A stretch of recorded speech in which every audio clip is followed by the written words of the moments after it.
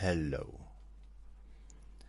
and welcome to Let Me Bore You to Sleep. Today is Monday, the 17th of August, 2026. 9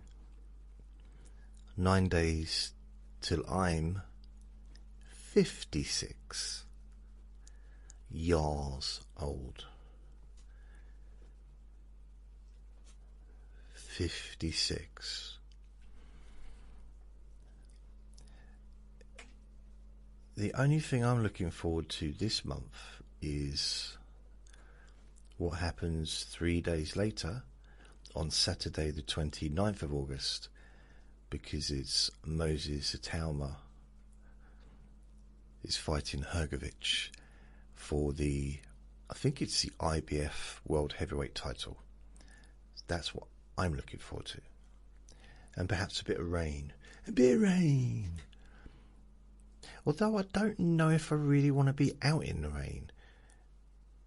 It's much nicer having some coolness, because it's not hot today.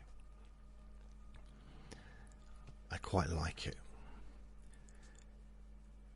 So please only listen when you can safely close your eyes. My website is jasonnewland.com.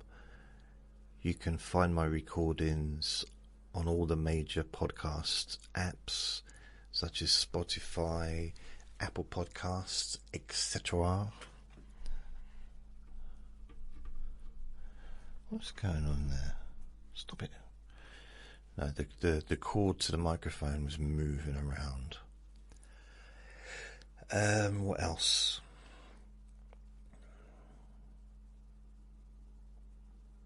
Oh yeah, I also upload my recordings to Instagram and TikTok. I heard a bing. Did you hear a bing then? Bing. Right, I think that was on my laptop. Ing just commented. Oh, this is on my Facebook page about the book that I'm kind of looking at. Ing writes, that introduction sounds very authentic and moving. It's really interesting. Keep it up. Thank you. Maria says, I would be more than happy to buy a copy. Sandy says, I'm so proud of you. Thank you to both of you. Thank you. Autobiography, says Jonathan. Sorry. And I said, kind of. And what was he replied? Not about hypnosis, but more your journey. I just did a thumbs up, so I hope that explains it. I don't really know what it is, or whether I'll even do it, to be fair, because the problem with things like that is I'm never going to be satisfied with the results. Just because I just think it's very, very difficult to sum up a life in, like 150 pages or whatever, because I wouldn't want to be writing some big, massive, huge book. So to sum up a life in such a small,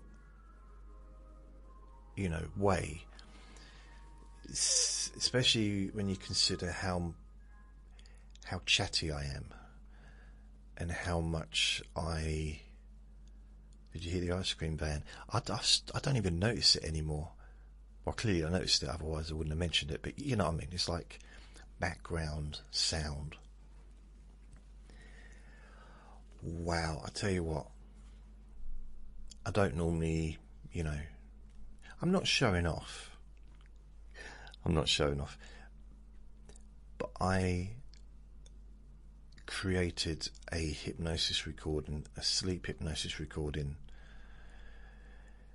this morning, and it took over 3 hours to record. I kept falling asleep while I was doing it, and I ended up with 2 hours and 25 minutes, I think, of recording after I'd edited it. It took hours to edit. And I'm just in a process of uploading it. I mean, I've uploaded it to one podcast, the main one, but wow. I had to keep repeating myself because I kind of just kept forgetting. I just didn't know where I was. And what have I said? What have I said? Did I say that? Didn't I say that? Kept falling asleep. So editing was difficult because, it has to follow through a bit. It has to make some kind of sense. Kind of. But yeah, it's a pretty deep sleep hypnosis session, and I know for a fact when I come to listen to it myself, I won't be able to stay awake. And I can't defy anyone or challenge anyone to stay awake listening to it, because it's not an easy listen. I mean, it's not difficult to listen to, It's not like, it's not like you have to concentrate but just, I would say it's very, very difficult to listen to it and not fall asleep. Which is kind of what all my recordings are supposed to be, generally. But this was, wow. I was surprised at how difficult. I mean, I was falling asleep while I was editing it, and that doesn't normally happen. So, still got the dog in the background. In fact, I will go and close that window because it's a bit loud, I think, with the window open. So yeah, I just closed the window to try and reduce the woof woof sound.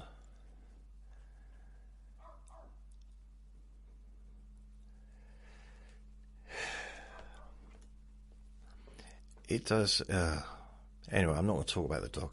So it's very, very, very, very.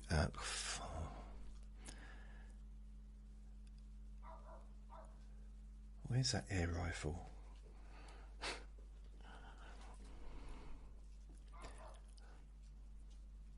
The weird thing about it is, on the actual recording, it doesn't come up very high, like loud, because it's so far away.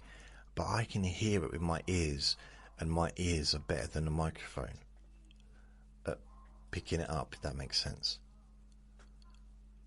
All I can do is hear it, and I find it hard to actually talk over it. Now the owner's shouting to get it to shut up.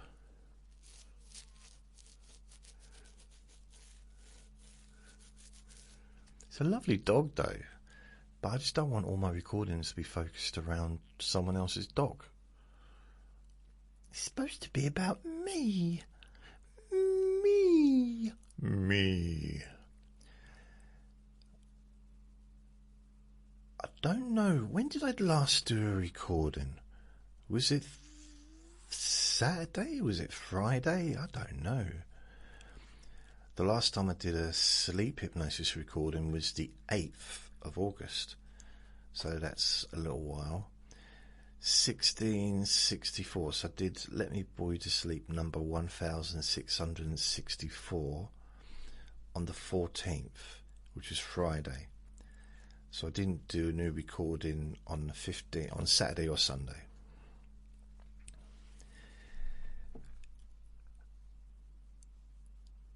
What have I been doing?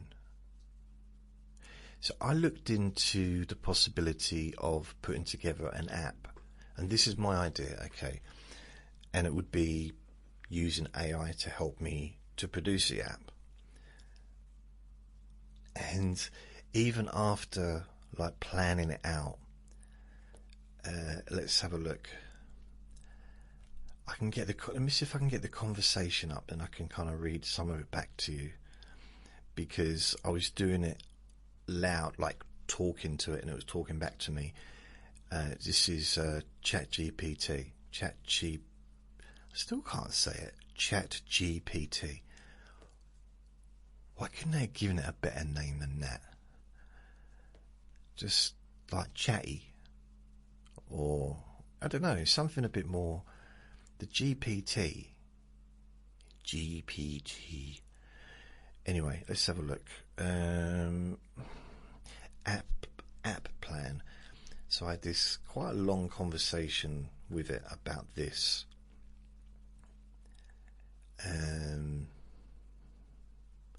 So we started talking about the app.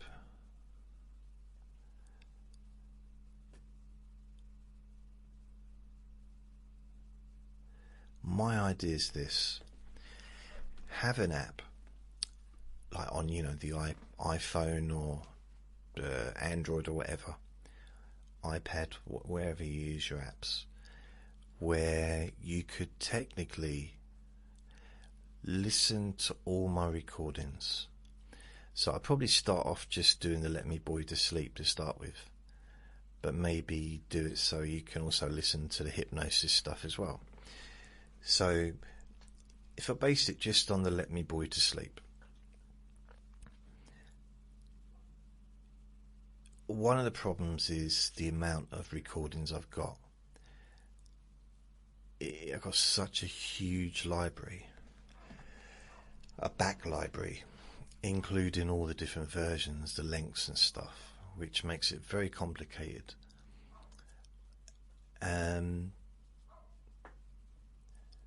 So my idea was to upload one recording every time, and then the app could make it to the length that you want. So you could say, if you want it 2 hours, 3 hours, 5 hours, maybe you want it to just go on for an hour and then just, go down, like cut out or phase out. So then I'd have it set up so that my other stuff would continue with it,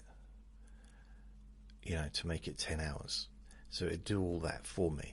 I would just upload one recording to the server.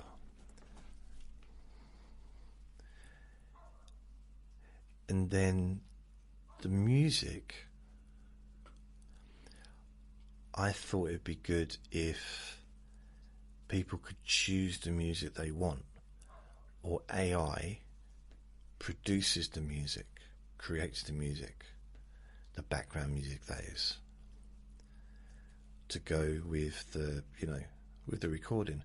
So give you the choice of how, and also you can choose the speed of the recording and all those things. And there'd have to be a cost for it, because it would cost an absolute fortune. I didn't realise how much it would cost to get it done, but I went into that, and what did they say? I just want to read this bit out, because that's the bit that got me thinking, ooh.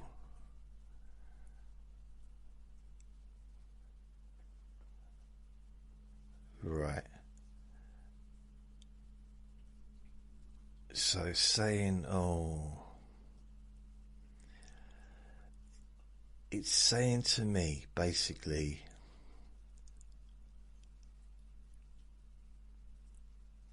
to get it going and to get an app developer to to do it would cost anything up to £100,000.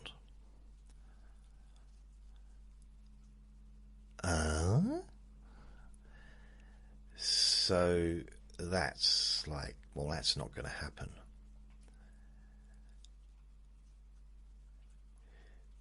But the AI was talking to me and saying, well, one of the things I've got that are probably nearly not no one, but most people don't have, is the back catalogue. Most podcasters or hypnotists or whatever don't have thousands of recordings. So it's kind of, there's the advantage of that.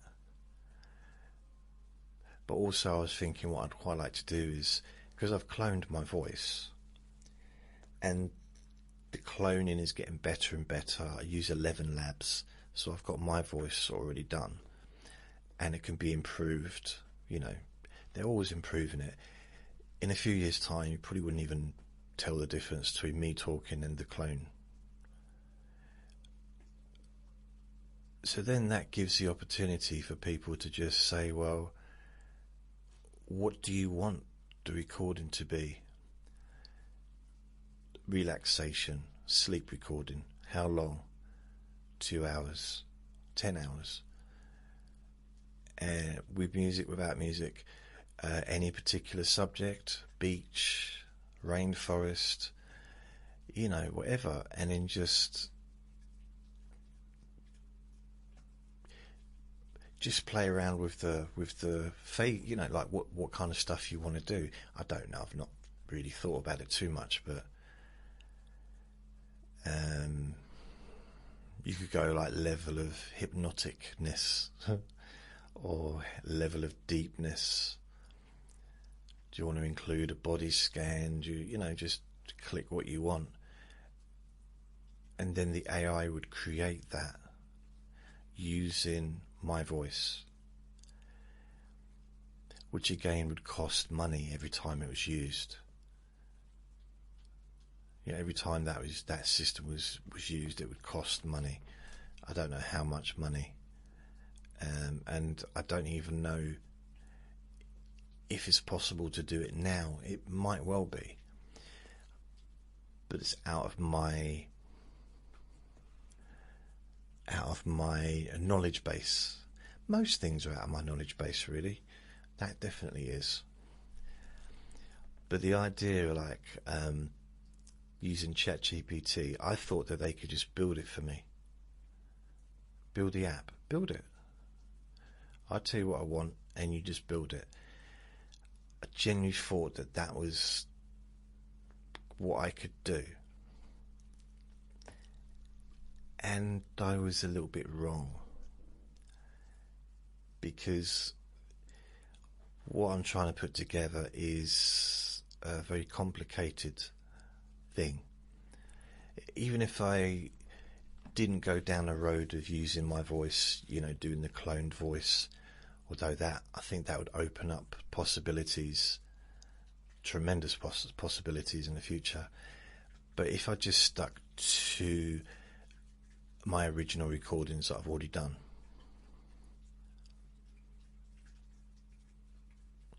and I mean, when I was talking about the clone voice, I'm talking about hypnosis recordings for that, not the let me bore you to sleep. That's got to be me.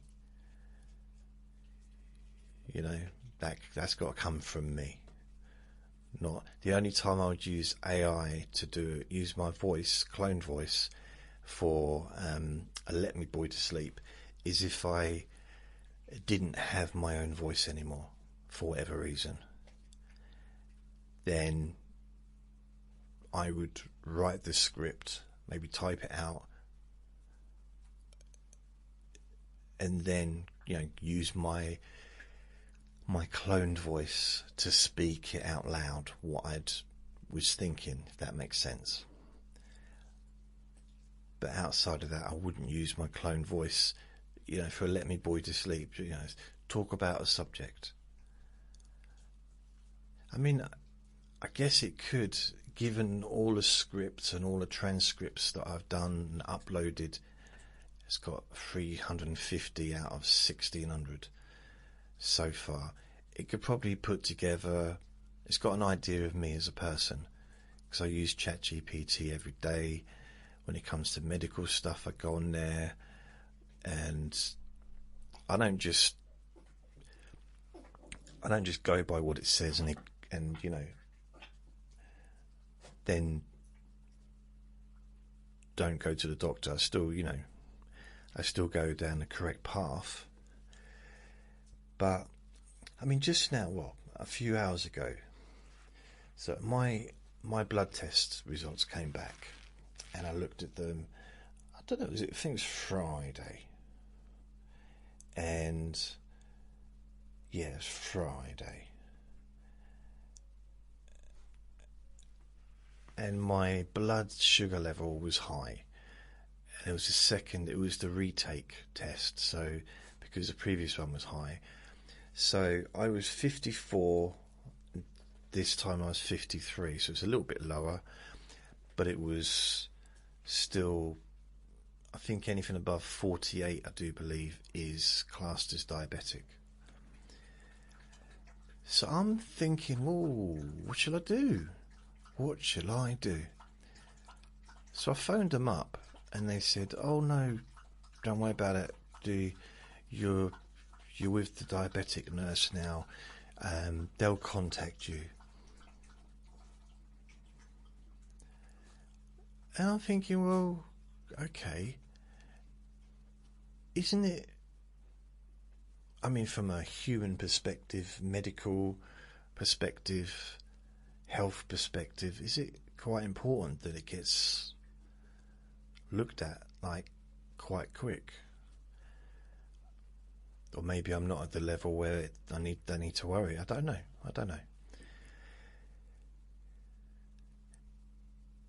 But I've not received anything from them, and if I hadn't put those results, so basically with ChatGPT, I copied the screen of all the blood test results that I got back, uploaded it to ChatGPT, and it told me exactly what everything meant. And it said, call the doctor about the blood sugar level, which I did. And they seemed less. ChatGPT is more. He cares more about me than my own doctor's surgery. I'm shocked. See, I know not everyone probably is a fan of AI. I say probably. I know people that aren't. It's helped me out so much. The little things. So we had a power. I woke up one morning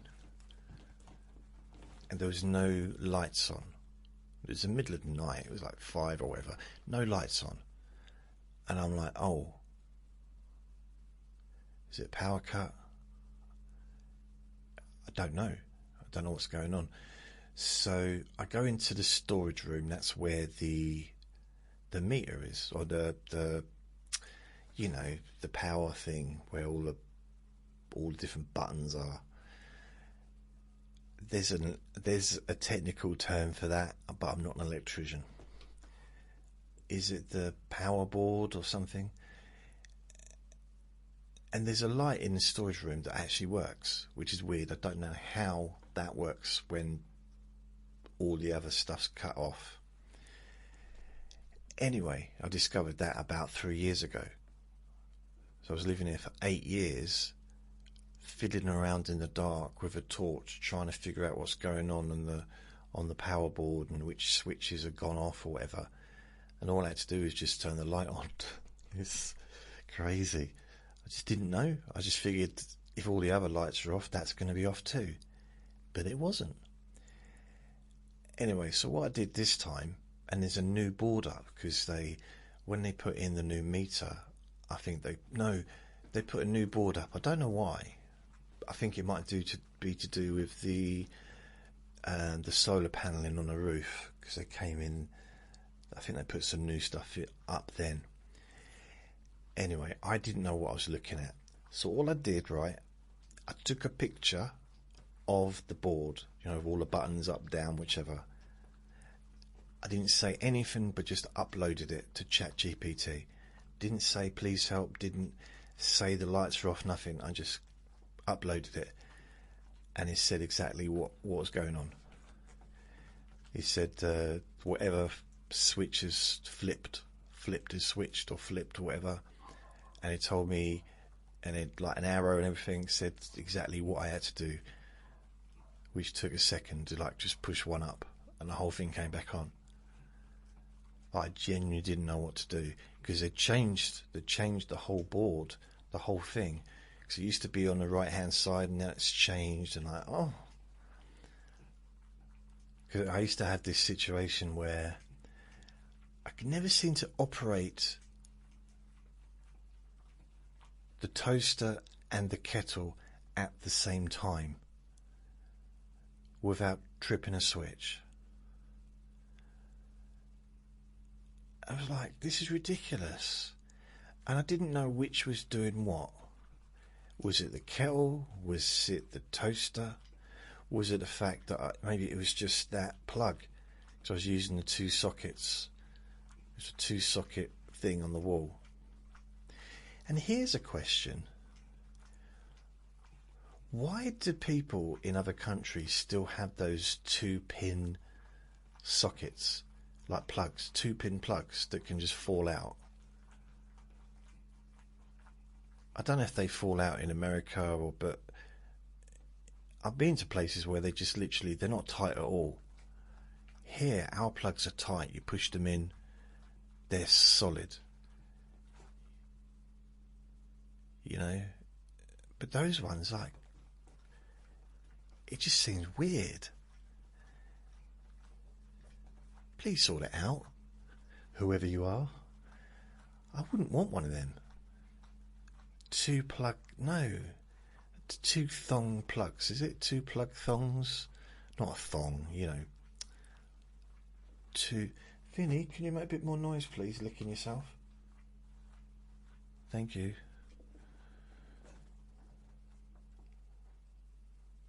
I was so tired making that recording this morning. Genuinely, it fried my mind. It's really hard to focus and fall asleep at the same time and talk. I can't even do a let me boy to sleep when I'm like super tired, because nothing happens. My brain just doesn't function.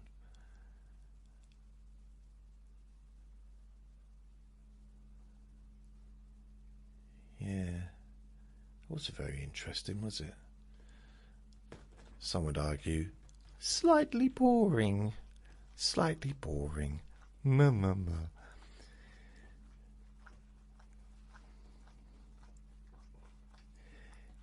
It's strange. You hear the sound he's making. I don't know if you can hear it, but he's giving himself a bath, a strip bath, or whatever you want to call it, a bed bath. And sometimes I'll be here, and I'll do a hypnosis recording, and he's being nice and quiet, and he's just laying on the sofa.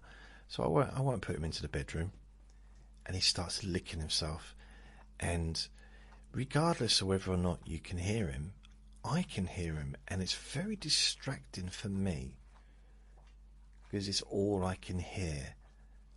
Literally, apart from my own voice, there's no other sounds until the dog starts barking again.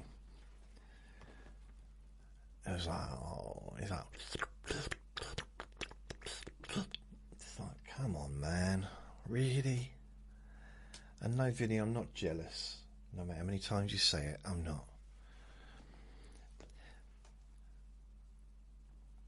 There was something I was going to talk about, and I ended up not talking about it on Friday. Was it the doctors? I went to the doctors. It was kind of weird, because I went to the doctors, and this is on Wednesday, I think. Got a taxi there, got a taxi back. Lovely day. It was warm, but it was just quite kind of bit of breeze, It was nice. And went into the supermarket, got a few little bits and bobs as well before getting the taxi back. And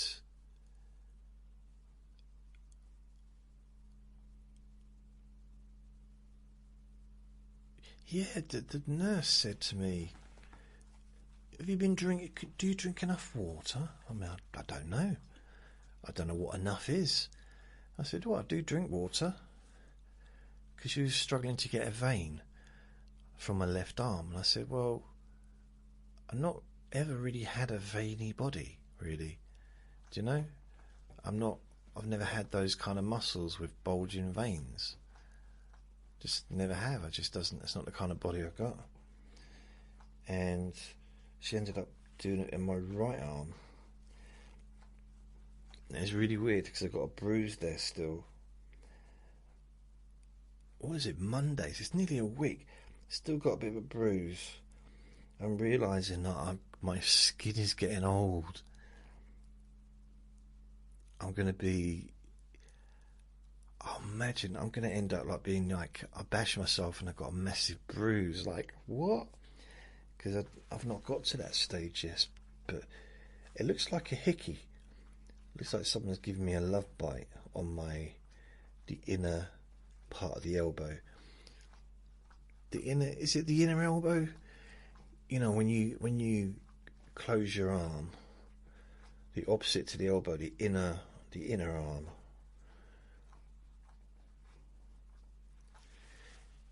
Anyway, when I get out of there and I go to the reception because I need to... What do I need to do at the reception? Oh yeah, that's it. Anyway, I'm talking to the receptionist. Or no, actually, I'm waiting for the receptionist. There's two people ahead of me, and I'm looking at her and I'm thinking, she looks familiar. Where do I know her from? And so eventually I walk up. She said, hello, next, please. And I said, you look familiar. Where do I know you from? And she said, yeah, you do as well. And I said, did we used to be married? And she said, no. It turned out she used to work in a supermarket. And I first met her in about 2007, 2008. She used to be in town, and I used to go in there quite regularly. And I was like, wow, crazy. It's a long time ago, isn't it? And yes, so now she works at the doctor's surgery.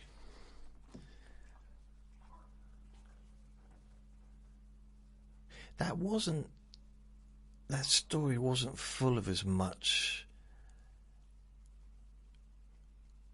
I thought it'd be a bit more exciting than that, you know?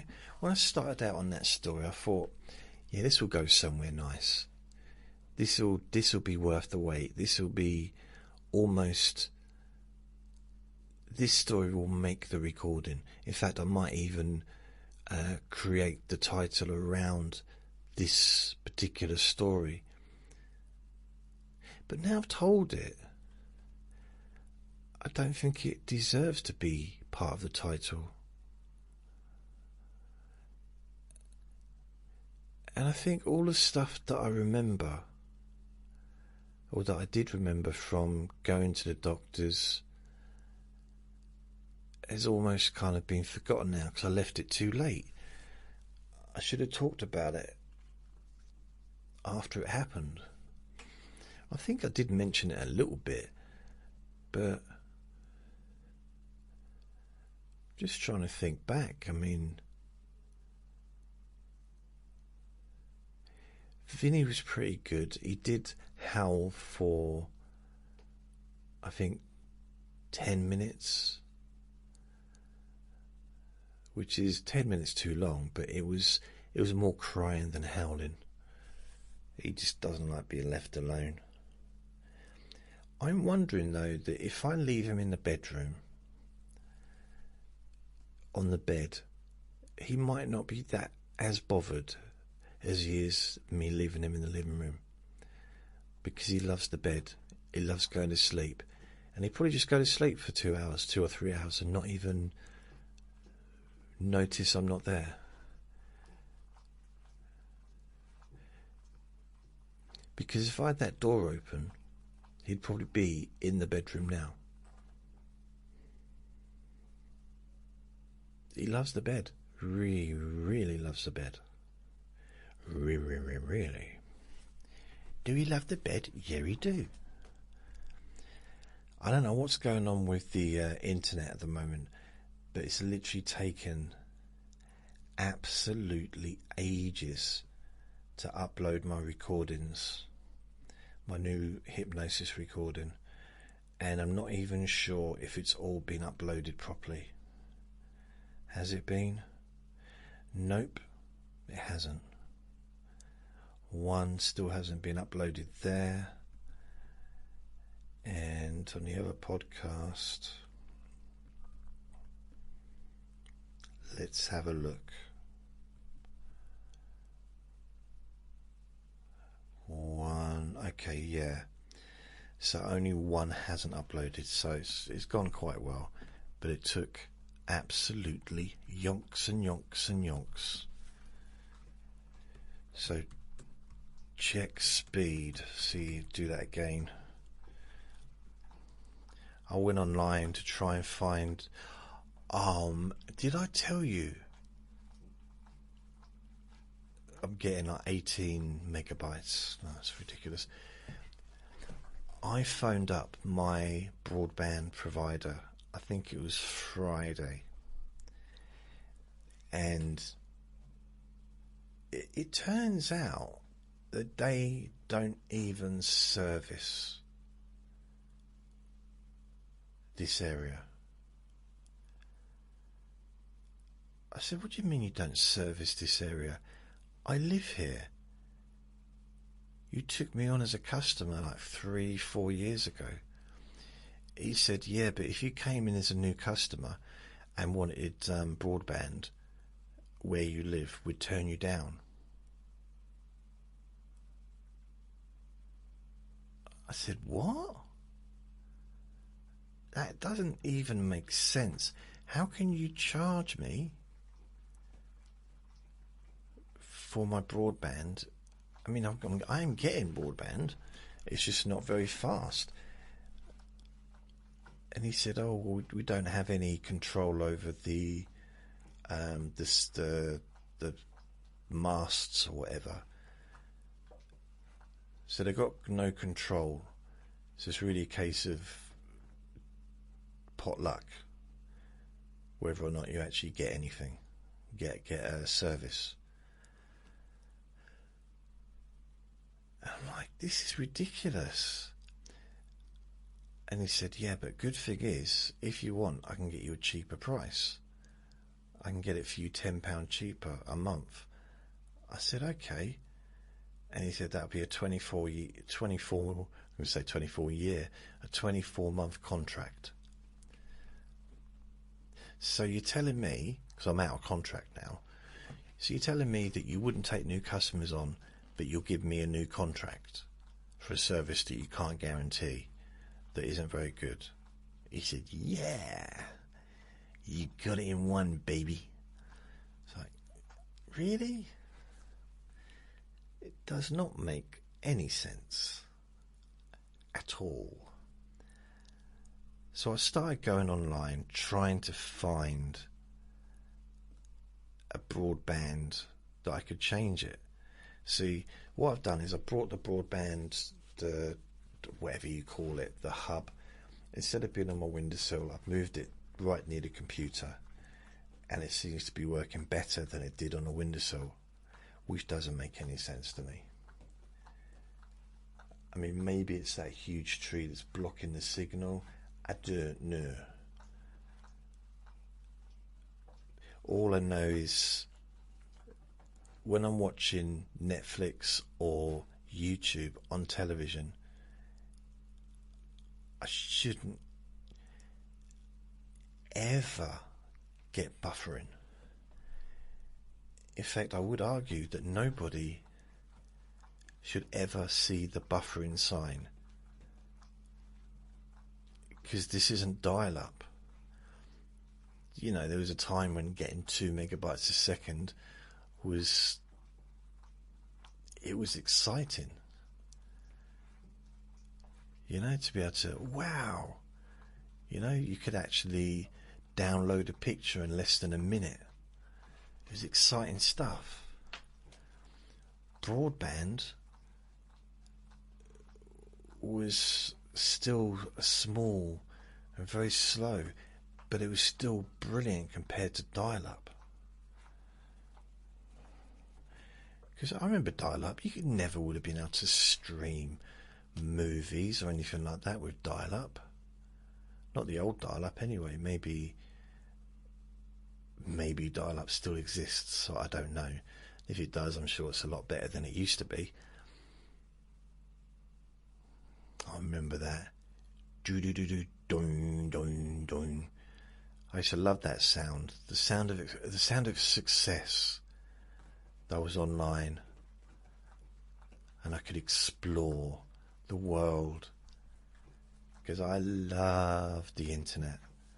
When I first discovered it, I mean, I didn't actually discover the internet, but when I first found out about it,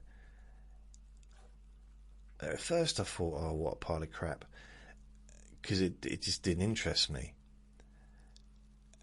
Because I thought, oh, it's just sending emails and like, boring.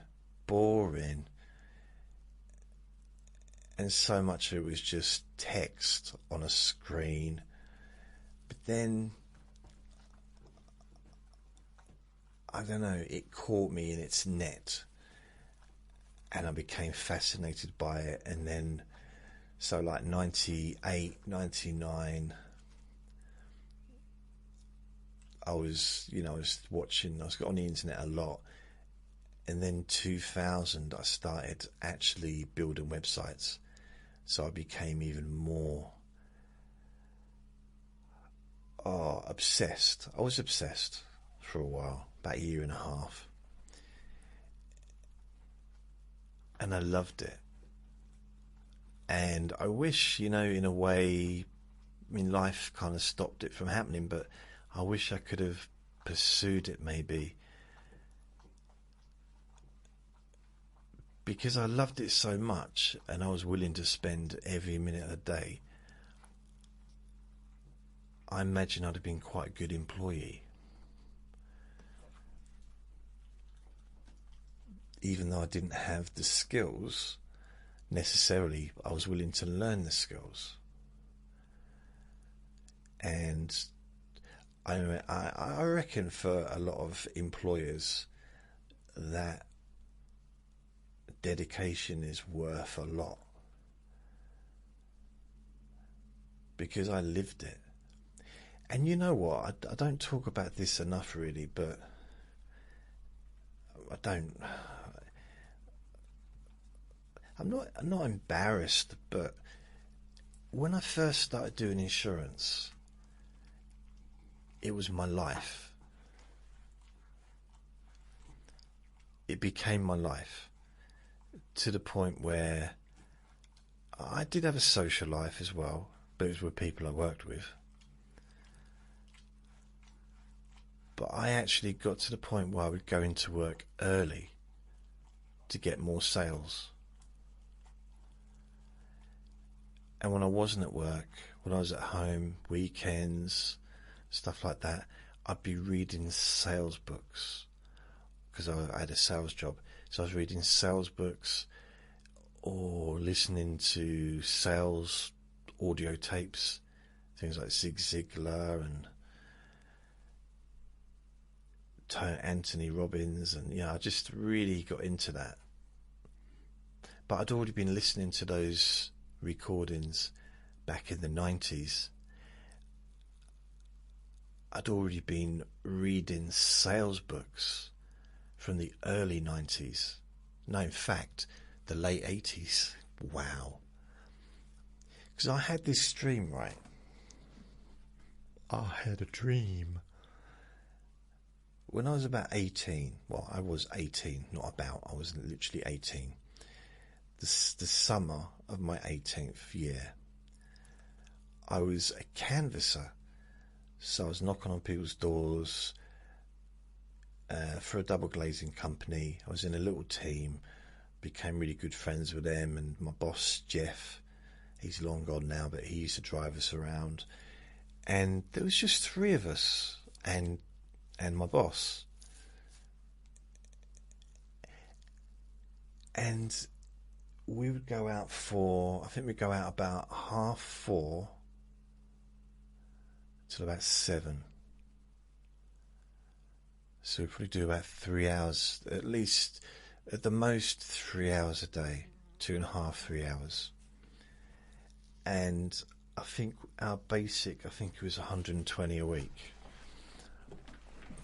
And then we would get paid bonuses for if they got their foot in the door. So I'd get telephone numbers from people and the address and their name from people that were interested in maybe getting some new double glazing or a conservatory or a new front door, that sort of stuff. And it's for a building firm, so they did windows, but they also did other stuff. So that was the job. Our job was to knock on the front doors. They were very specific about that after the event with the back door, but let's not talk about that. And just introduce myself. Hello, my name's Jason. I'm from CNR or CNB or A&L or whatever. Windows double glazing. And I'd like to see an enactment of me, just what I was like back then, because I was quite outgoing during that summer, possibly going through a bit of a manic period, but I was also enjoying myself. And it was the first summer that I'd enjoyed myself as an adult. Well, I hadn't been an adult for long, but so when I was 15, that summer was working. I was kind of like, living on the sofa, so that was a bit of a rubbish summer. 16, so I was working in a chip shop. Then I was 16 summer, working in a chip shop. 17 the summer, again working in the co-op. So I had 3 summers that weren't, particularly great. But my 18th, in 1989, not the whole summer, but part of the summer. Vinny, stop chasing the flies because you're making noise. Don't look at me like, don't. Okay, carry on. Mr. Floppy Ears. Mr. Floppy Ears. The beginning of the summer wasn't great, to be honest, but then I went to Spain. No, France rather. I went to Spain first for the afternoon. Then I went to France for a little while, for 5 or 6 days. And then I got that job as a canvasser for the double glazing. That period of time was really good. I enjoyed myself. Yeah, it was the first memorable summer as an adult. I mean, since I left school.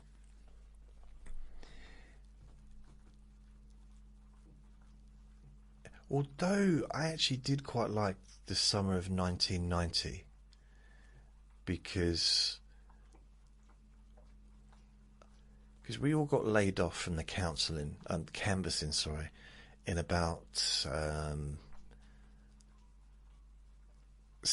think it was October, maybe September, October time, and because they decided just to put money into advertising on the radio and stuff.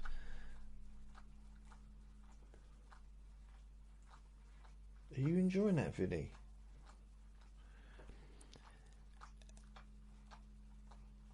So I moved to London and I got a phone call from my friend who was canvassing, my canvassing friend. And he said, "Oh, we've started back again." So this was in, I think, the April of the next year, 1990.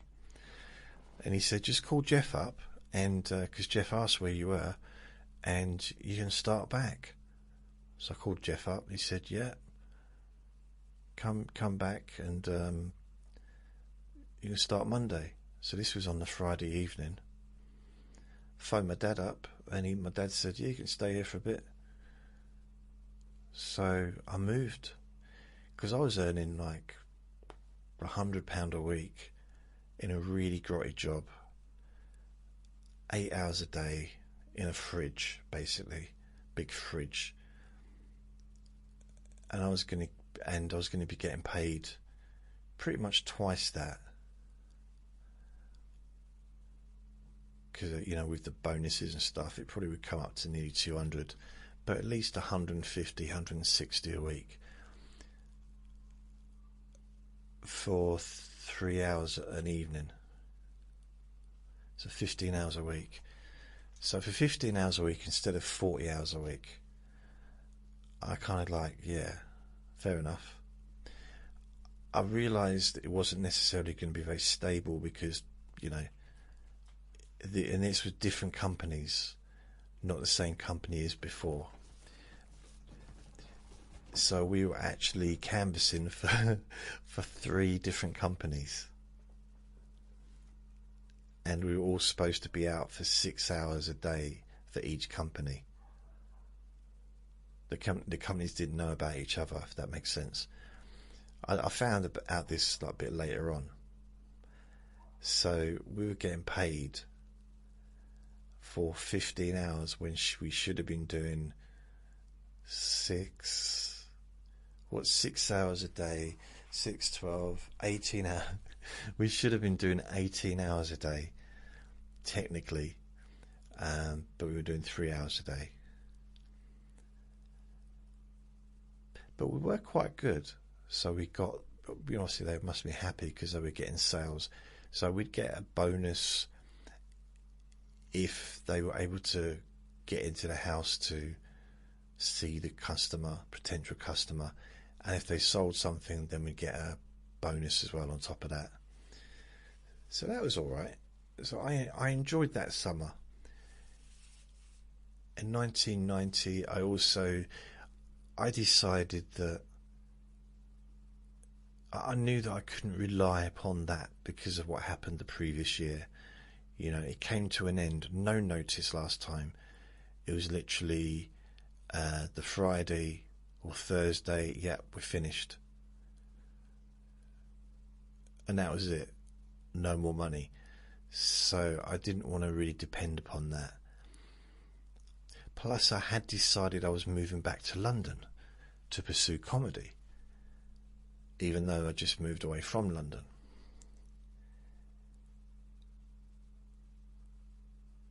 I don't always do things in the right order, to be honest.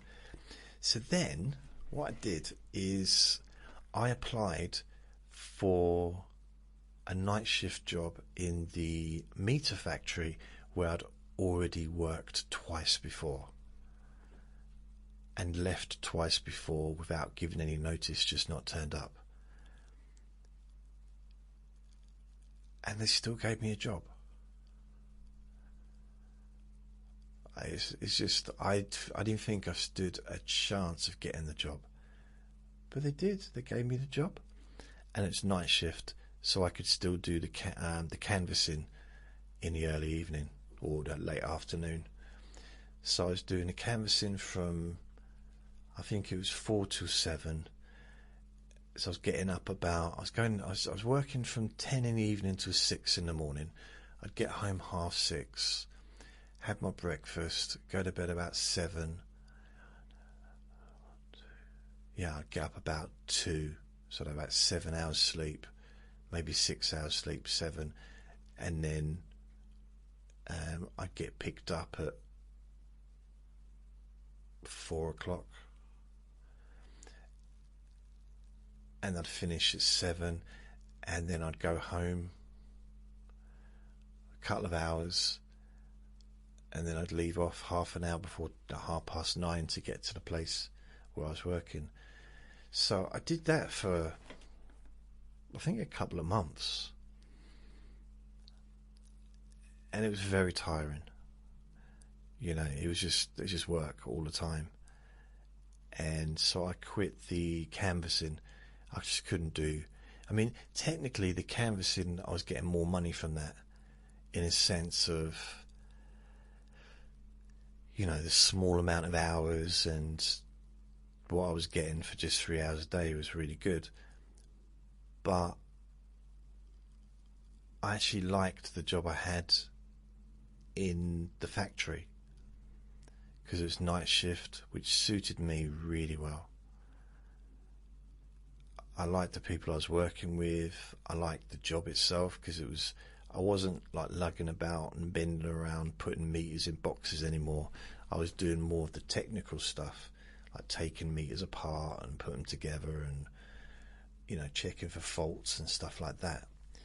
So I enjoyed that job, and it's very clean, because it was very static free, so it's a very clean environment. And yeah, I do the occasional Saturday morning overtime, if they asked. And I remember I used to, considering I was planning to move back to London, which I did. I moved back in January 1991. I made no plans, no financial plans. I could have saved up thousands of pounds during that year. I wasn't even paying my dad any rent. I know, it's sad, isn't it?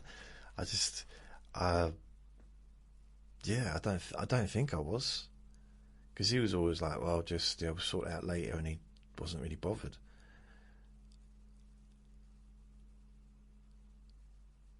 So I really could have put away, I could have saved, when I had both the jobs, I probably could have saved £1,000 a month. Not easily, but at least 500 very easily, which is quite a lot of money. We're talking 1990, like 100 years ago. So I think between the two jobs, I must have had, £1,400 coming in, £1,500 a month, because I was getting bonuses for the other one. So I must have, because it was night shift as well. I got paid more than a day shift. And then, as so many other things do, it kind of came crashing down, because they decided, and I don't know why, they decided to move me, not just me, I think, basically they reduced the night shift, and I got put on to the double shift, 1 week 6 in the morning till 2 in the afternoon, the next week 2 in the afternoon till 10 in the evening. Now, if I'd had my mouth about me, I would have just asked to have a change, to say, can I please stay on the night shift? I didn't ask. I didn't even, I moaned, but I didn't ask. And I knew as soon as they changed it that I was going to leave. But I didn't want to leave, but I knew, and I was still doing the same job as well. So it's not like they were changing my job, but just doing it during the day. But I knew how I was with getting up early in the morning. It's not easy to do, and to not have that stability. I realised when I was doing the second insurance job that I was kind of okay with different hours, like, as long as it was the same hours every week. So I went through a period when I was working till 9 o'clock every night. I think it was like 1 till 9 every night, every day, Monday to Thursday, and then 9 till 1 on a Friday, and the weekends off.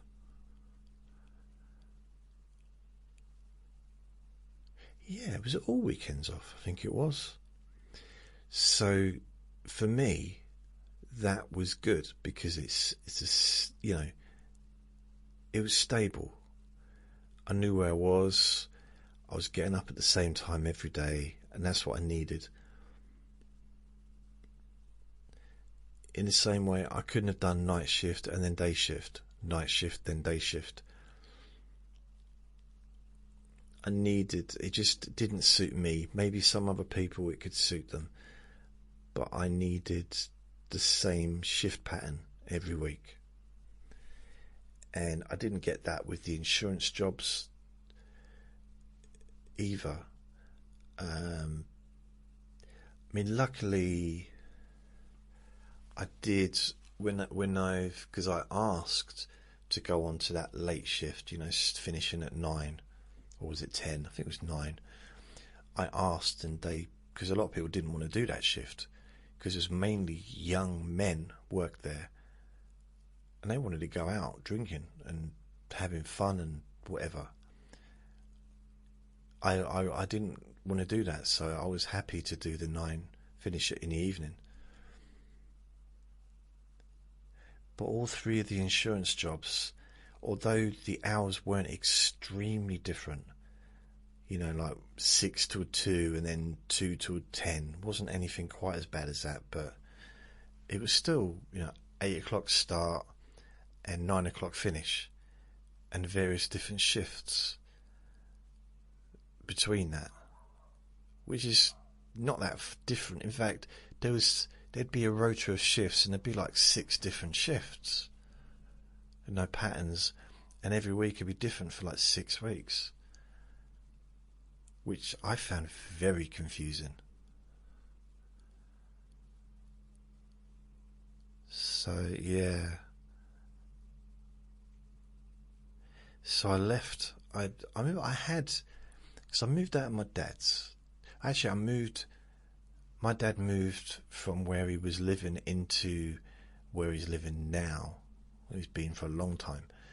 And so I helped him move, and what was I? At the time, I was 20, just turned 20. In fact, I might have still been 19. And it might, I think it was like August time.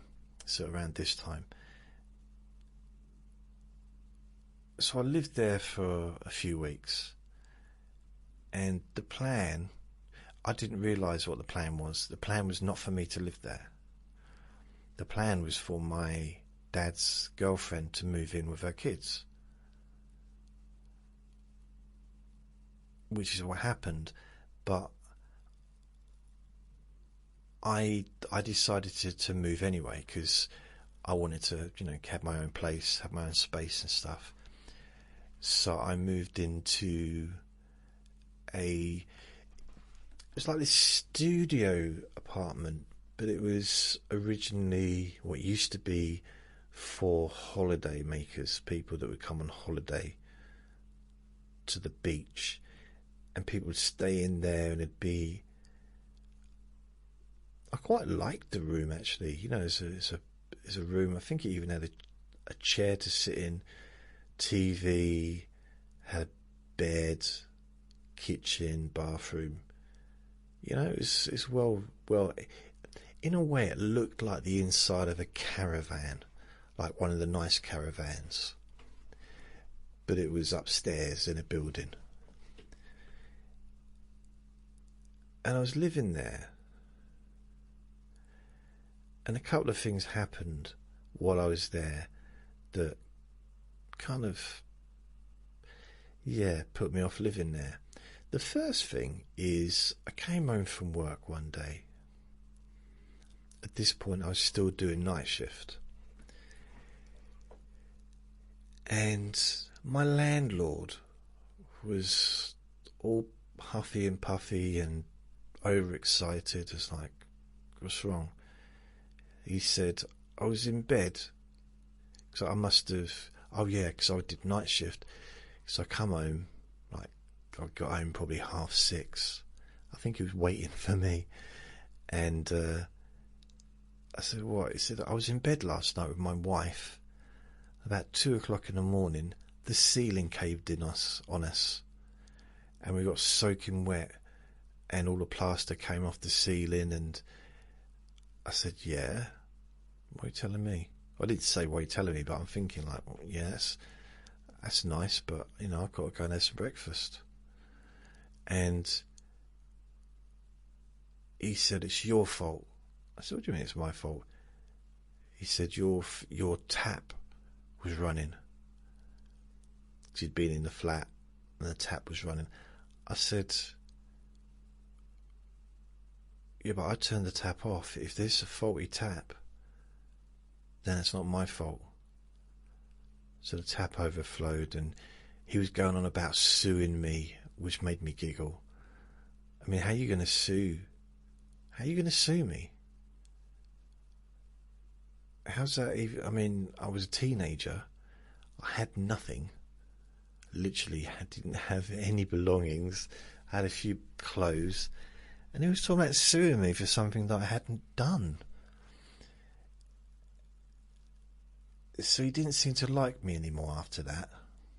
He was also very short. Not that that's really relevant, but just reminded me of someone on a TV show that I found a bit weird. But it was a Tales of the Unexpected story. And to add on to that, when they told me at work that my shift was being changed from night shift to moving between, 6 till 2 and then 2 till 10 the following week, I wasn't best pleased, but I went along anyway, went along with it, did it for a couple of weeks, and I just couldn't get out of bed. And I didn't tell them, didn't phone them, nothing. Also, they were in the process of making people redundant. So I just assumed that I was on that list, first in, last in, first out kind of thing, because I'd only been there for a little while. So I thought, that's why they've moved me, because they're going to make me redundant and just kick me out. And I wouldn't have got any redundancy money because I'd only been there since, April. So I just, between that and the shifts, not being able to get out of bed, so I just didn't go in anymore. Which then meant that I didn't have any rent. Which then meant my landlord hassling me for the rent. So I had to get out of there sharpish. And I found somewhere else to live that was cheaper. And I had 2 cleaning jobs building up to Christmas. This December I moved in there, and I think possibly the end of November, maybe beginning of December, maybe November. I was only there for about 5 or 6 weeks. So I was there until the beginning of January. 1991. And so I'm in there, 2 part-time jobs. So I think I'm working 4 hours a day as a cleaner. So 2 different, one on the office in the docks, and then another one in a supermarket in town. So I'm literally living off a very small amount of money, because the rent was low, but which is lucky for me. It's for like £30 a week, and I probably had about £15 a week for food. But I managed it, you know. It was doable. I did it, and it was fine. And it's weird because in some ways I quite like living there, in a weird way. The room was way too hot because the radiators were always on. So I'd have to, and I was on the ground floor, so I'd open the window up to let the air out. So I had a bit of breeze coming in, but the room was always warm. And my landlady, well, the lady and the man in the room next to me, there was a couple. I got on really well with them, and they would play their music very loud, and they were really into what's his name, Pavarotti. So they kept playing, because at that time Pavarotti it became a superstar all over again. People that never heard of Pavarotti because of the World Cup now knew about Pavarotti. Like, he was, superstar. I mean, it already had been, always was, but this was like on a new level, I think, European-wise anyway, or in this country. And I used to moan at them and say, "Can you turn your music down?" And they would. Then they'd turn it up again. But it was never through malice. They were always nice to me. And it was weird because I went to his wedding because he married a different woman. And now he's living with that woman's friend. So I went to his wedding the year before. And they both like to drink, let's put it that way. But at the same time, it didn't really, I don't think they argued a little bit, but they really seemed to love each other. And they were also really friendly to me. Whether they were sober or drunk, I mean, I say whether they were sober, I'm not sure if I ever met them when they were sober, but they were just nice people, and it seemed like, you know, they'd met the person they wanted to be with, which was lovely. But turn the music down. It's very loud at times.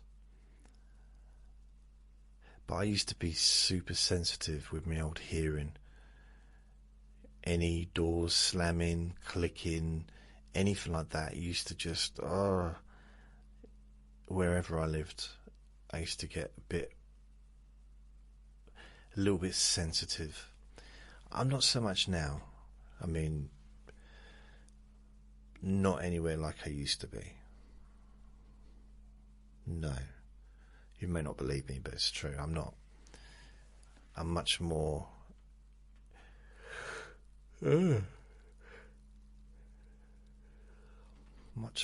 easygoing than I used to be in the old days. I found out, ironically, when I moved into this house, the last house I lived in before I moved to London, so this is the one, the really hot room and with my neighbours, I was living opposite one of my supervisors, or one of my supervisors from my last job in the factory. And I realised I loved her. And I was back living in the same road as I'd grown up in, like my childhood home from the age of 9 to 15. I was just a little bit further up from where I used to live.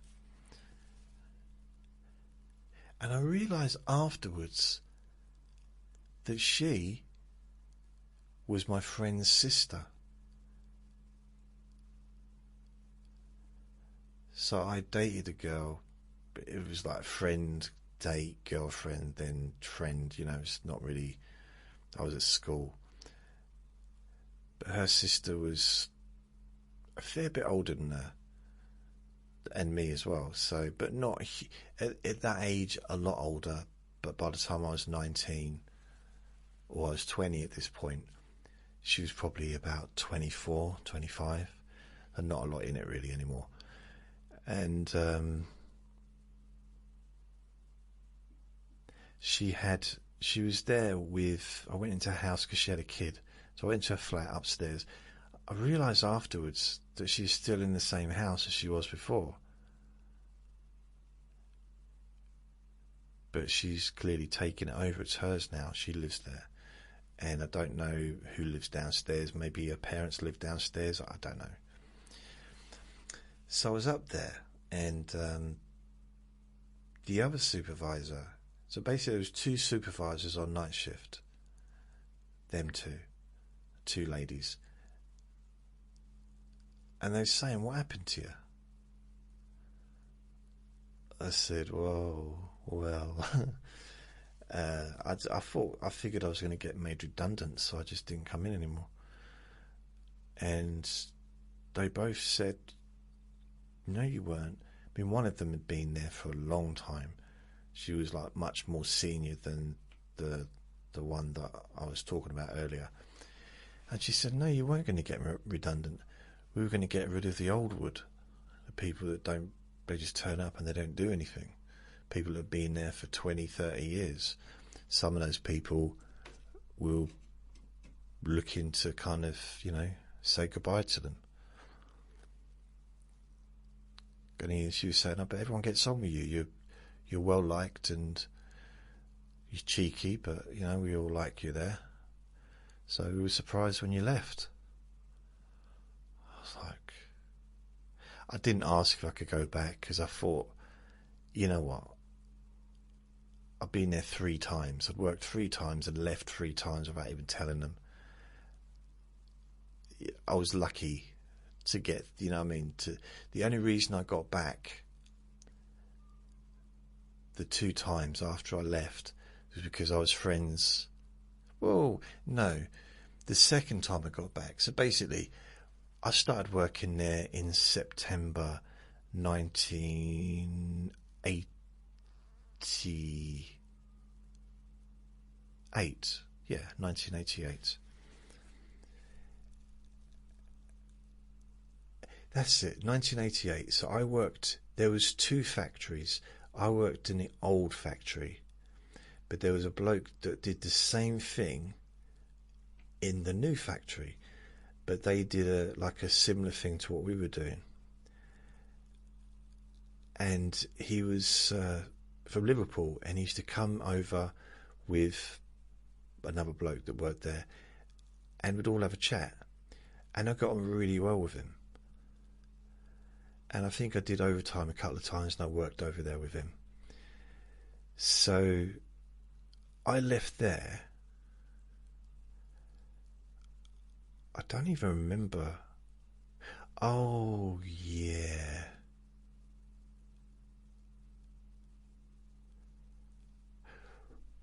I left there to go and get a job in a pub. So I started there in September. I left in probably beginning of December.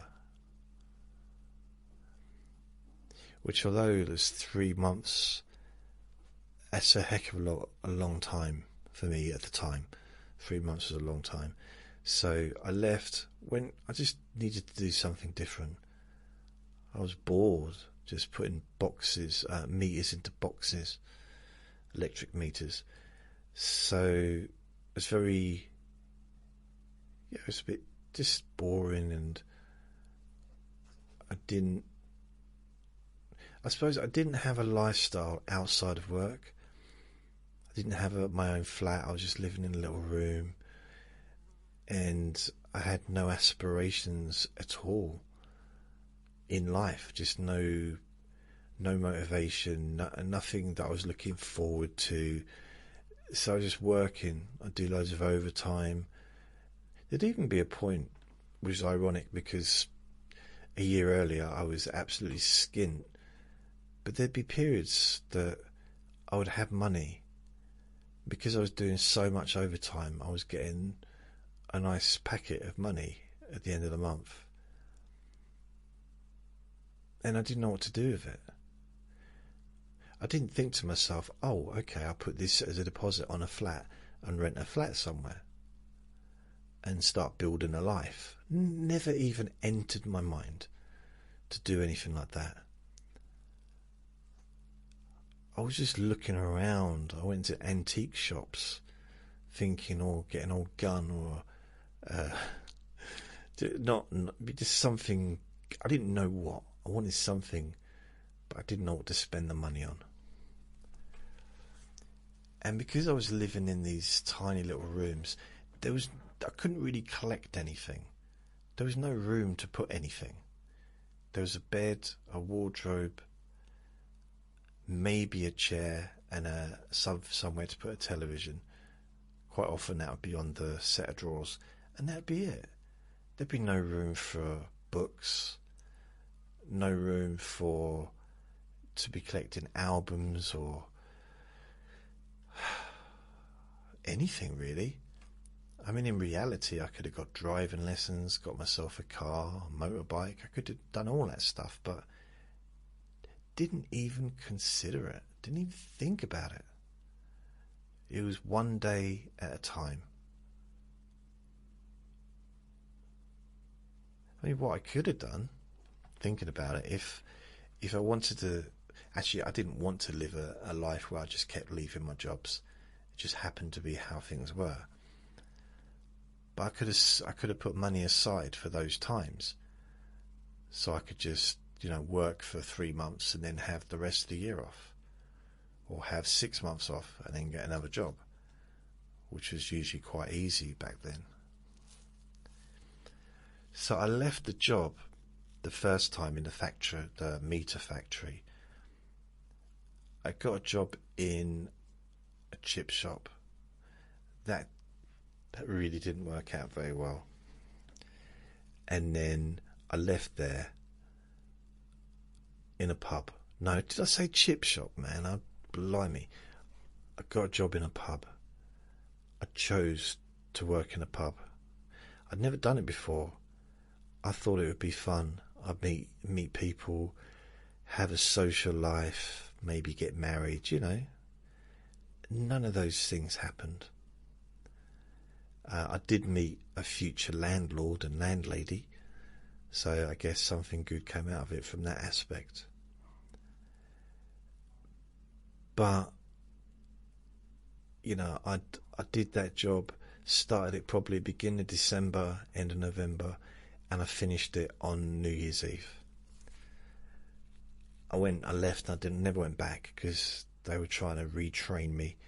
They said you have to come in tomorrow, New Year's Day, for retraining because the tills were short again. So like pointing the finger at me, and I said no. I've got dinner because I didn't have Christmas dinner because I was working all through Christmas. I said I've got my dinner with my nanny and granddad and my family. So I missed Christmas dinner because I was here. So I'm definitely won't be here tomorrow. And he said, if you don't come in tomorrow, then you haven't got a job. I said, all right then, see ya. And then it turns out he's telling all the regular customers that I was sacked for taking money out of the till. It's like, even I know that it's ridiculous to take money out of a till because the till's going to be short. You have to be cleverer than that. I'm not sure how, because I don't really have that mindset, but you don't, if you put in, you've got, because these were the days when it wasn't sophisticated. You just type in the amount. You'd have to work out the full amount of all the drinks, then type it in. So basically, if you want to steal £10, then instead of putting £20. Oh, how am I going to say? Yeah, I don't know, but you know, you have to put in half. You'd have to reduce the amount you type in if you're going to take that money. I think. I'll tell you something. In the comedy club, my friend who owned the comedy club, he knew all the tricks, because he used to do them. And one night at the end of the night, 2 in the morning, it'd been a good night, successful, you know, loads of people, and he called everyone to the bar, the front of the bar, and he basically kicked the bin over, the bin that was behind the bar, and he poured it on the floor and started kicking stuff out of the way. And there was loads of pound coins in there. Like loads and loads of pound coins. So the bar person on that particular night was skimming. I don't know how they were doing it, because they weren't putting it into the till, so it wasn't coming out like you could see the till. The till wasn't short. It was doing it some other way with the cash. But my friend was watching everyone, and he watched him do it, and he just let him continue doing it. And I don't know if he called the police or not, or just dealt it in his own way, probably. And he said to me, like, that's why he said the reason he had me working on the door, like, you know, sort of, I'd help out and take money on the door and do some little bits and bobs. He did that because he trusted me. And he said he didn't trust many people. And honestly, it's weird. A thing about it is he'd come in, probably because he'd come and go, because he didn't have to actually work in there, but he was a boss. But he'd be upstairs, or he might go home and he'd come back, and he'd go into the till behind the bar, or he'd take all the money out from the take, you know. So he'd hand me like 2 or 3 grand, and he'd just say, put that in your pocket until we cash up. Just put it in your pocket. That's how much he trusted me. Well, he only did it once, because I took off and I've not seen him again. That was a lovely 2.5 grand, that was. No, but he trusted like that. Like, I remember the first time he did it, I thought, is this a bonus? A pay rise? What is it you want from me? But he used to come because he wanted, I think he just didn't want it all stuck in one place. So yeah, so put it in your pocket. And then he'd only allow me to deal with the door money, to cash it up. So no one else is allowed to touch the door money. It's like, yeah, so it's quite nice being trusted. I quite liked it. I don't think I'd ever been trusted before. Not like that. Actually, that's not totally true. My boss in the chip shop used to trust me to take the money to the bank and put it in. So he'd have like a bag with 5 grand in there or something. And I was living on £7 a week. I can't move on, can I? Move on. It's like 40 years ago. Move on, baby. I can't. I'm trying to. I did get pies. I used to sneak down on a Sunday because I'd have no food. And when we were open, I'd eat because I'd be working. Or even if I wasn't working, I could come in and get food, you know. Whoever was working would give me whatever I wanted. That's just the perk of working in a place, isn't it? If you work in the Wimpy, or if you work in McDonald's, maybe not McDonald's, but I'm thinking they're pretty quite strict. Yeah, there's a lot of people watching you there, I imagine. But if you work in if you work in a kebab shop, you go in on your day off, they're just going to give you a kebab, aren't they, probably? So I always kind of had food kind of generally during the week. Sundays, I'd have my breakfast cereal and I would just have nothing sometimes. And I have to come down, because I had the keys to the building, so I'd come down and go in. And I think one of my favourite things to do was, I didn't turn the fryers on or anything like that. It'd always be just like a microwave. So I'd get stuff that was left over from the day before, like Cornish pasties. I'd perhaps get a couple of them, heat them up, and then if there's any bread rolls left, get some bread rolls, tomato ketchup, maybe a couple of cans of Coke, and that would be me. And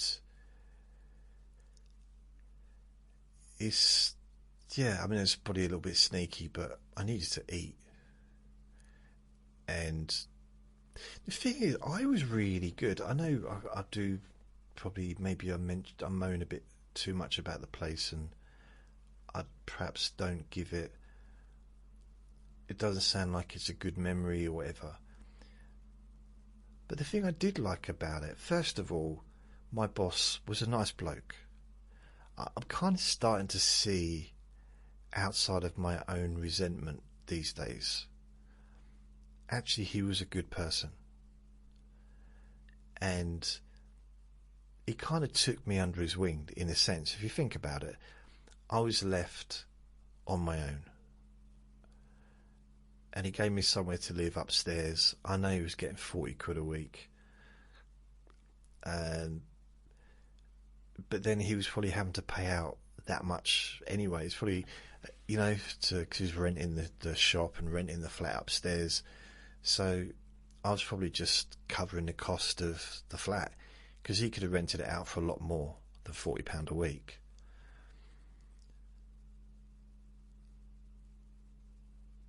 So I don't know. And he taught me how to prepare fish, and he taught me how to, you know, I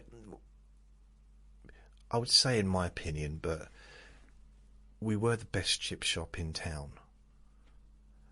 We did the best chips, and I'd say did the best fish, and I was the best fish fryer, other than maybe him, maybe Paul. There was a bloke called Paul. Why do I remember his name? But I would say I was the best. Apart from my boss, he was better than me, because he'd been doing it a lot longer than me. But I did become good at it. Because, you know, you do anything all day long, you become good at it. Even if it's not useful. Even if it's unhelpful. You know, we become good at what we do, don't we? I'm not saying I'm good at this, but in a sense of yabbering on, yeah, I'm good at just talking.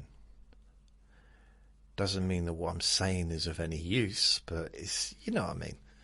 So sitting here, blah, blah, blah. Yeah, it's something that's quite easy. And I'm sure there's a lot of people around the world that probably think that this is easy to do and that they'd find it easy. But I reckon a lot of people would be surprised at how difficult it is for them to sit in front of a microphone, no one else about, and I've got little Vinny, but he's not that actively involved in the podcasting process, to be honest. But to have no stimulation. I mean, I suppose I've got the laptop here, so I can look at stuff online, but I mean, quite often I don't even have the laptop on. I'll have it down and I'll just be talking. And I've not really looked at it much at all during this recording. So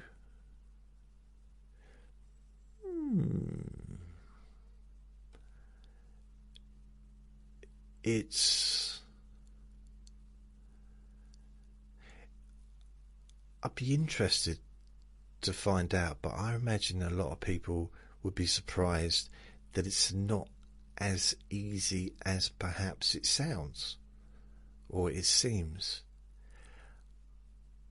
I might be wrong, but I've heard a few people in the past say that, like, oh, it'd be easier than they tried it, and like,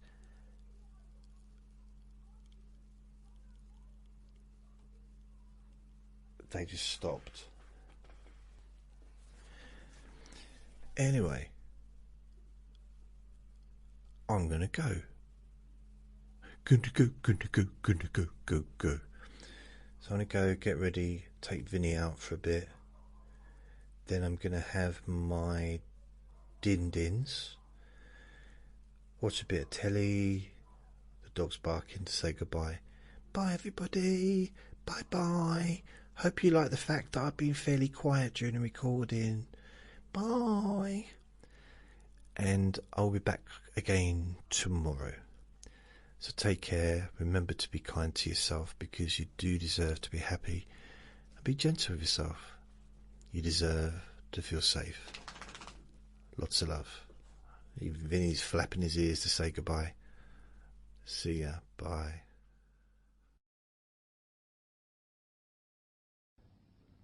Relax in a more deep and meaningful way.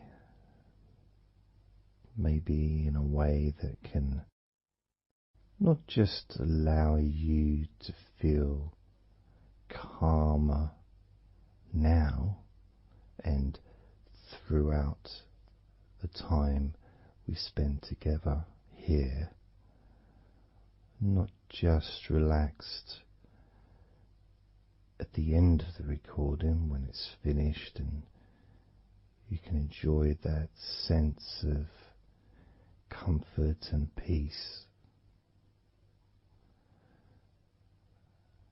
but also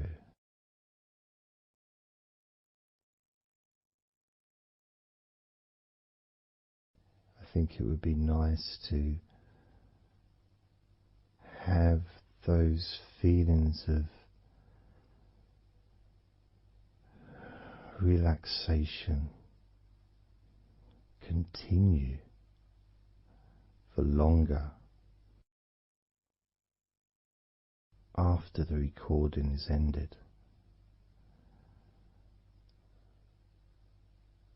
so that you can still benefit from listening to my voice,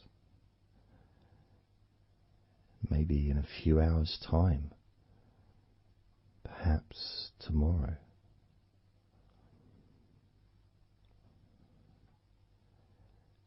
And then by listening regularly, especially if you find, like some people do, and myself as well, sometimes I find one particular recording that really resonates with me,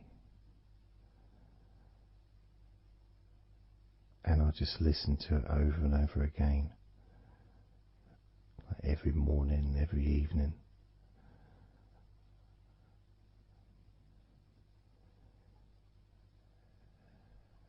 There was this recording from, we're going back to about 1999. It wasn't hypnosis, but it was a guided visualization, so it kind of was hypnosis really. And I managed to find it again, and it still has the same effect on me. And part of it was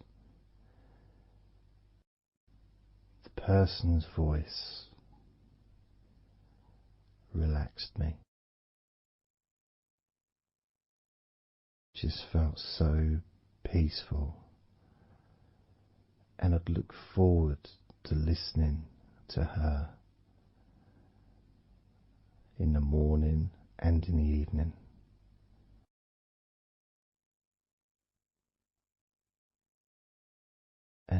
I knew before even pressing the play button that as soon as I'd done that, pressed the play button, this was in the days of CD players, pressed the play button. In fact, it might have even been a tape recorder. I'd lie down on the bed and then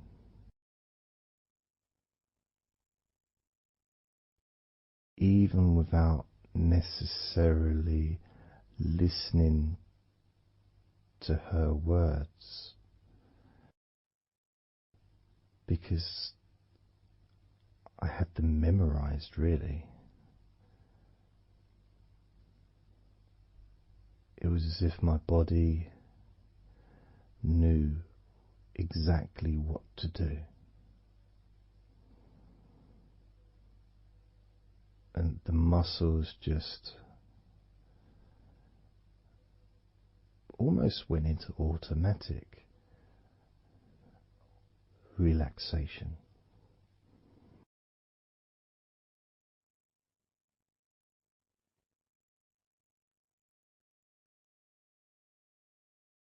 And I remember my mind would slow down.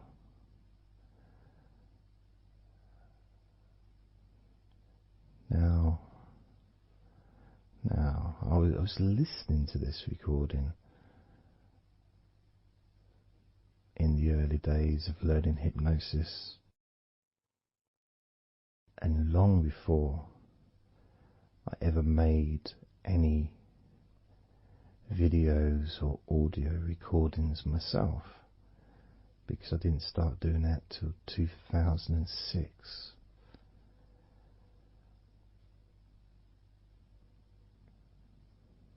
But I knew how helpful I found being able to just let go, to have that trust in the person that I'm listening to.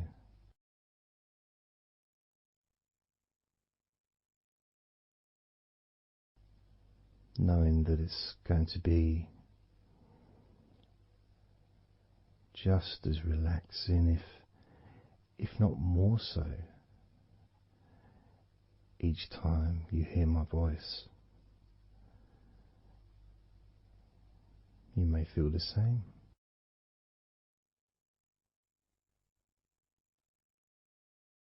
Some people have been listening to me for over a decade.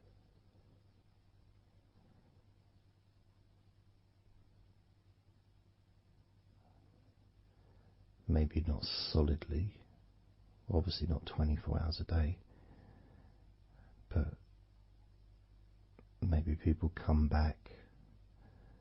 Some people maybe listen every day.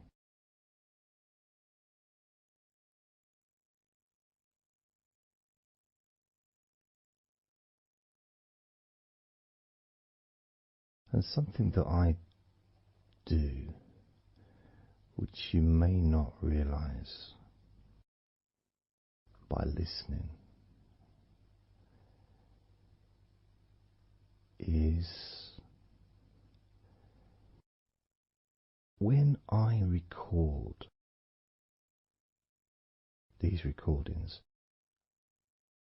now for example, I also am affected by the words that I say.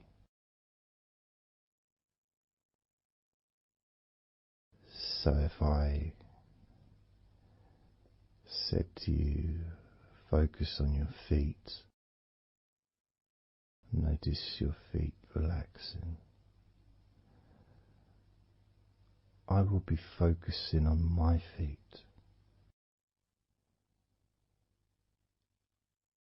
will be noticing my feet relaxing.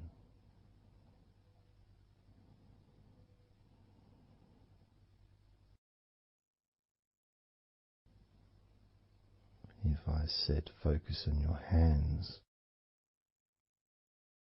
and maybe notice the difference between each hand.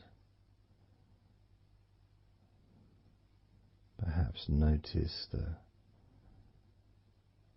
air in the room, the temperature of the room on the backs of your hands.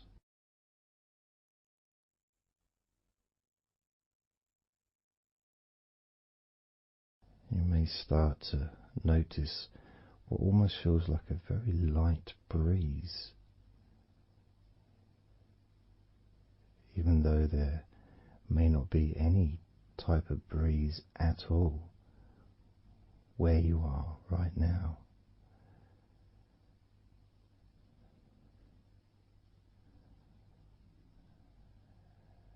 And as you become aware of your hands, I'm also aware of how relaxed my hands are feeling now.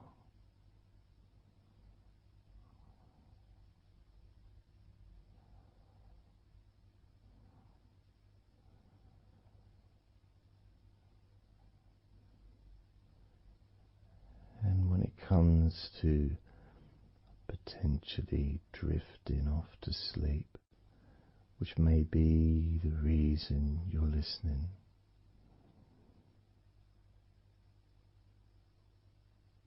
I also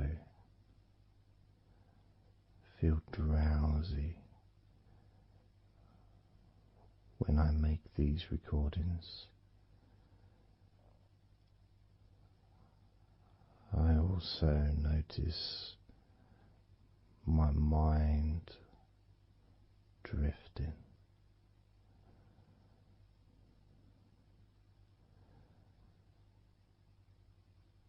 In fact, at times I've actually fallen asleep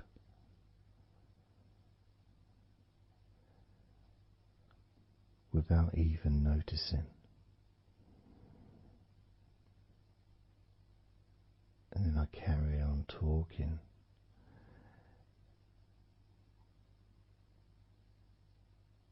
And it's only when I listen back to do the editing,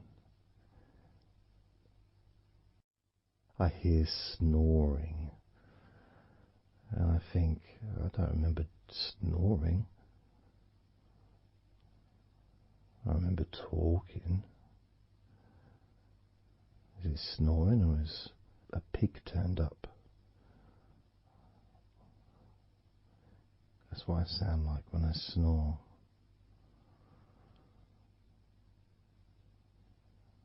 And I get really into the whole experience.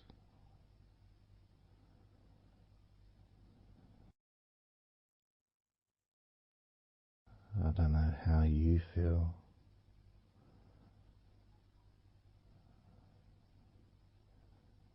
How relaxed you feel in your feet. How relaxed you feel in your hands.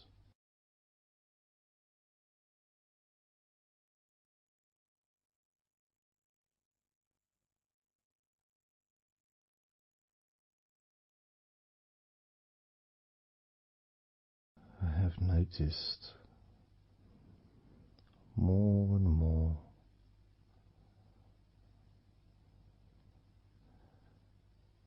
that the more relaxed, deeper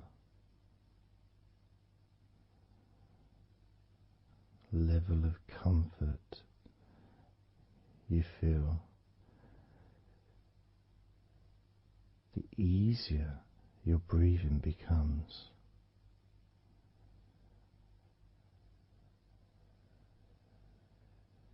It's almost like that additional muscle relaxation. So this allows you to breathe easier,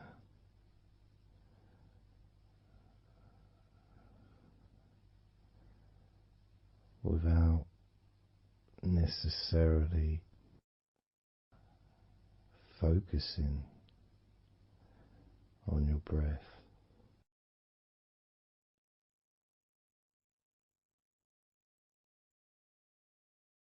However, being able to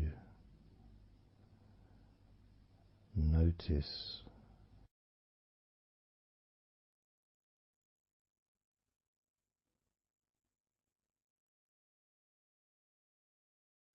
the ease in which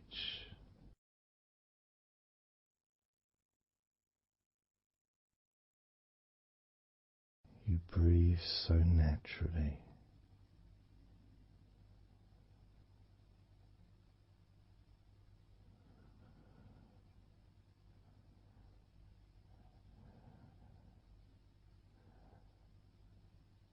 You breathe so very easily and smoothly.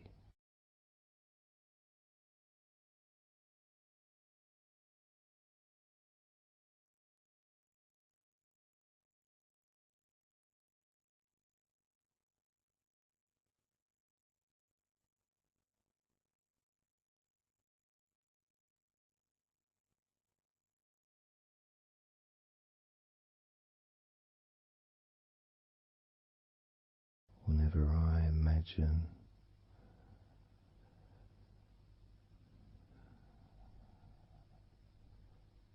my breathing improving,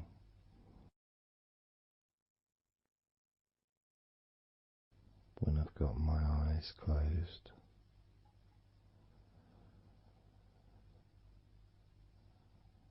I tend to visualize a beautiful field with trees and flowers,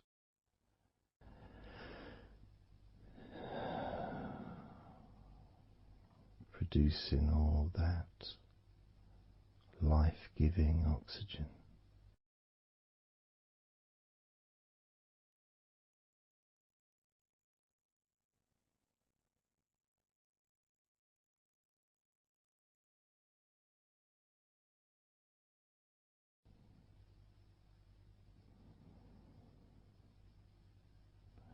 It feels nice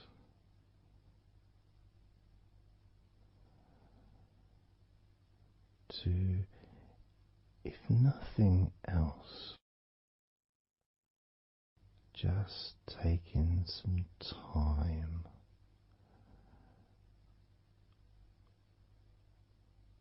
away from everything.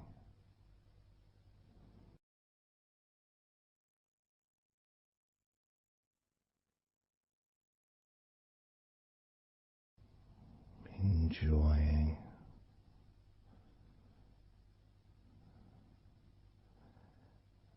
that feeling of peace, serenity,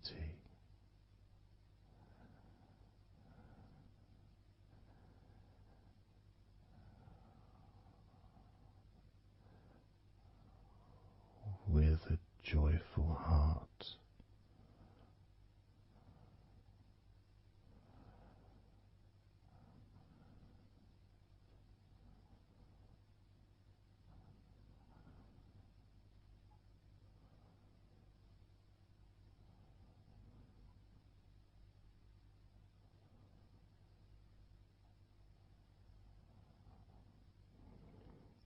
Time seems to just drip by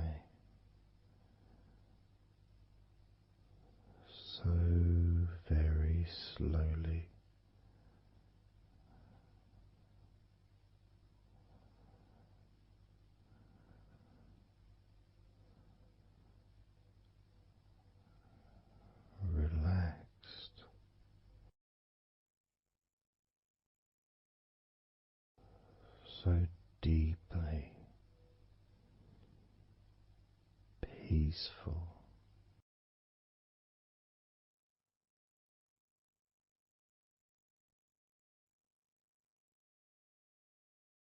completely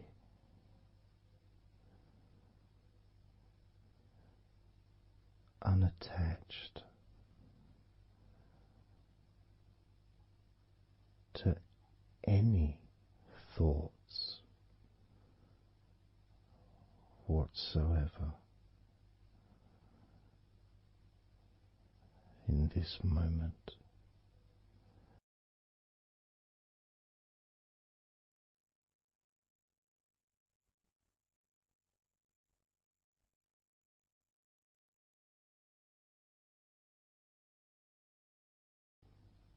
Completely free.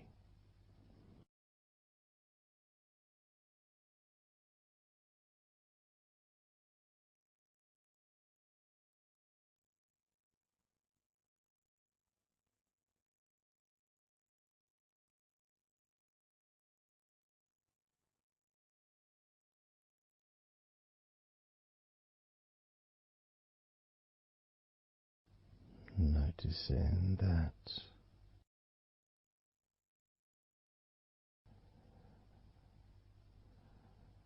your mind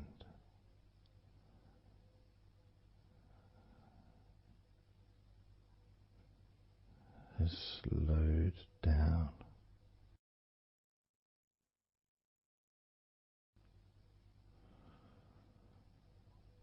slowed down,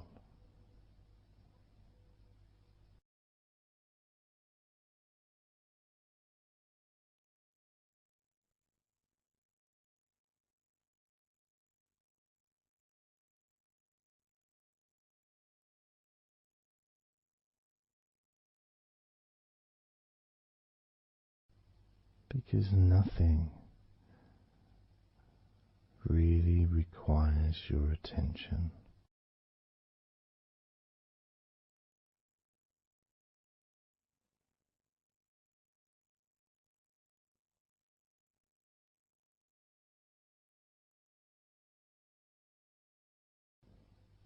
You can enjoy the physical sensations of allowing the stress to drip out of your body,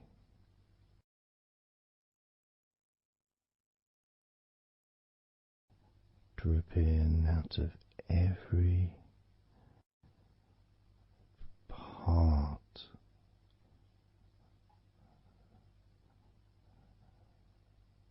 of your body.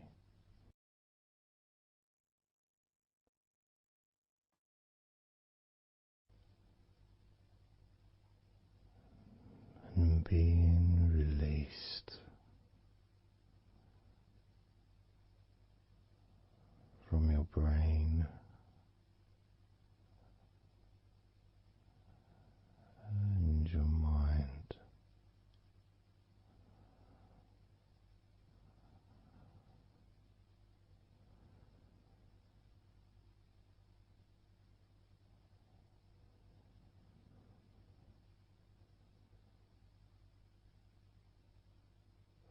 Slowly but surely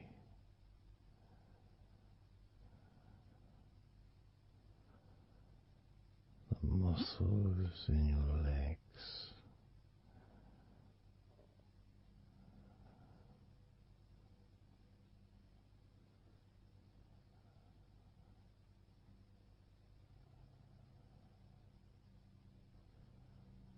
relax, relax,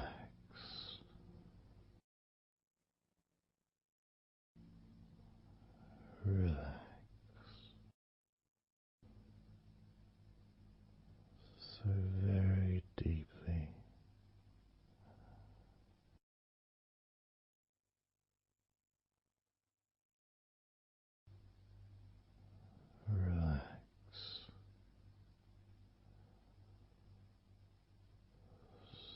deeply.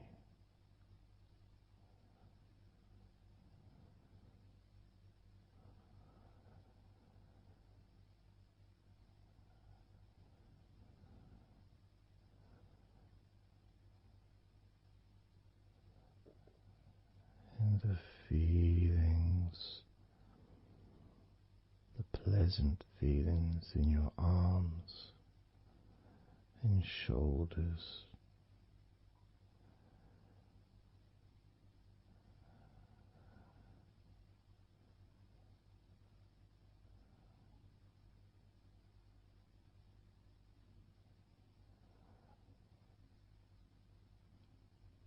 deepening each part of your body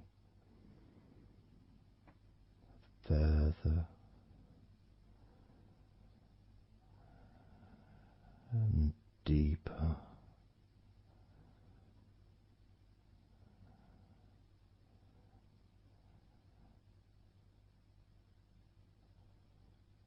and deeper.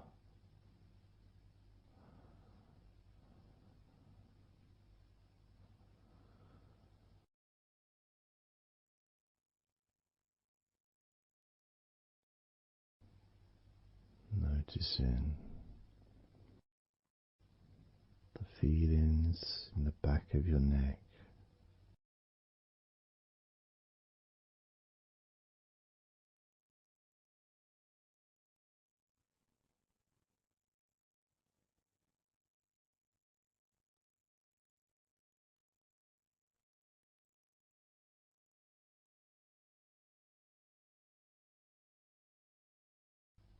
the feelings in your wrists,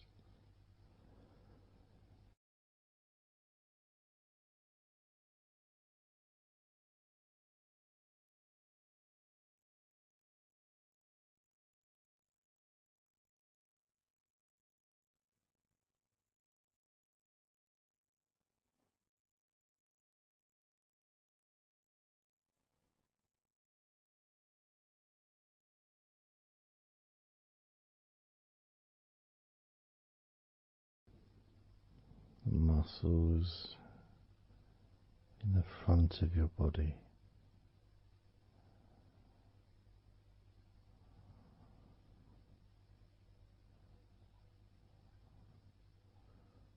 are also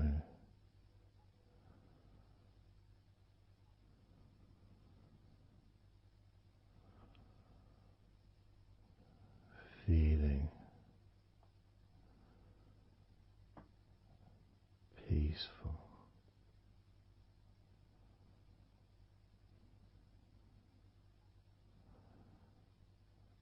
deeply,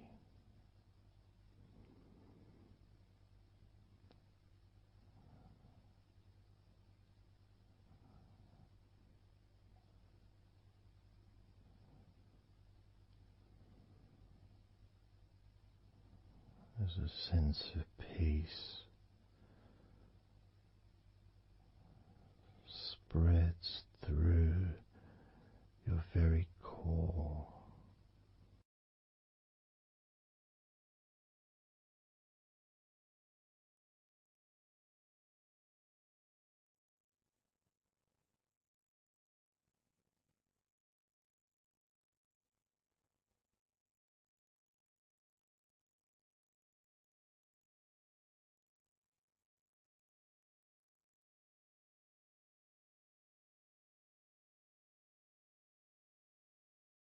Even when you focus on your mind,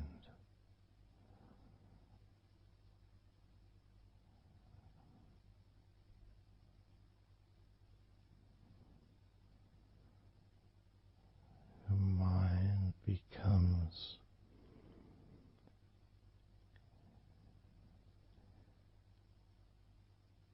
even slower,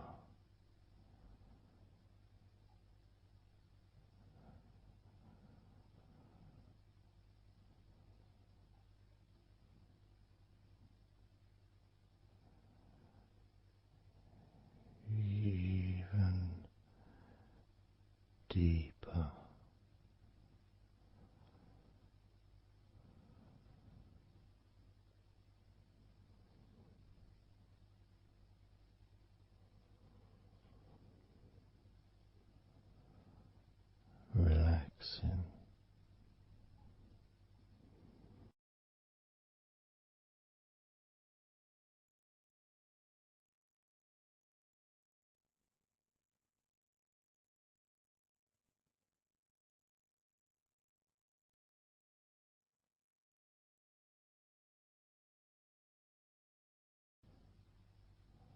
So very slow.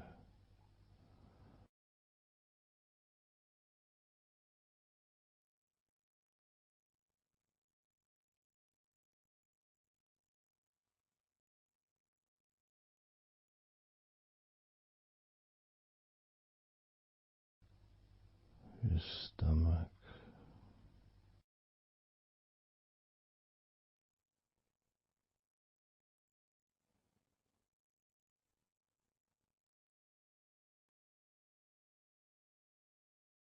peaceful in your stomach.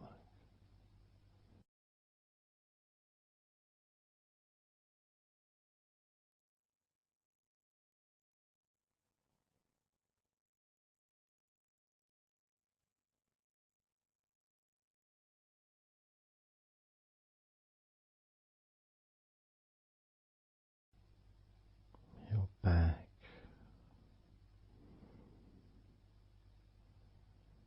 notice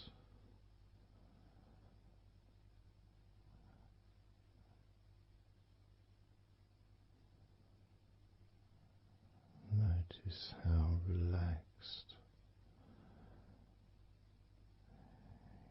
you now feel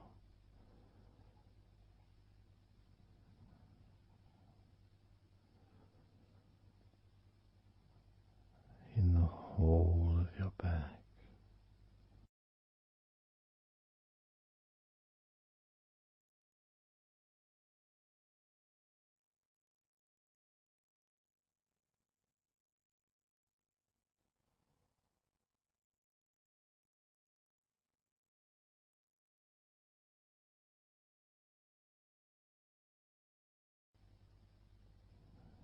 Your spine, from your brain all the way down the middle of your back, sending and receiving millions of messages every day.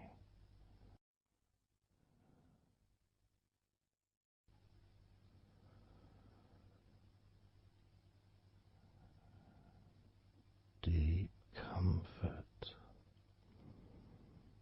increasing.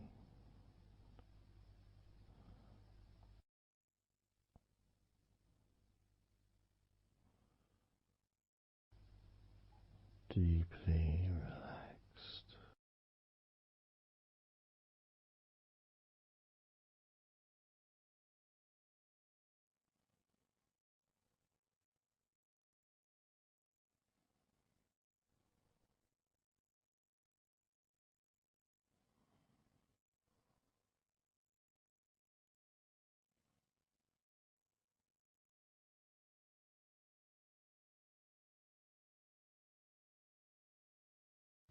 Your knees,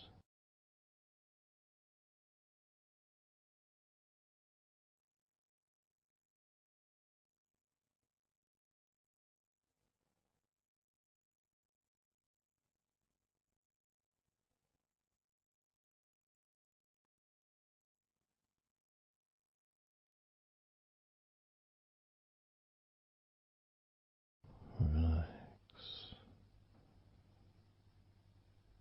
spreading those signals down your spinal cord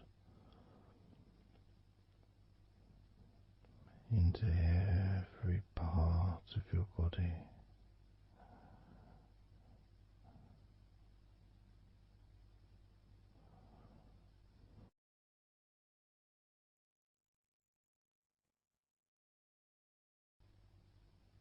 Your shins and your calf muscles,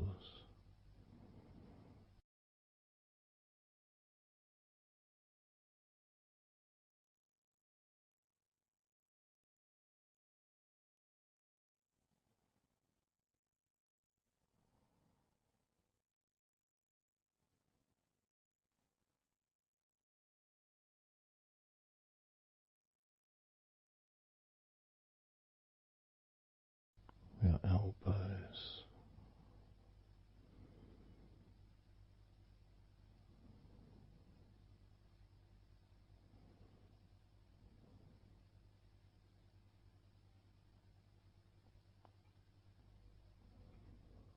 feelings of peace and tranquility spreading through your body, tips of your toes to your eyes, your fingers all the way to your lower back.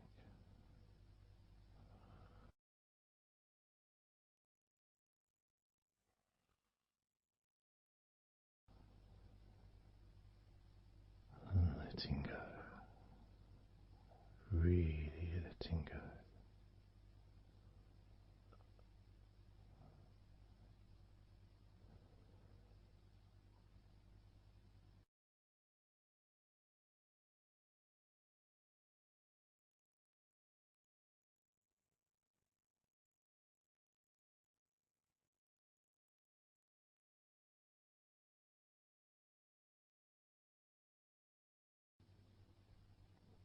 Peace.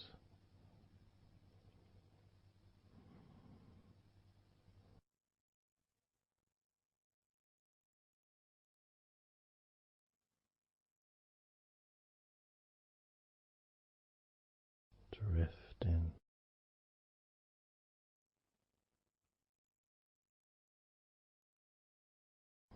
Mind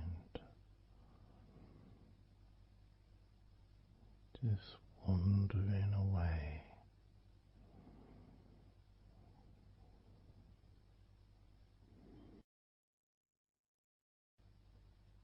Happy to let go. Let go.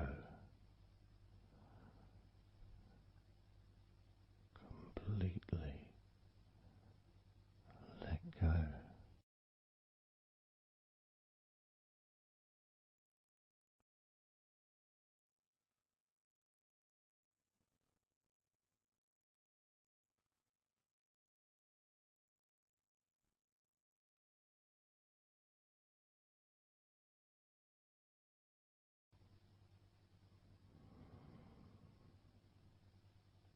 So tranquil.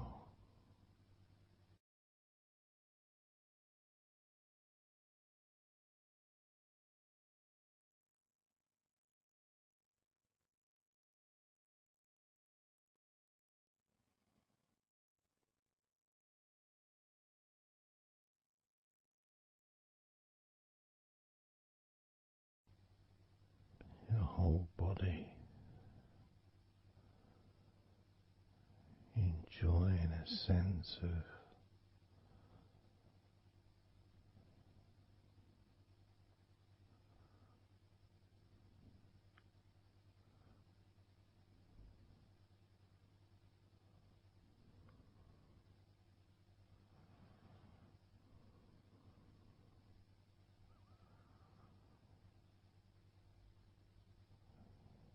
letting go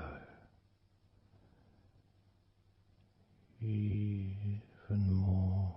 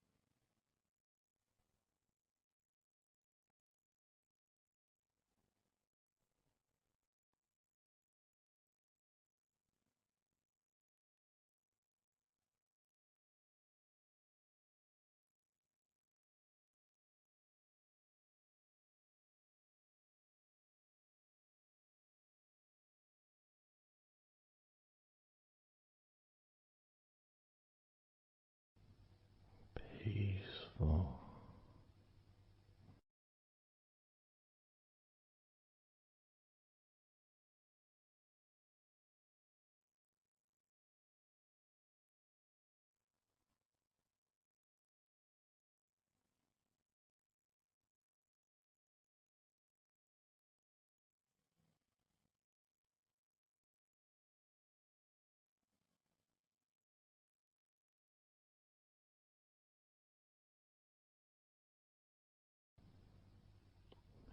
enjoying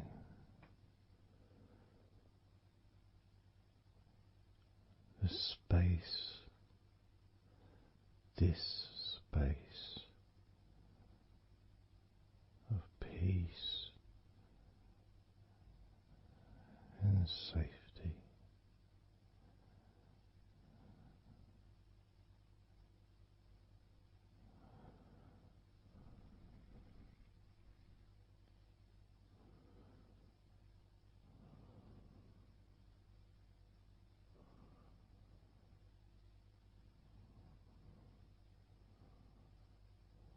So very, very relaxed.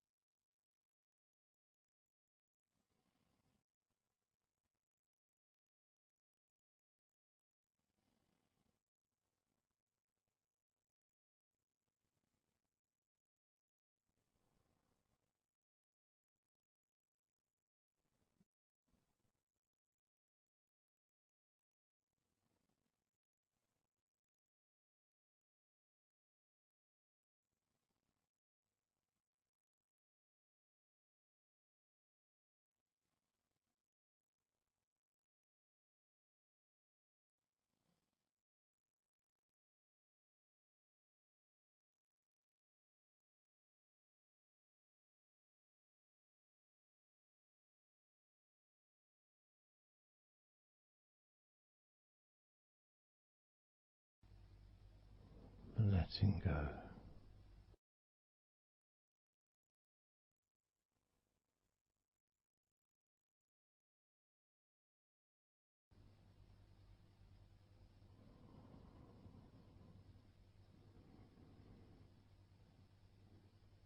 Maybe we can just focus on the different parts of your body, just to notice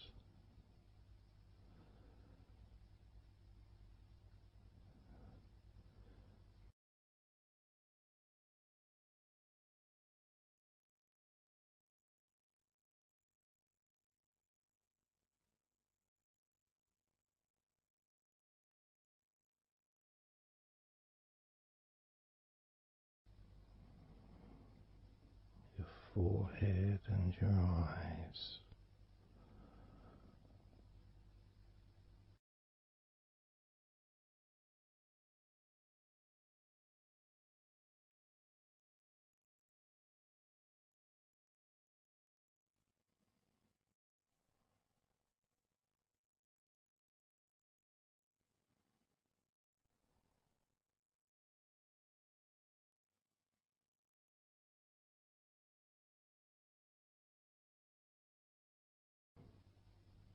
Your jaw,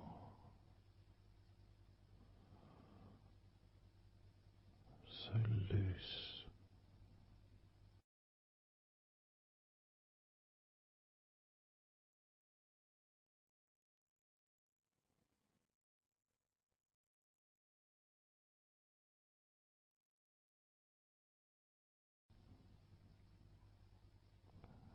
noticing a sense of complete freedom.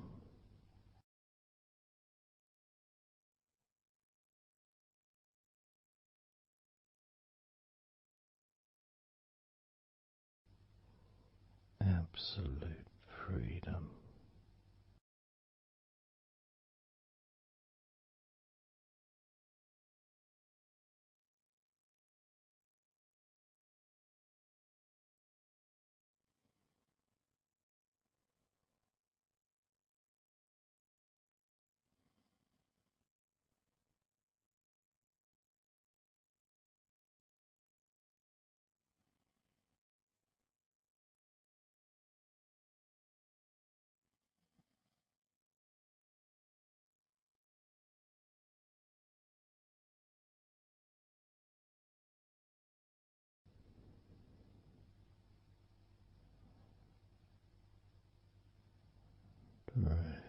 drifting,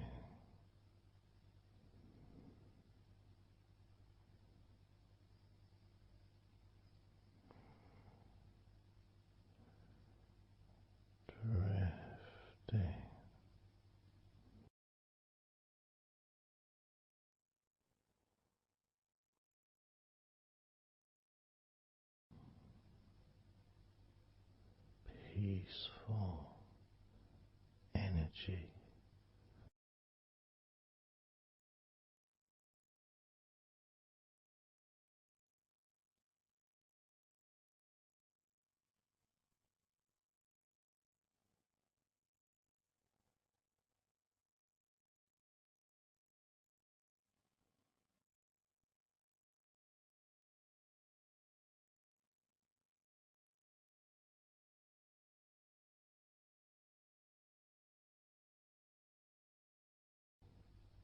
Peace to breathe, so much easier.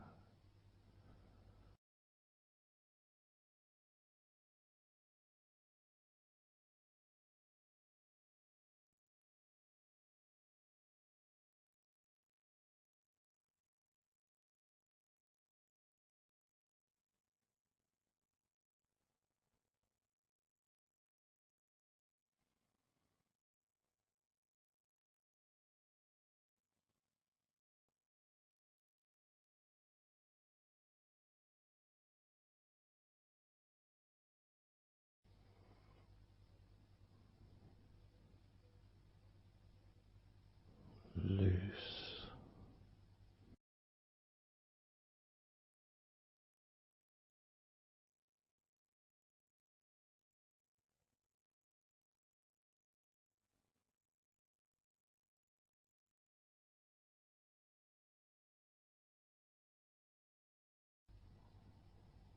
you may have or may not have noticed your mind drifting.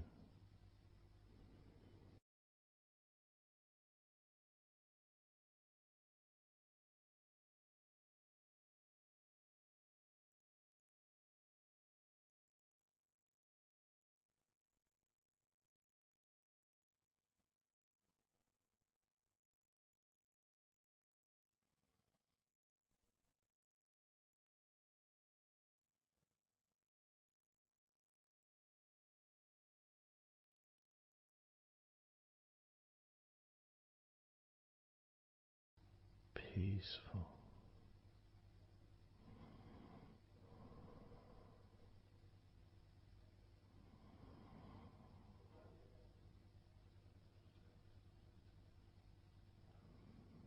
moving even more deeply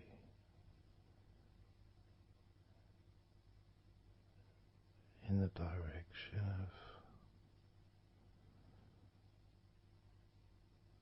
total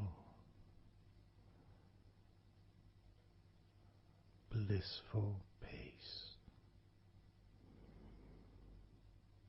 blissful peace.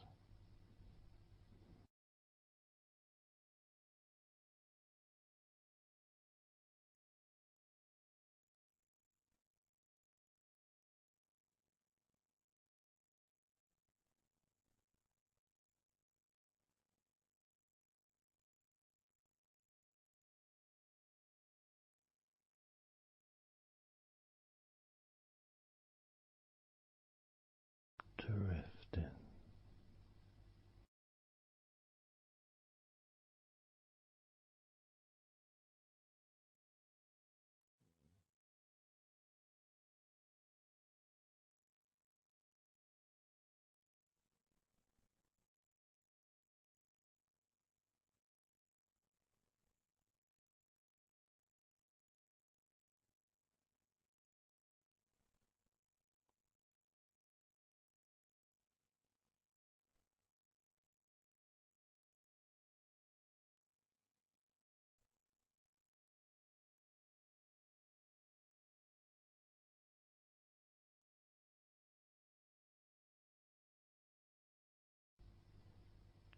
total peace.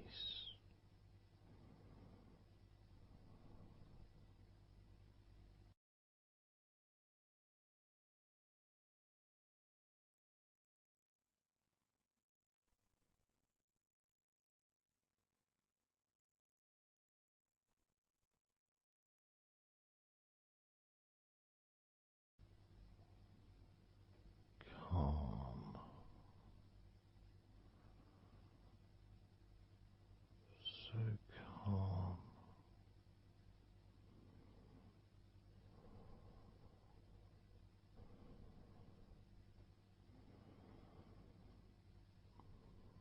letting go.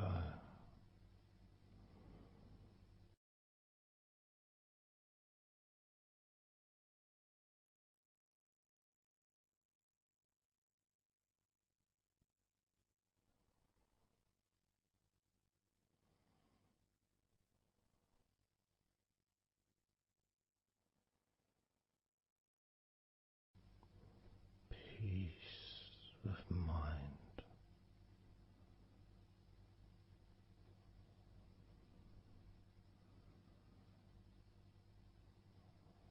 relaxed body,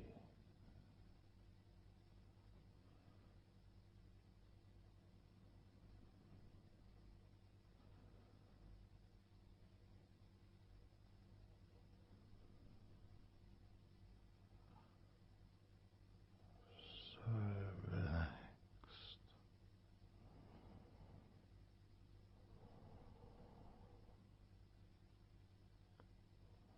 so relaxed,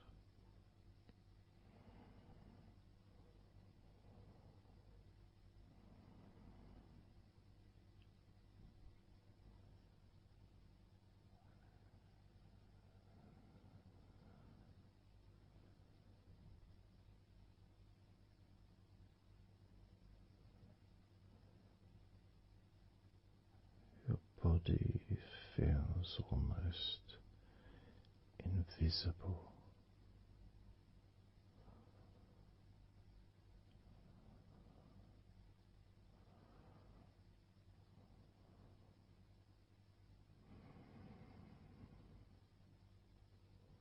So very relaxed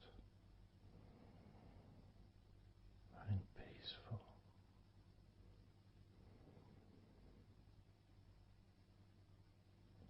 So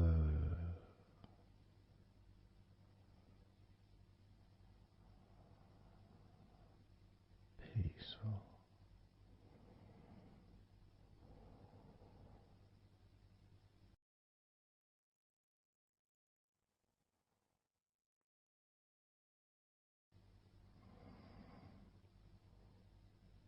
Relax,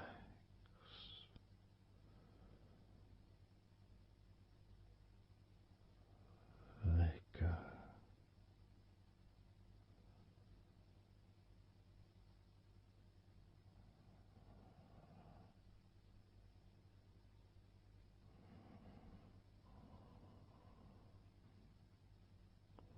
So peaceful.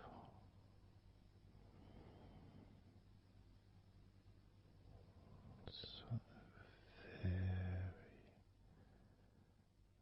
very peaceful.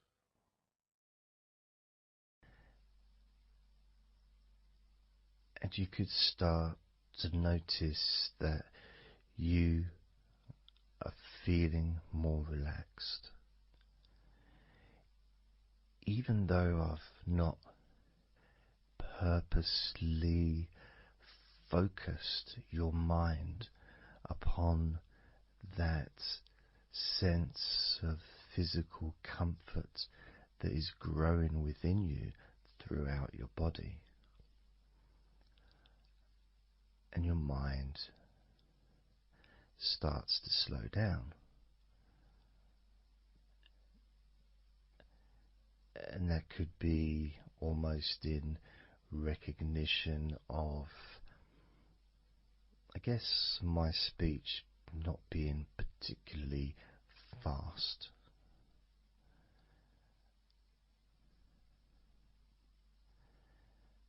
things just generally feel calmer just by listening to my voice. You give yourself an opportunity to take a break from the day, take a break from your life as it is, and to give yourself a rest, giving yourself permission to take some time off and to allow your body to relax and allow your mind to slow down, which in turn releases the tension, any stresses that you had in your body.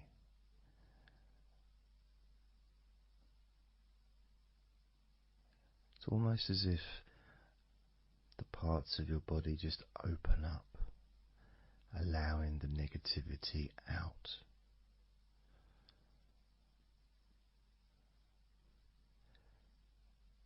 And at the same time, replacing that negativity with positive, healing energy, which then fills your body up, and your mind too also starts to appreciate those feelings of increasing confidence and an almost uplifting feeling, a positive healing, an energy that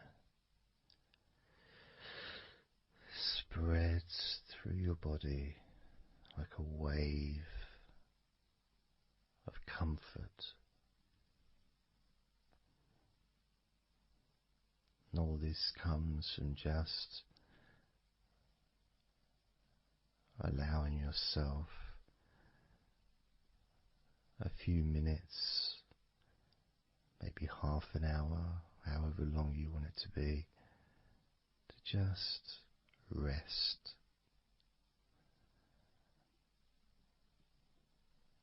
And allow your mind and your body to almost reset itself to the settings of comfort and relaxation, calmness, which allows more room for feelings of pleasure and happiness to move around your body and into your mind, almost as if your mind and your body are sinking together, almost mirroring each other with that growing positivity and calmness.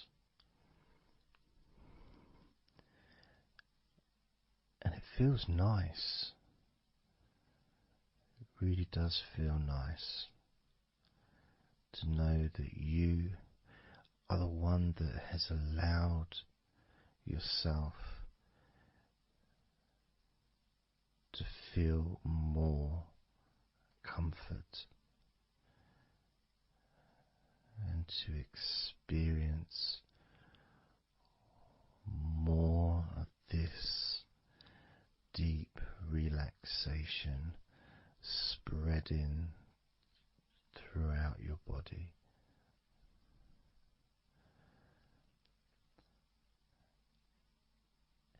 And as I focus on each part of your body, you can notice that that part becomes even more relaxed just by focusing on it. It becomes even more calm and comfortable just by focusing. And as I move down your body, starting at your head, the parts that you've already focused on will continue to relax deeply. And those parts that we've not yet focused on will just automatically release any remaining tension in anticipation of even more comfort about to come.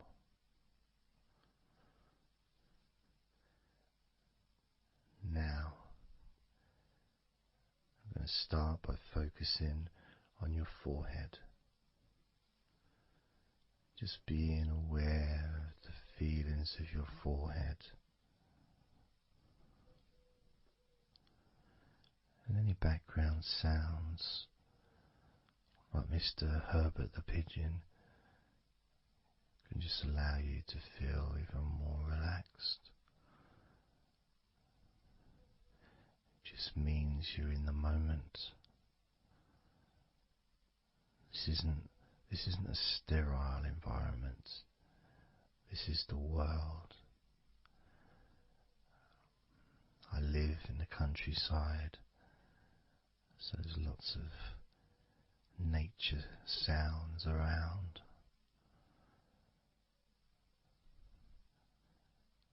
So as you focus on your forehead, just notice how it becomes even more relaxed as you focus only on my voice and that part of your body.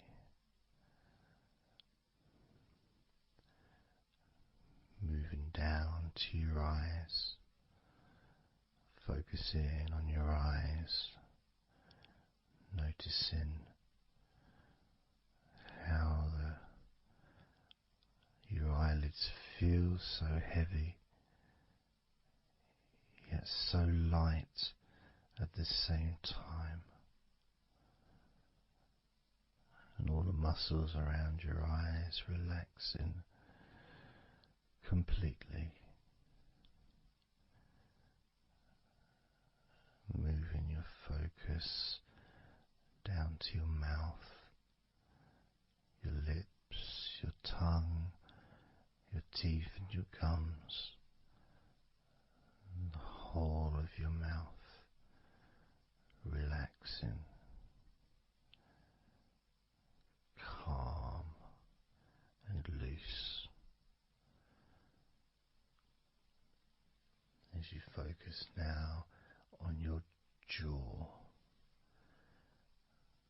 not just the part of your jaw near your mouth and your chin, but all the way up the sides of your face to your ears, that whole of your jaw feeling more relaxed and calm.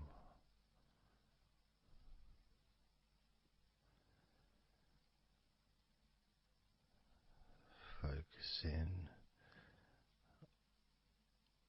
on your neck, the front of your neck and your throat, relaxing and loose and calm. The sides of your neck, the right and left side of your neck,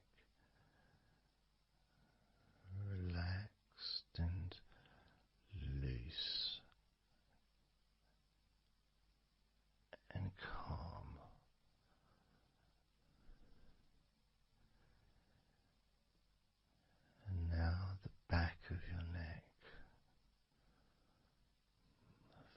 focusing on the back of your neck,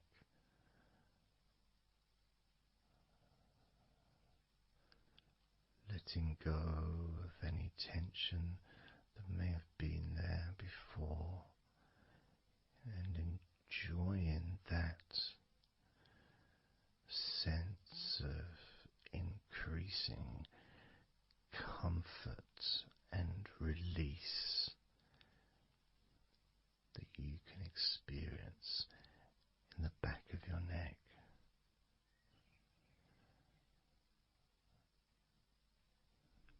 Moving down your back and moving either side of your spine, right from the top of your back all the way down to the bottom of your back.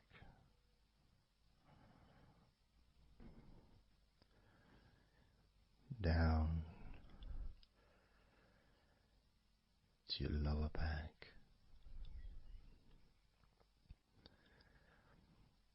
And as you move up and down your spine, you can feel the muscles either side of your spine relaxing even more.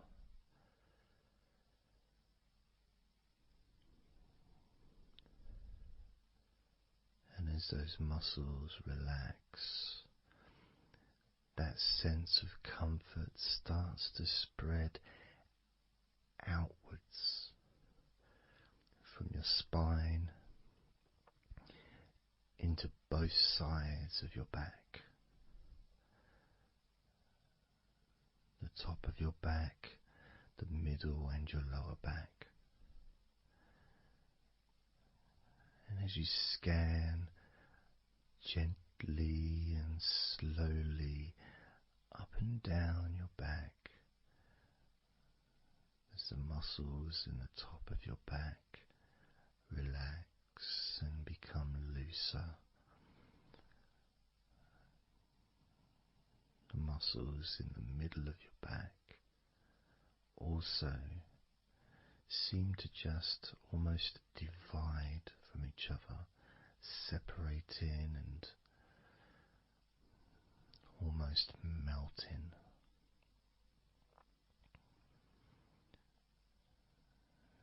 And in your lower back, there seems to be an extra special feeling of comfort that spreads into your hips, so down your lower back and into your hips, into the area where your coccyx are,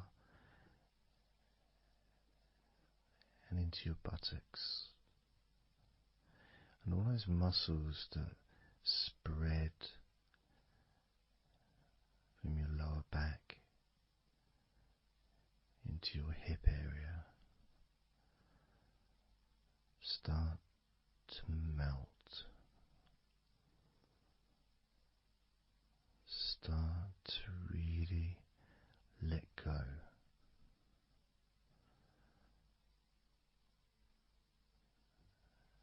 And even though we're about to focus on your shoulders, your back and your spine will continue to let go. Continue to relax so calmly. And as you focus on your shoulders, you may notice that they're already feeling really loose. They're already feeling calm.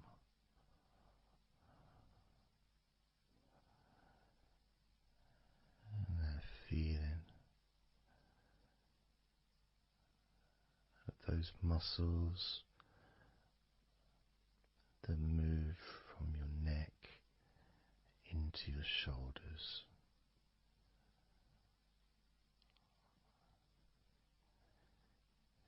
Feel so soft and gentle, so smooth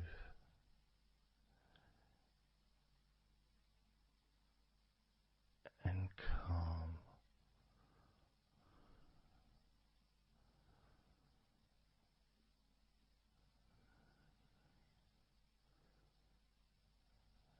And the feeling in your shoulders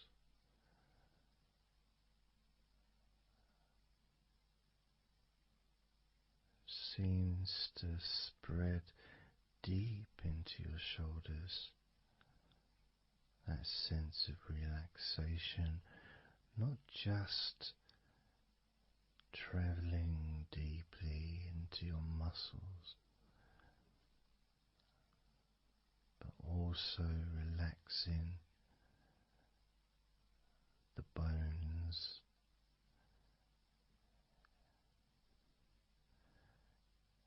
and moving all the way to underneath your arms, relaxing that whole area between the tops of your shoulders and underneath your arms, healing.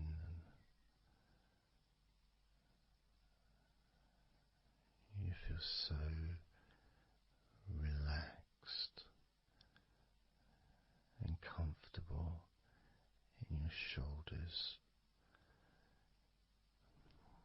which sends that deep healing message into your arms.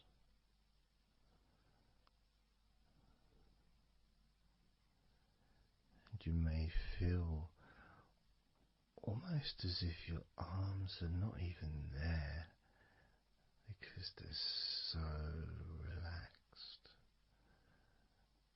so deeply relaxed.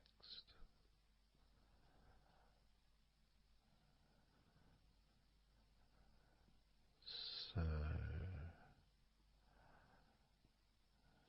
so calm.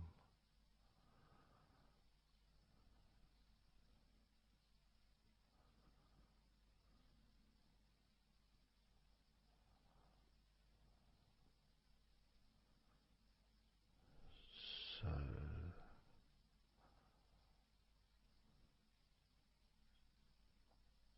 loose.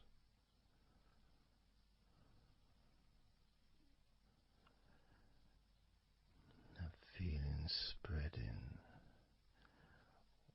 all the way down your arms to your elbows, including your elbows.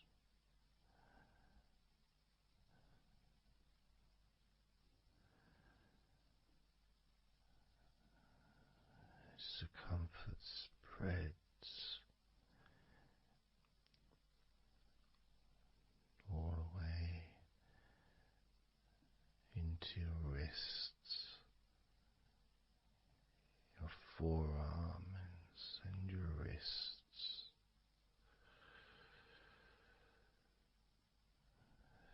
feeling so heavy, yet at the same time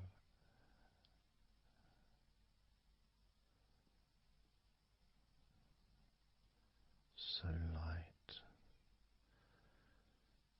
and gentle.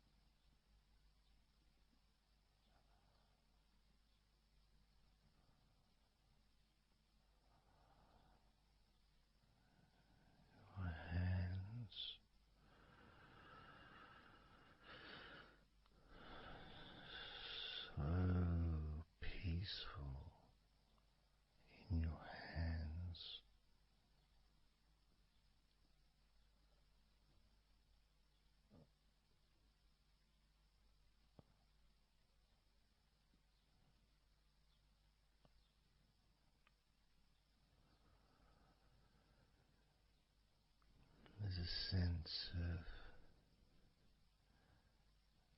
real peace.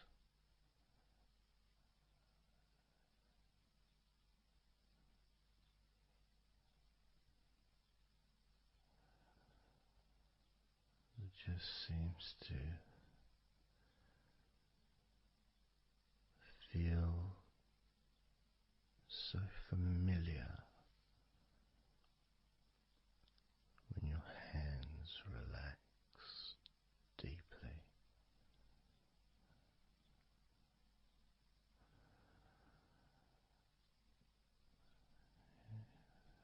Feels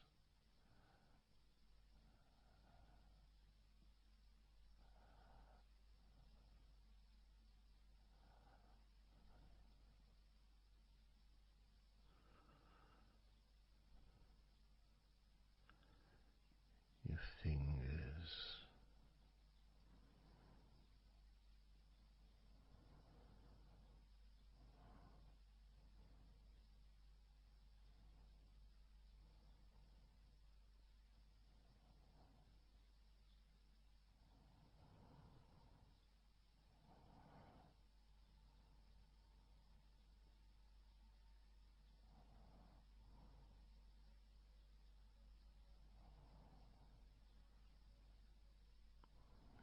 your fingers so loose,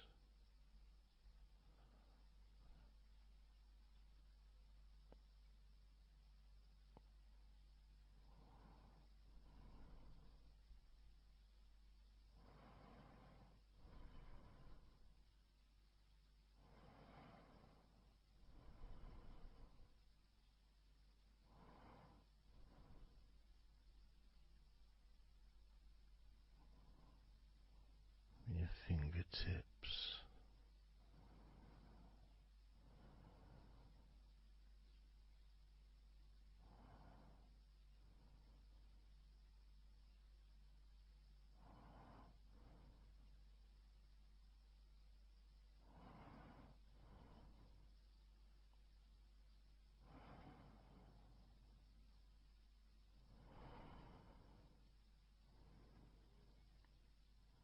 moving your attention to the front of your body,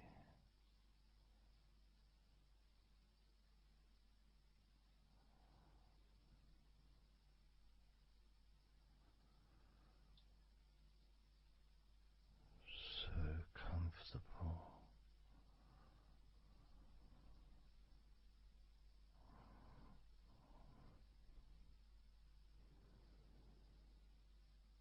Moving your focus to your legs,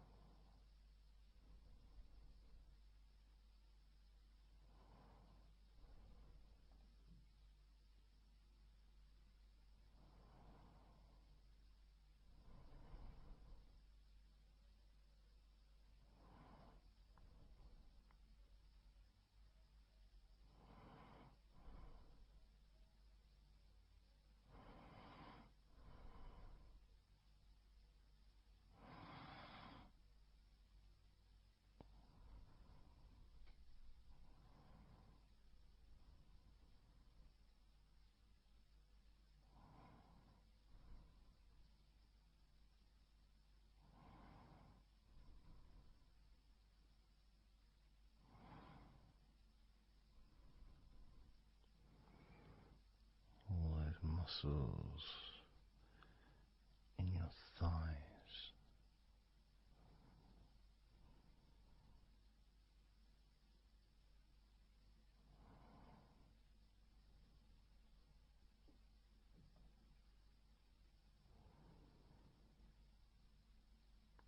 your knees, so relaxed.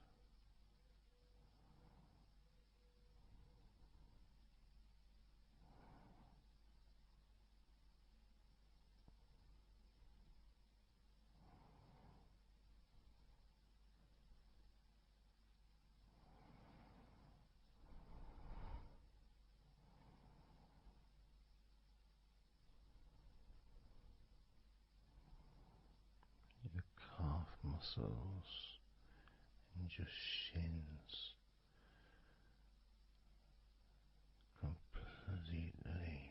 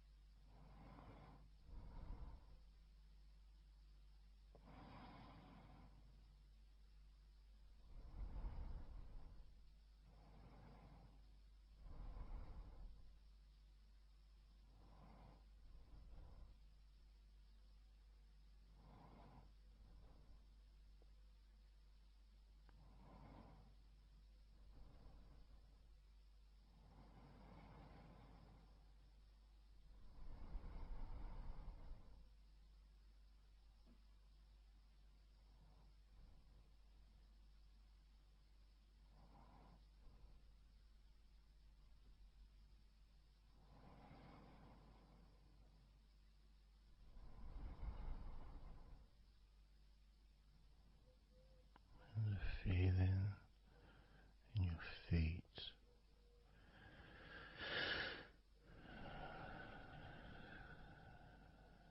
so peaceful and so calm,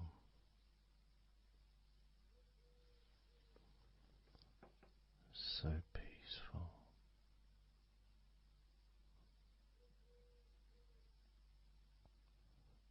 so calm.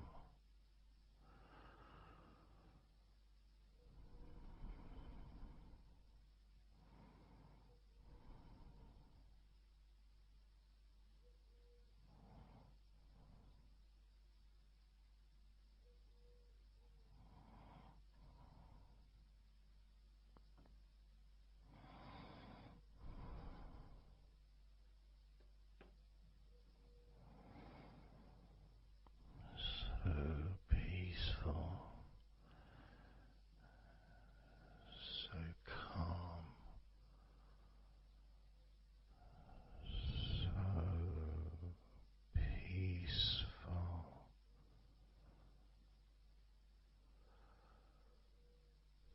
so relaxing,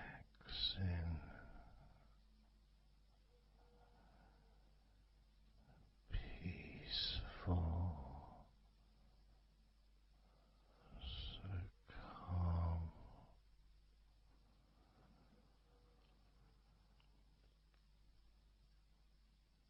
Allowing that deep relaxation to spread to your chest and your stomach.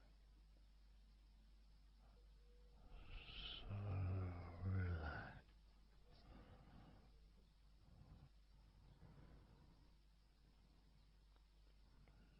Letting go of everything.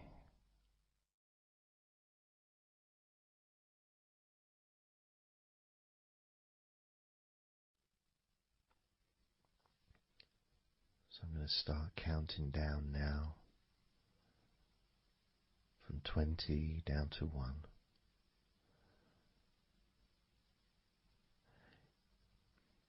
You can imagine, in a way, it's like just walking down some steps, and each step, all 20 steps, and each step represents a level of comfort.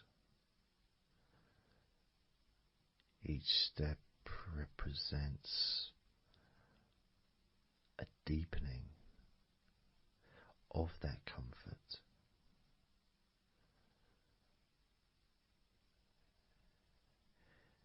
And the further you walk down those steps, the deeper and more relaxed you feel.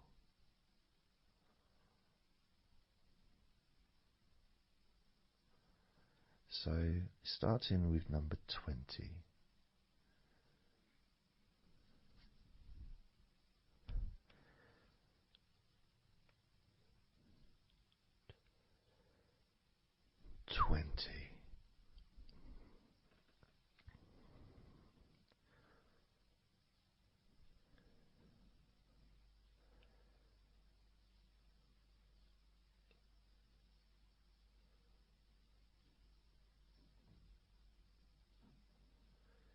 $19.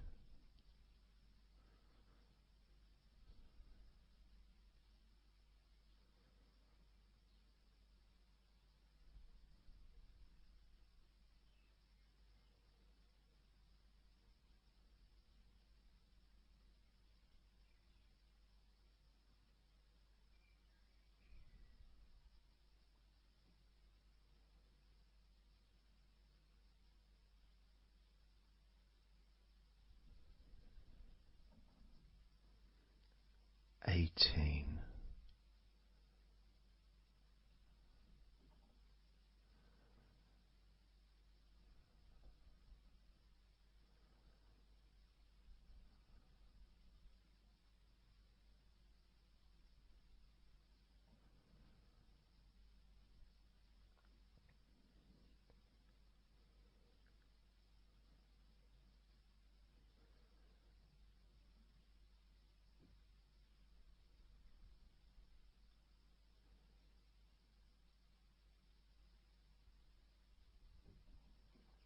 $17.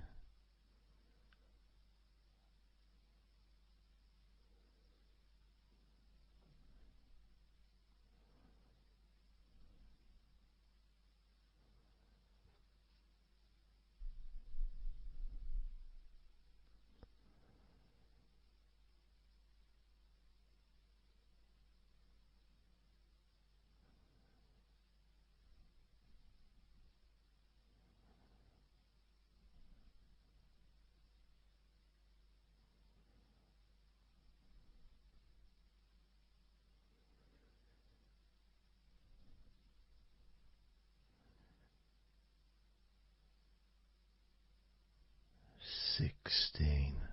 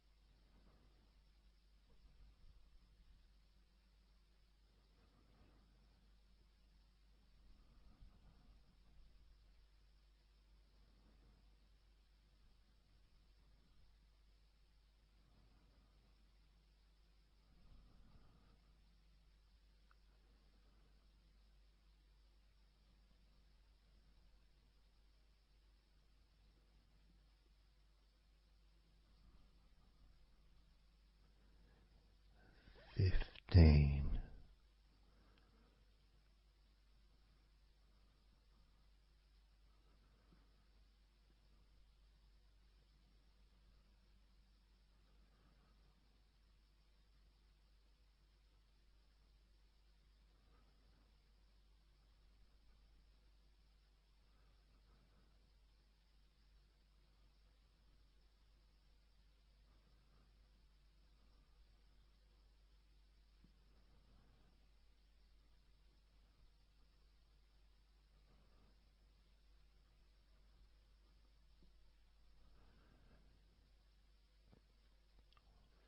14.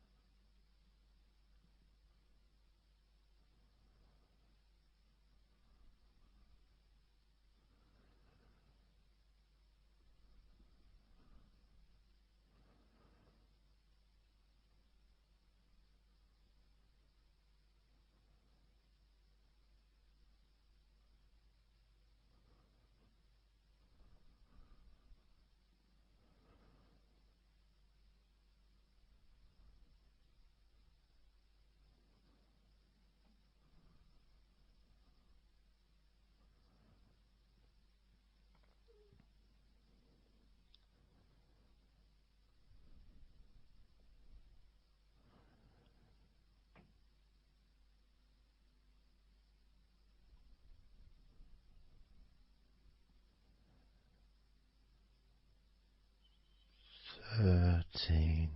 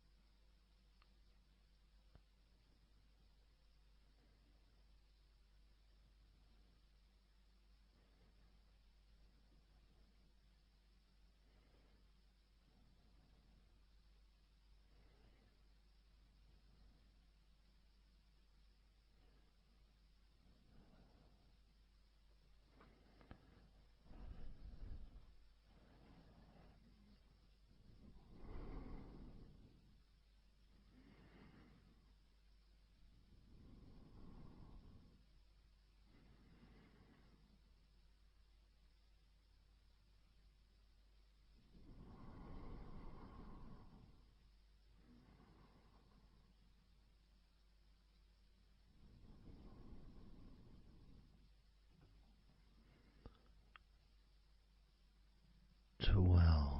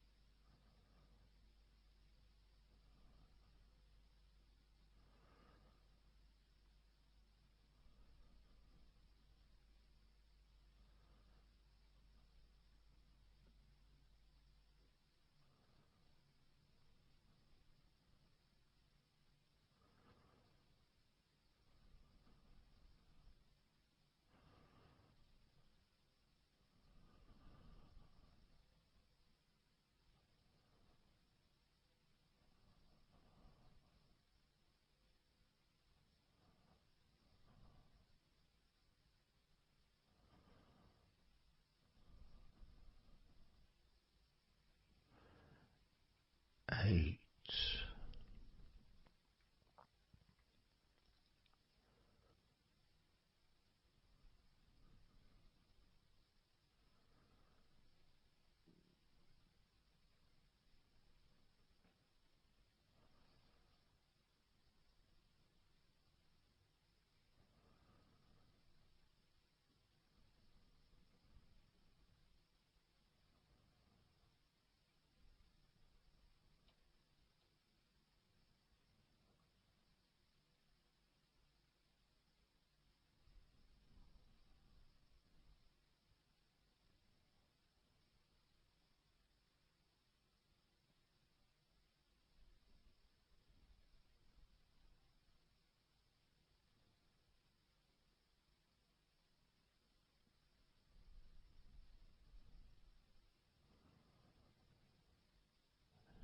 7.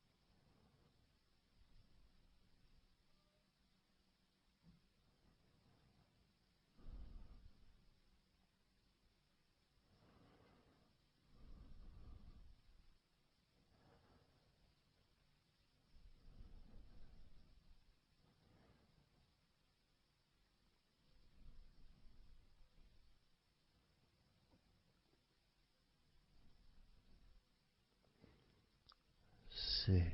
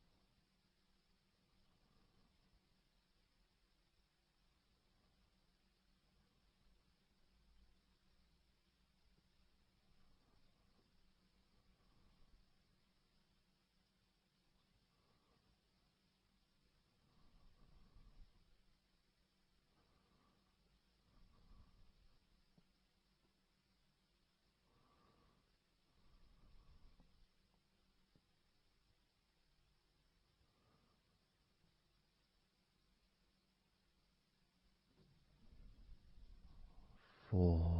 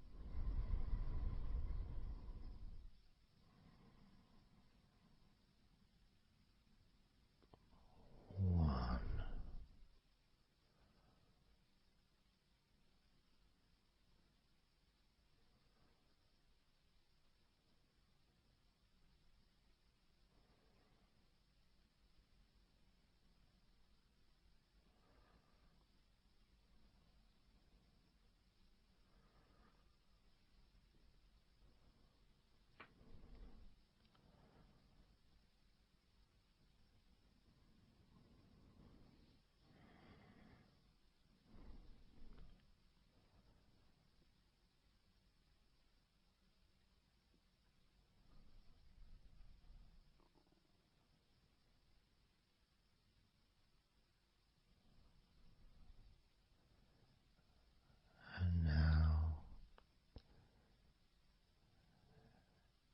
as you focus on your eyes,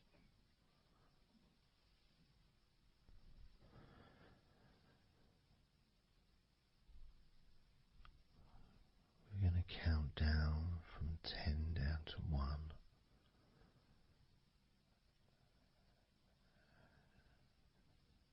Focus in just on your eyes.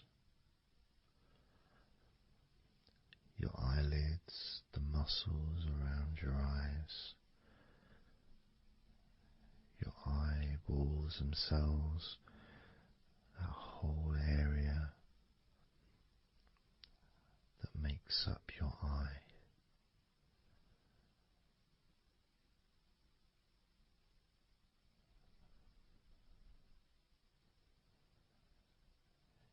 And as we count down from 10 down to 1, whilst focusing on your eyes,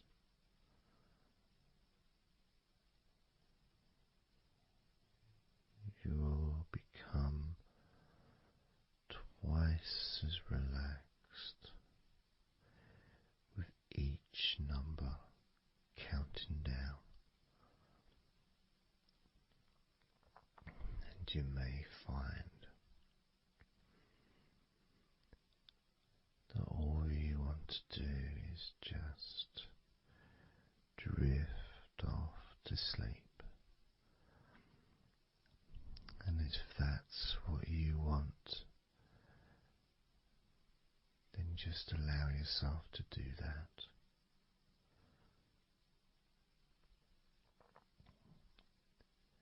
Now, focusing on your eyes, I'm going to begin counting down from 10 down to 1 right now.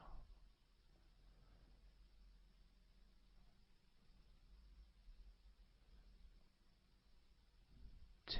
9.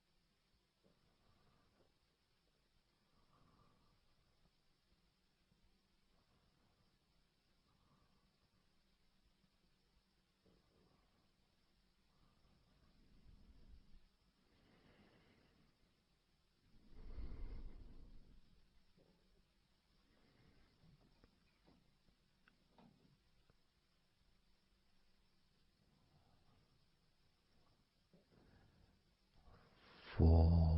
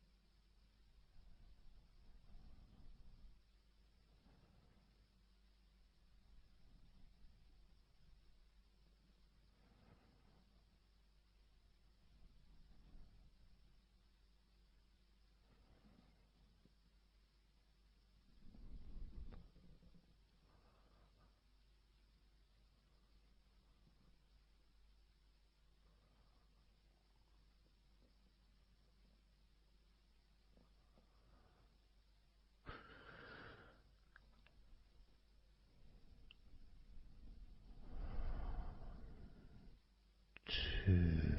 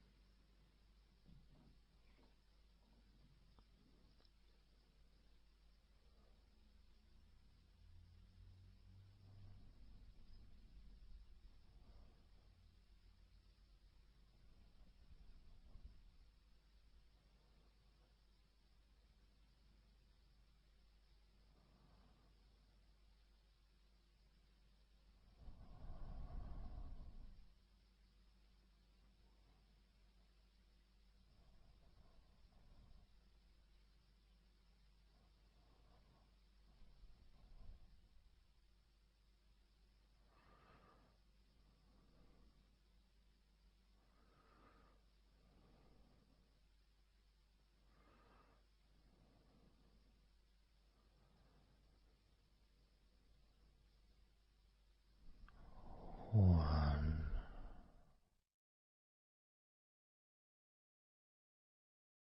So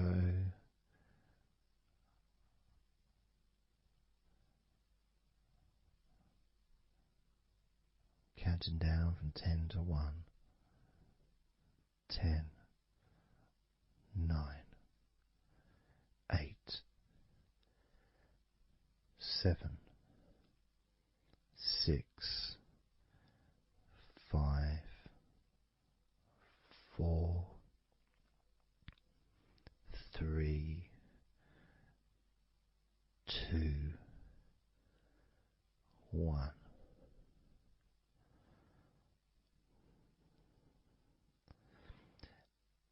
And maybe that was a bit too quick in order to relax. Maybe it's a bit too fast for you to notice the calming of your body. Maybe even a little bit of pressure there, like You're counting down from 10 to 1. What do you expect me to do, man? You expect me just to go all floppy just because you're counting down?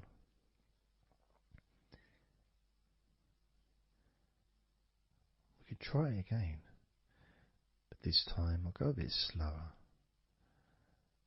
This time, as you focus on the whole of your body before we focus on your legs, just notice how your body does start to feel more relaxed with every number that I count down. 10.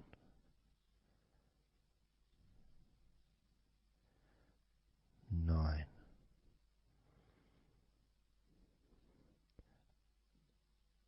8.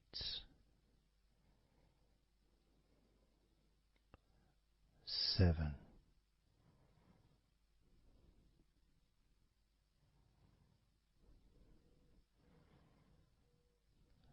6.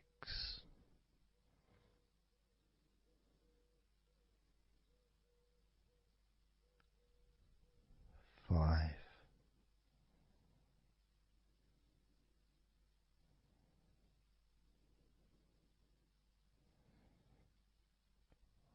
4.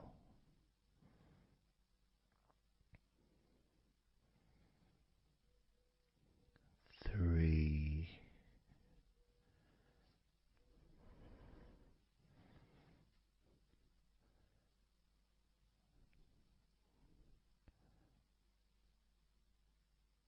2.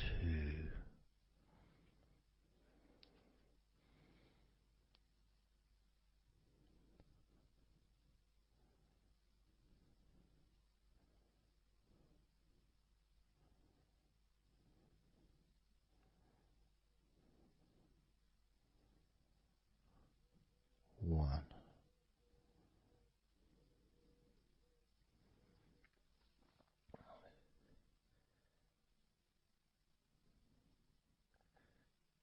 And just notice how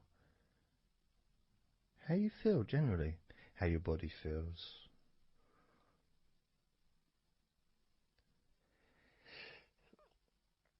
It's not necessarily even about counting down from 10 to 1. It's that space that you have, that space between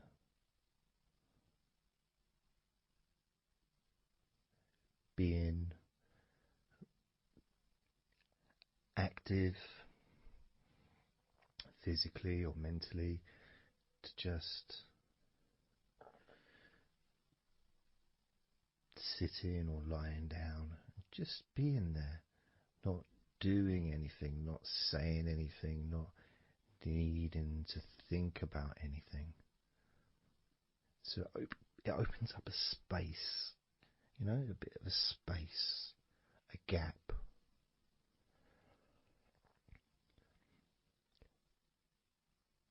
And the more I count down from 10 to 1, the bigger that gap becomes. So there's that gap of calmness, of comfort, relaxation.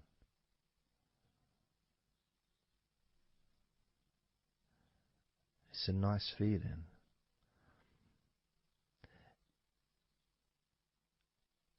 And it moves those stresses or discomforts physically or emotionally, moves them away.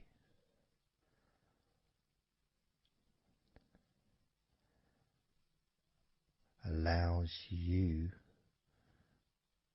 to just slow down. So I'm going to count again from 10 down to 1 and notice that gap widening. the gap. And as it widens, it's almost like the stress and attention falls into the gap.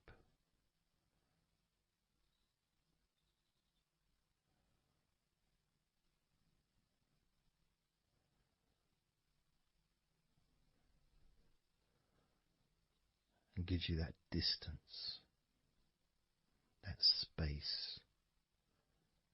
Now, 10, 9,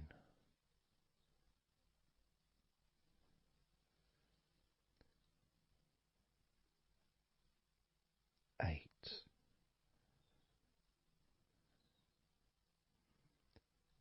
7,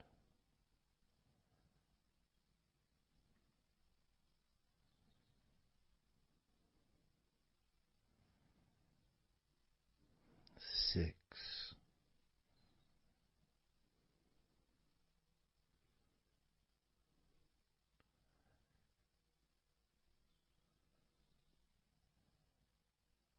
5,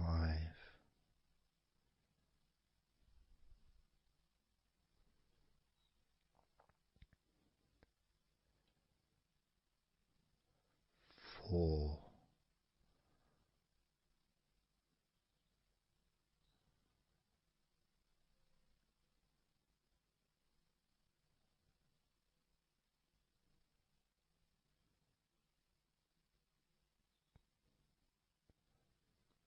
3,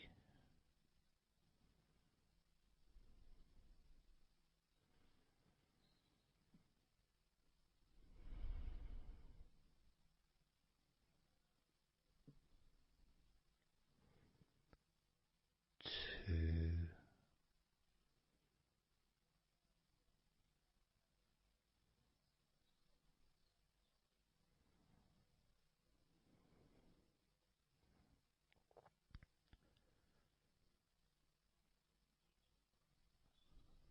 1.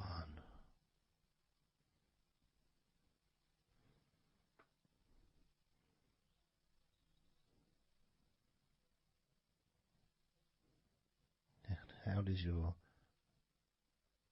body feel now?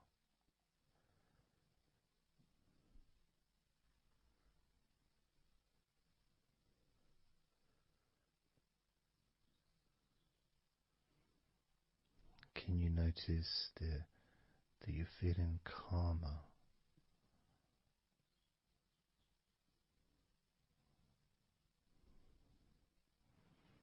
That you're feeling more relaxed?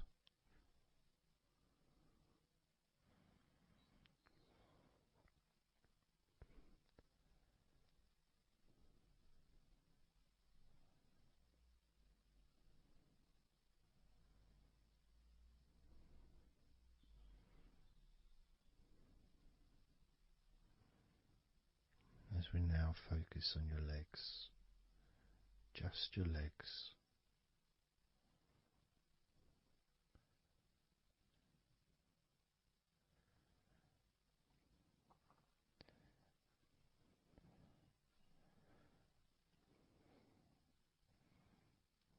We're just going to start with focusing on your thighs.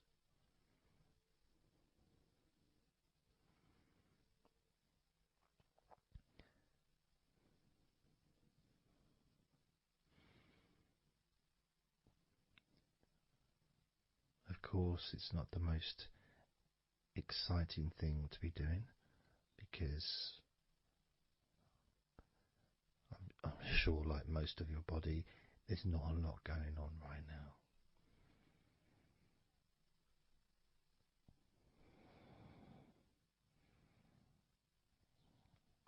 Just focusing on the whole of your thighs, the tops of your thighs, the sides of your thighs, the bottoms of your thighs, your outer thighs and your inner thighs. Basically the whole of your thigh that leads into your hip. then goes down to your knee joint.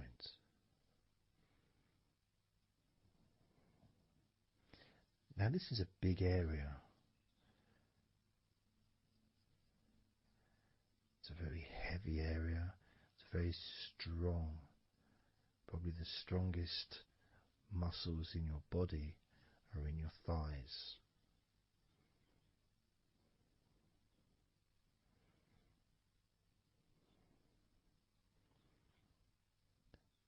But I don't think we perhaps give enough attention to our thighs.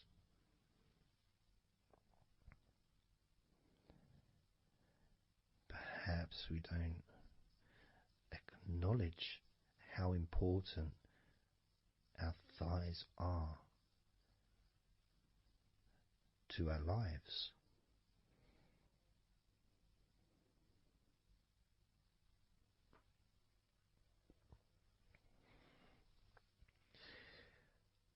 How much they actually do for us all through our lives.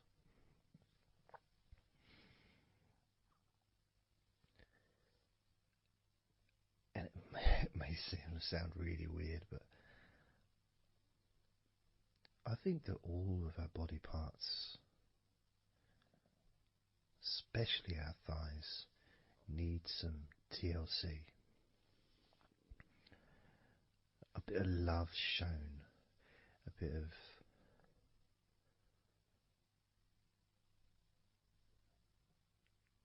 acknowledgement,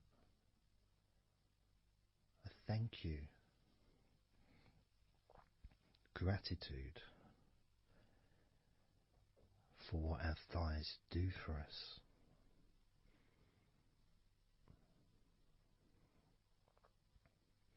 And I know this may sound a bit strange.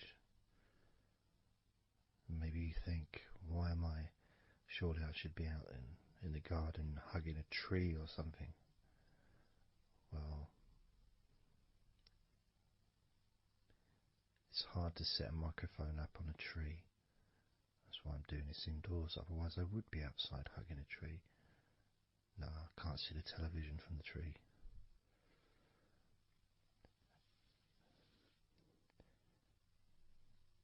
If you move down to your knees, again, such an important part. And I think we don't necessarily, I'll speak for myself here, I don't necessarily appreciate all that my knees do for me until I have a problem with my knee. So occasionally if maybe I bash it or it's aching for some reason, it's then that I realise how much it does.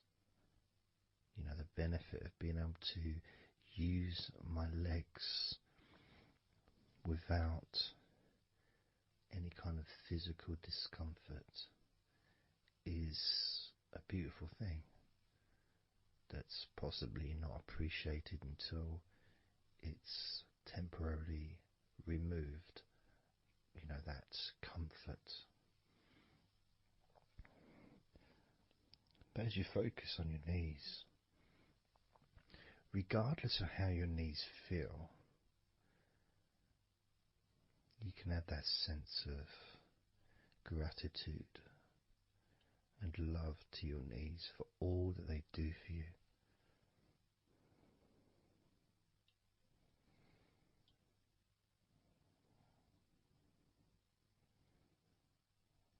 And you can still have that attention on your thighs and maybe notice how your thighs feel. Maybe you've noticed that they are relaxing more deeply.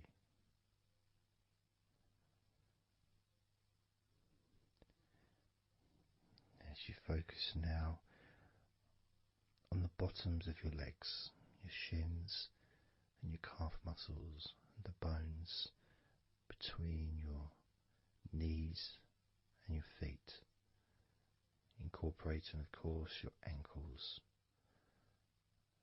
So important.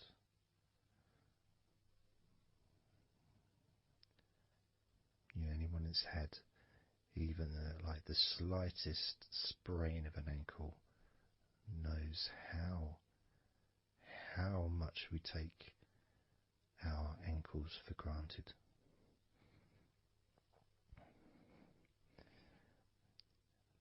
And it's kind of strange in a way when you think that,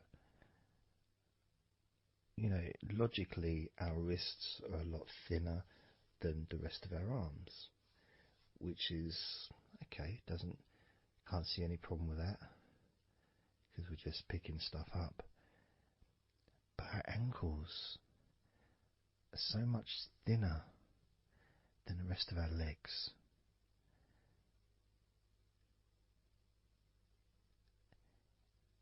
And from a physics perspective, or logical even, it doesn't really make sense that all this weight would ultimately be resting on your ankles, then leading to your feet. That thin area, thin bone, yet it does so much great work.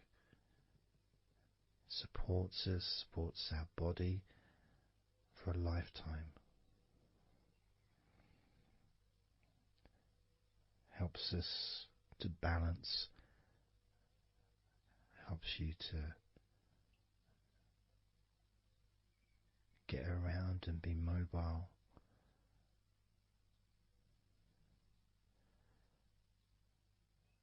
And there's the calf muscles, of course. When I was younger, I couldn't see the point in calf muscles. It didn't seem to do anything. Okay, if I walked around on tiptoes, then my calf muscles get some work. But of course that's not true. The calf muscles are being used whenever we use our legs.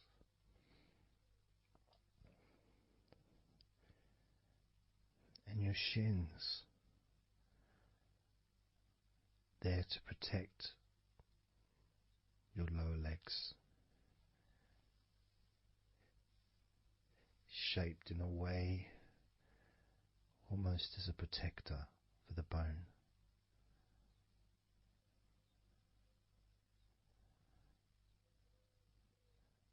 Leading, of course, to your ankles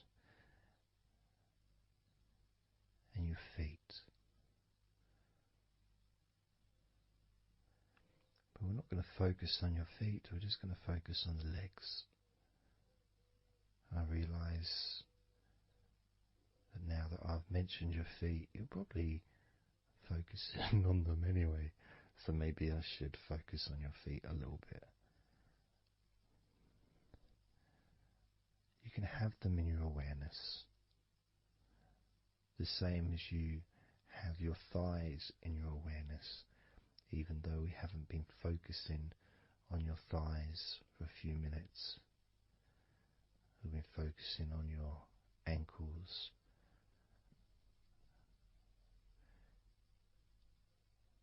there's still that sensation of comfort in your thighs.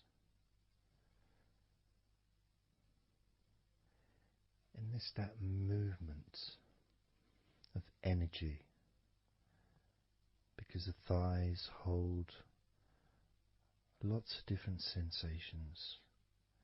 Of course, there's the muscles, the big, strong muscles that we have in our thighs.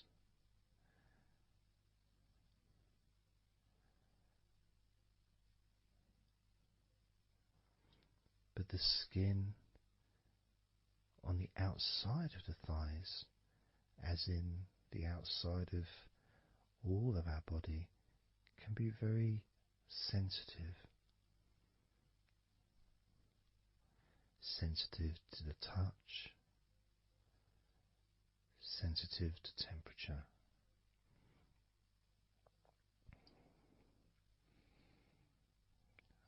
And inside your thighs,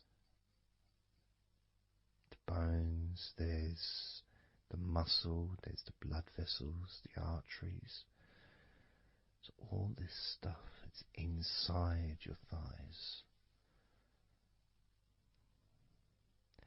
And I guess sometimes it'd be nice if you could actually put your fingers inside your thighs and massage.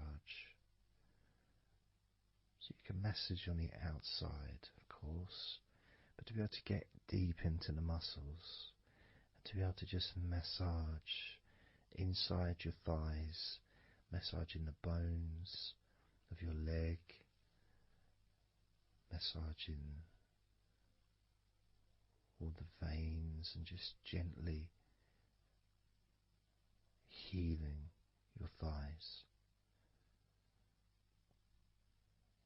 And you could move down, massaging inside your knees, just massaging those bones, but with healing fingertips, spreading that healing energy deep into the joints of your knees.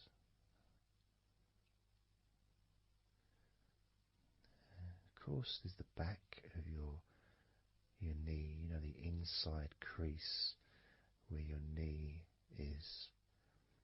It's a very sensitive area. Feels very nice when you stroke it. That might be because it's an area that's not really touched very often. It's almost like a hidden part, that crease in your legs. It's almost like a part that has a sensitivity which is a little bit different.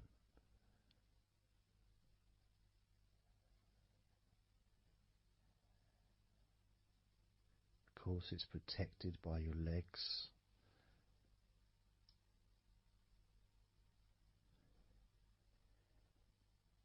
So you can imagine putting your fingers into that crease in your legs.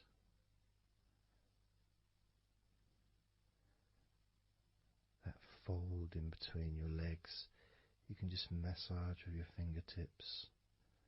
Imagine your fingertips going inside, massaging the muscle tissue. You can of course feel the bones of your knees healing through your fingertips.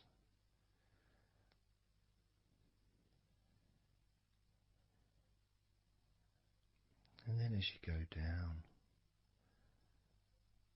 to your calf muscles, now that's a part I'd like to be able to really put my fingertips deep inside my calf muscles, massaging every single tissue of that muscle, healing every part.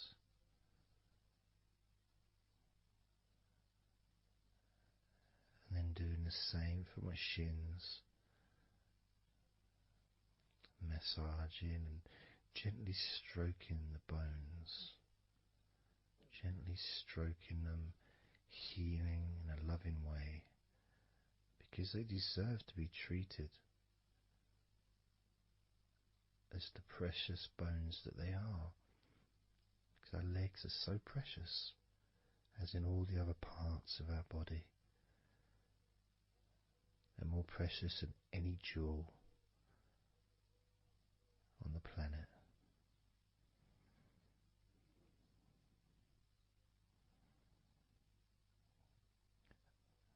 And when you start to think about your legs in this way, it can change your perspective. It might sound a bit silly to start with, the idea of having love for your legs, showing appreciation for your thighs, wanting to be able to put your hands in your thighs and massage the muscles and the bones, and to get your fingers deep in there, releasing all tension, just to show how much you care about your legs, how much you care for what your legs do for you regularly. Your knees, your calves, your ankles, the strength of your ankles, considering how thin they are compared to the rest of your legs, especially your thighs. Yet they're so strong, so flexible, absolutely amazing things. Your ankles are truly a gift because of what they do for you.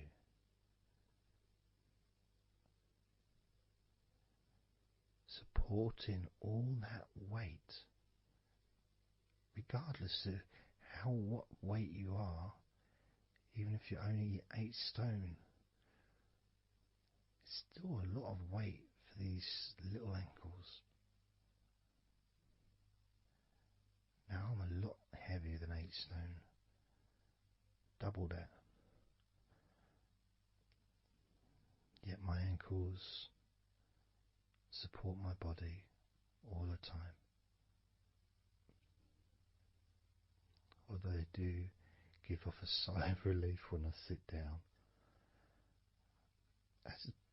In fact, my whole legs do. My feet also go whew, and my toes clap. They're so happy.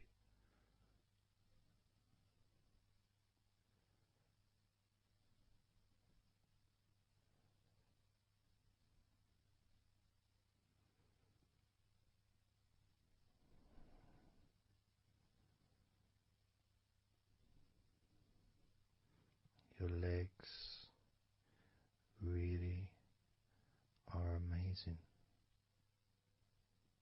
And I know that talking about your legs is probably possibly among the most boring things you've ever heard anyone say, possibly. But boring or not, everything I said is true. Your legs are amazing.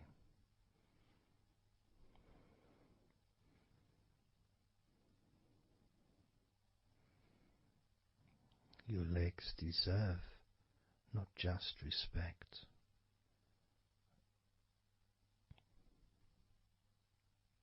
they deserve to relax deeply.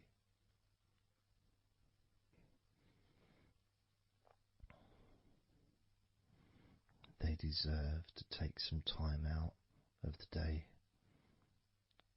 to just let go completely.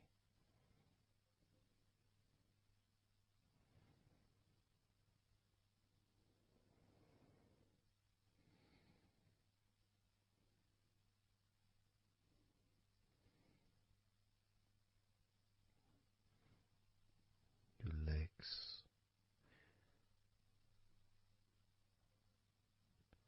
really can relax.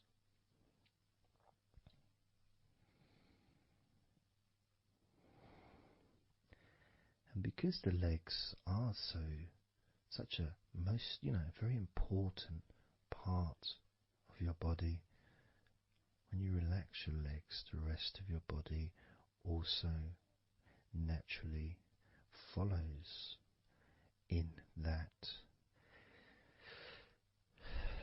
journey of comfort.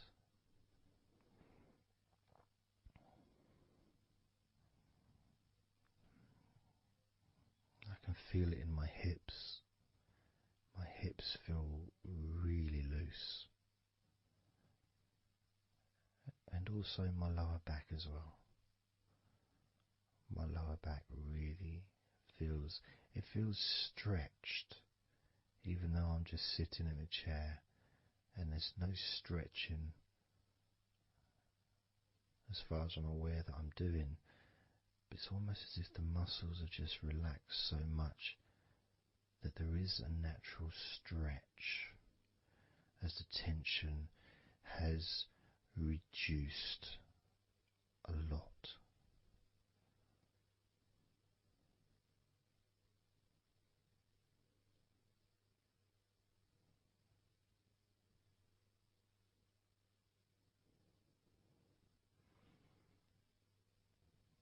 And I'm now going to count down from 10 down to 1.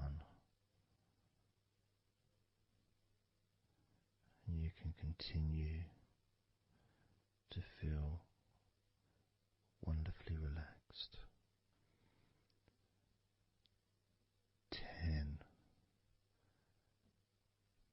9, 8, 7, 6, 5, 4, 3, 2, 1.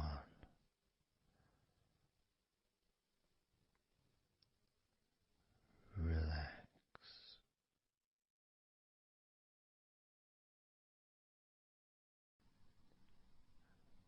So I'm just going to count down from 5 down to 1. And as I count down, if you just focus on the numbers, just the numbers, counting down, and notice how you feel in this moment as you hear the numbers counting down, knowing that those numbers counting down represent you feeling calmer, not just in your body but also relaxing your mind. And just notice how you feel. There's nothing to do, there's nothing to say, there's nothing to think about. Starting with number 5.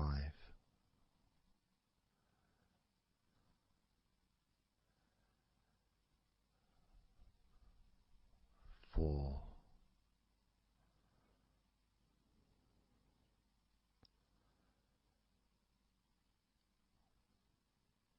3.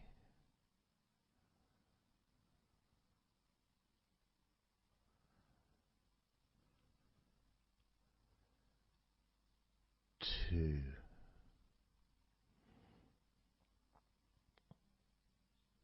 1.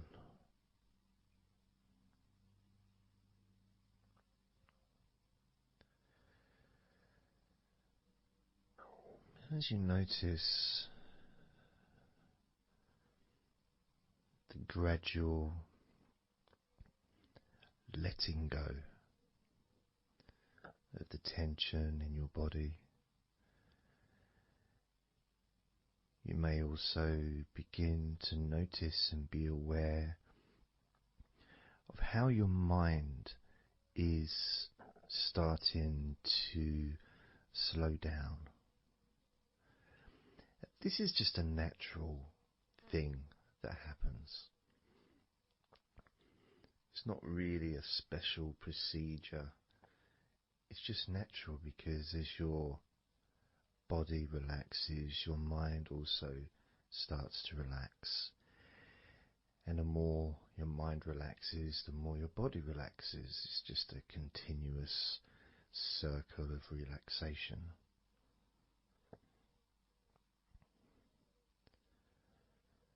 And there's that calmness that comes from relative quietness. You know, even if there's background sounds, either your side or mine, it's still going to be quite calm. You know, you haven't got the television on, there's no music in the background unless you're listening to the recording with music, of course. You're very likely not going to be sitting in a room with other people. Of course you might be, but generally it's more ideal if you can do this on your own. So no distractions.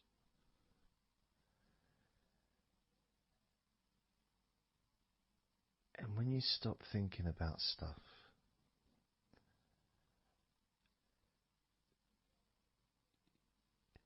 relaxation automatically rises.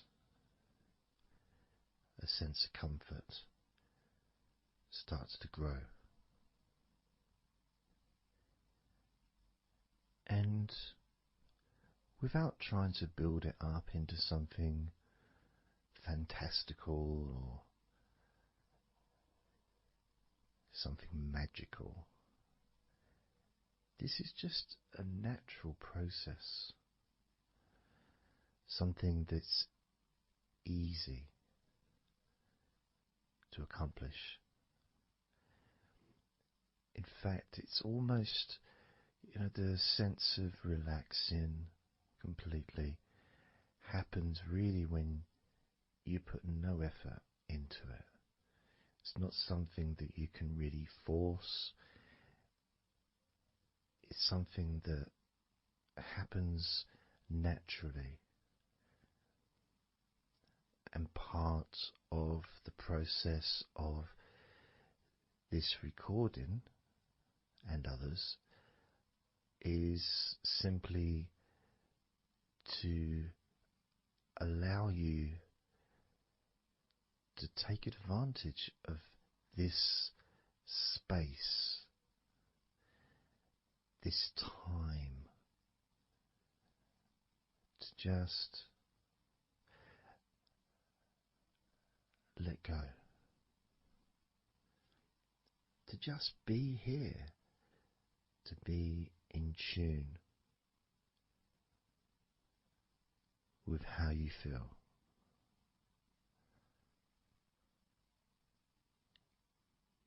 Yet with the intention of wanting to relax deeply.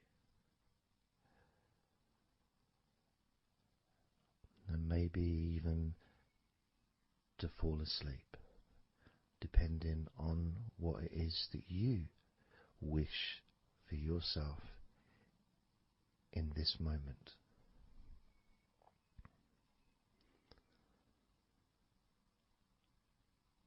As we know, relaxing is the majority of the process of falling asleep. The actual falling asleep part is the tiny bit at the end. The deeper relaxed you become, the easier you find yourself drifting.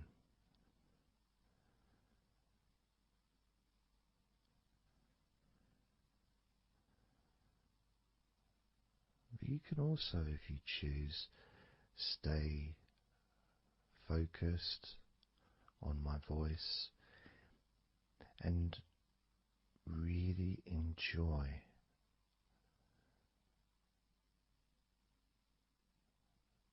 the process of gradually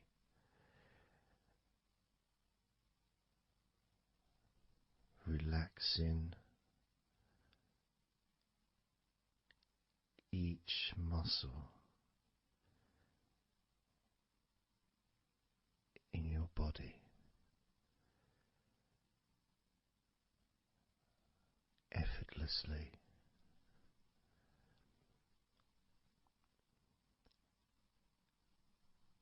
and just observing the sensation of letting go.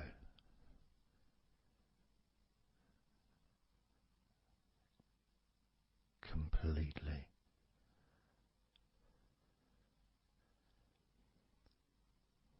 This time I'm going to count from 6 down to 1,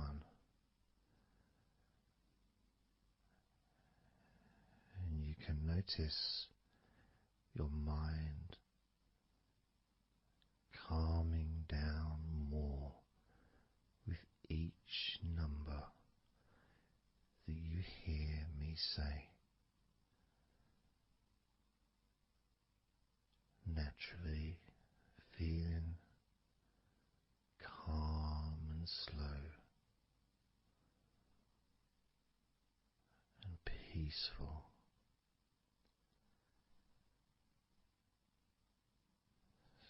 6.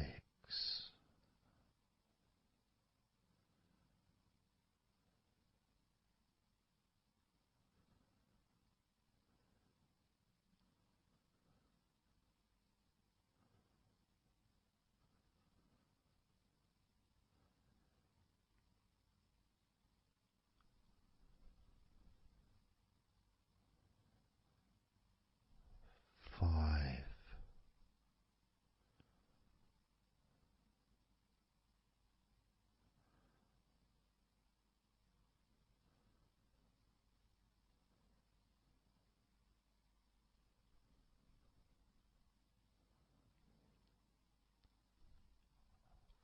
4.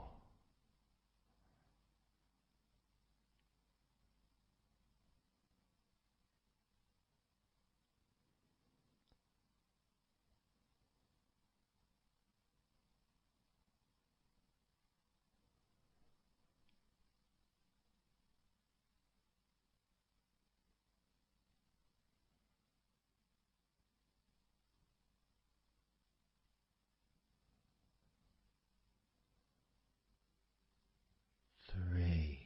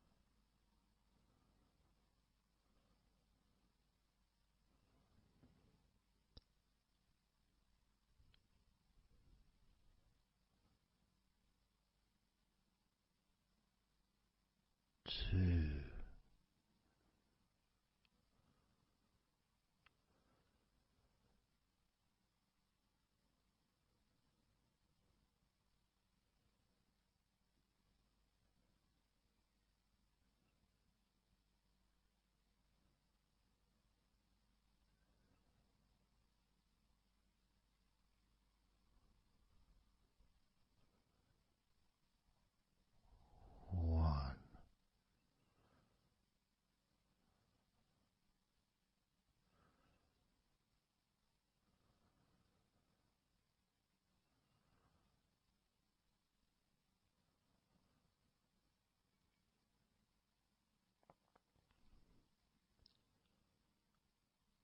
Being aware of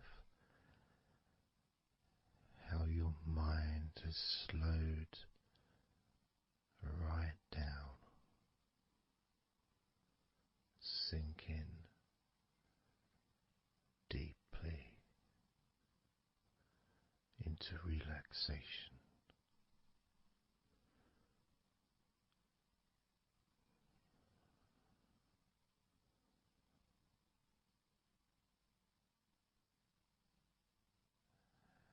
And as you focus on your mind, you may notice notice that there are some thoughts still there, maybe some stubborn thoughts that for some reason perhaps need your attention.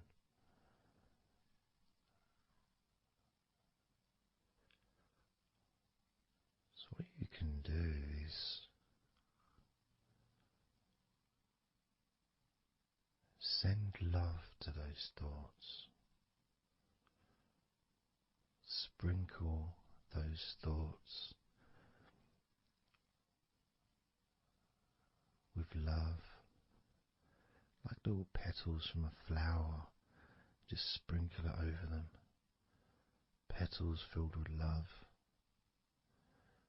towards those thoughts, to let those thoughts know that you're not abandoning them. You just need them. You require them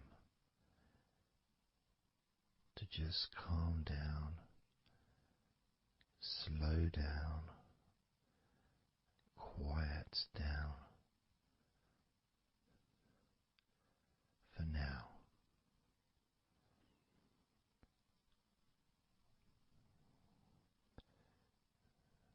So as you focus on those remaining thoughts, as we count down this time from 7 down to 1, with each number, just imagine sprinkling those flower petals of love, kindness, gratitude over those thoughts, which will allow them to just melt away and relax deeply. With every number,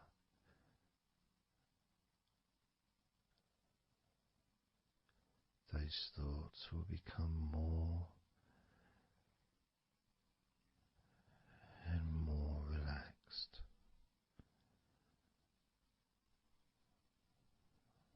Starting with number 7.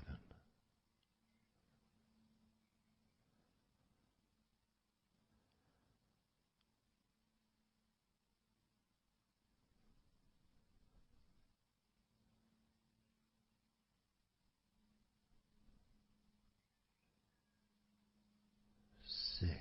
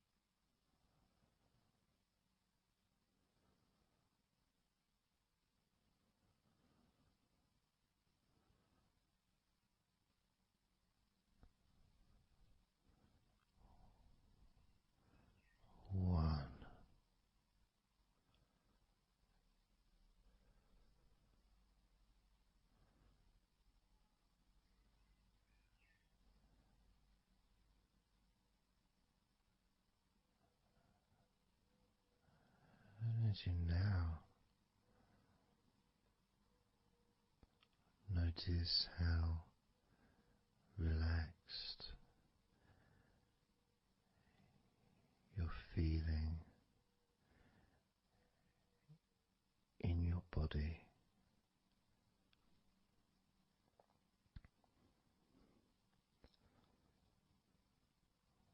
We're going to focus on your hands.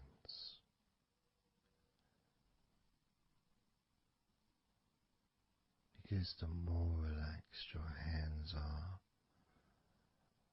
the more relaxed your body and mind are.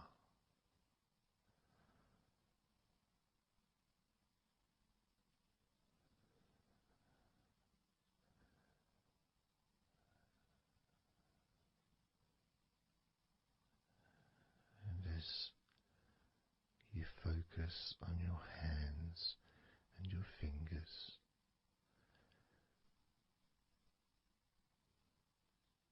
there's nothing needed to be done. There's no clenching of fists or tensing the fingers or anything like that.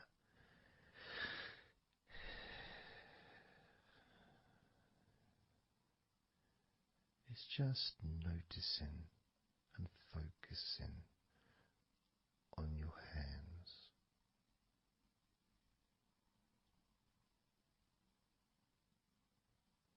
Noticing how they feel.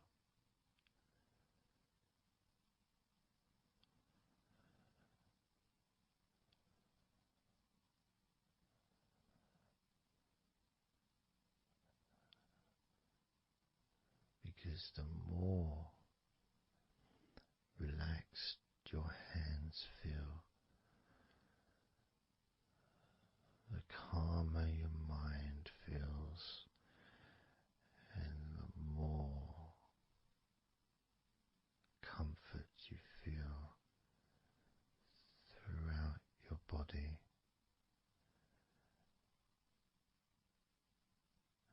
And you may have already noticed that your mind is starting to drift.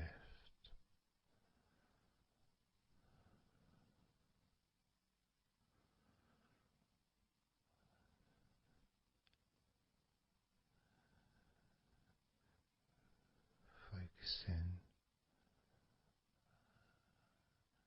just on your hands and fingers,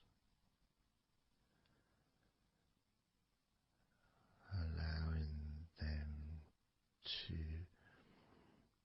experience a real deepening of that relaxation in your hands and fingers.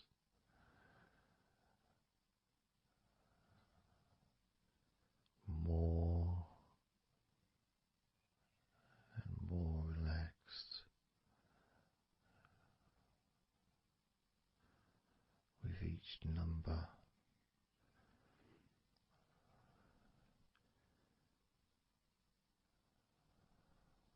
From 8 down to 1.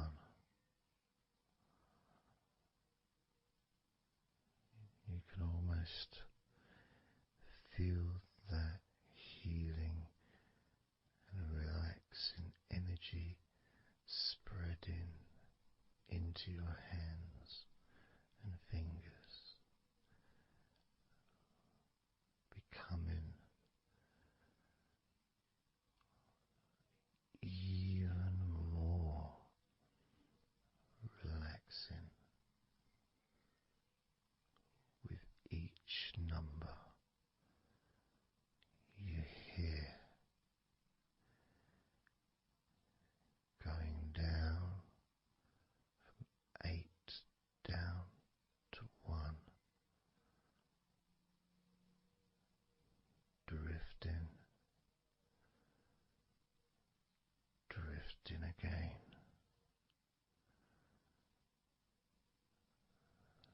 starting with number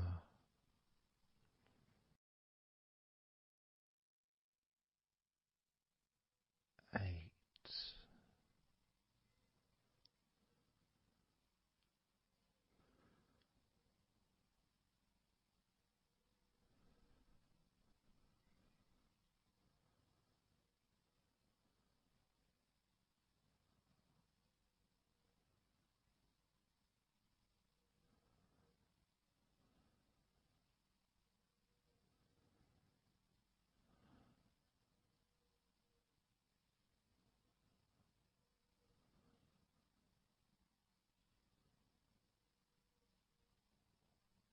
7.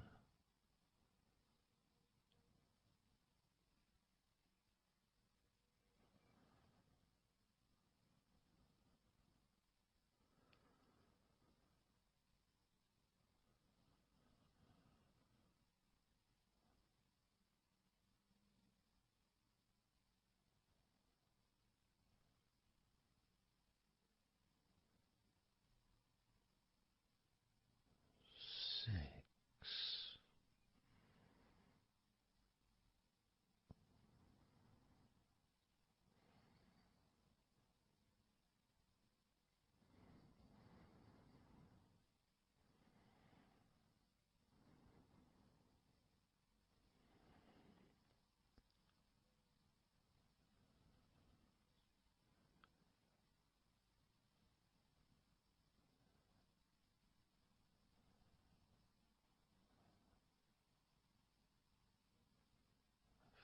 5.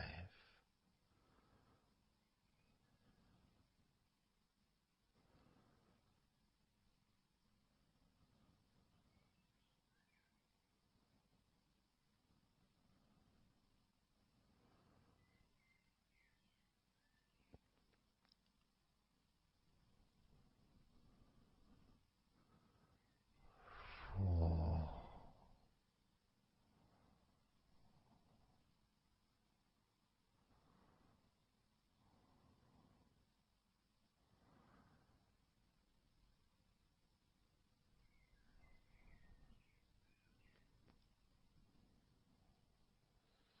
3.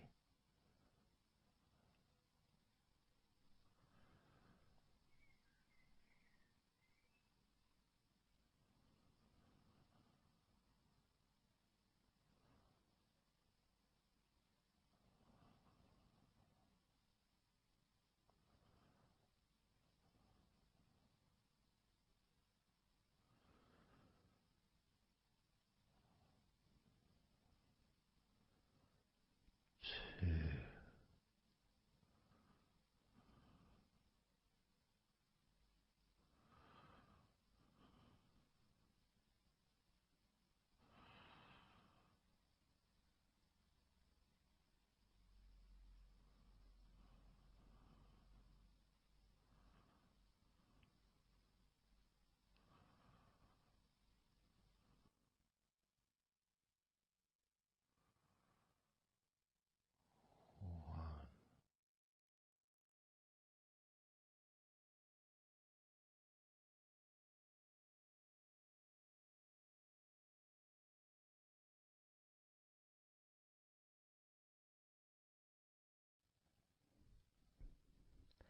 Just being here now.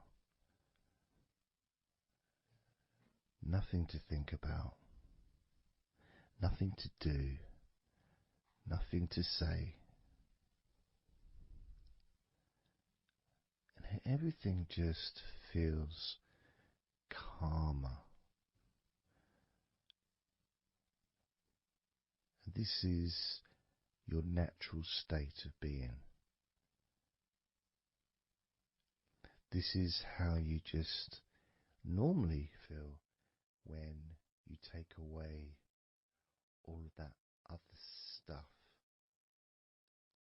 that we add. Things like stress and worrying and overthinking and anxiety, tension, generally thinking about stuff. When you take that away, which is what we're doing now,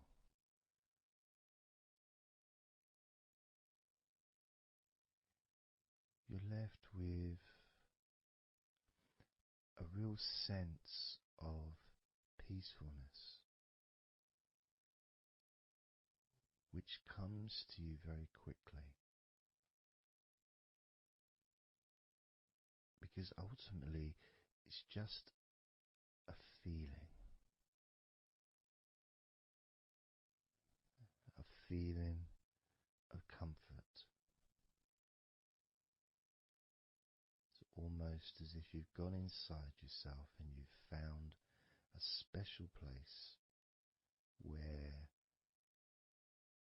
everything is peaceful. A place where you can feel relaxed and your natural sense of comfort. A place where you can be you. Where you can accept yourself for who you are. A place where you're not trying to please anybody else, ever. A place where you can actually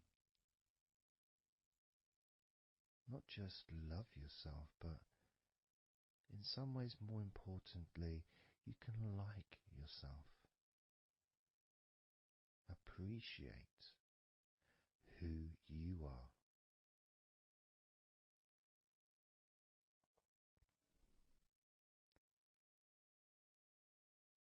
And that sense of gratitude is in the air all around you.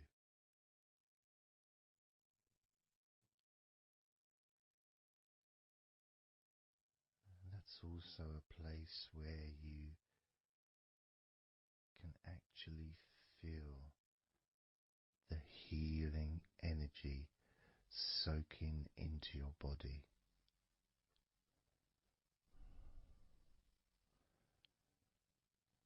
Healing energy soaking into your body. And that healing energy spreads through your veins, traveling to each and every single part of your body.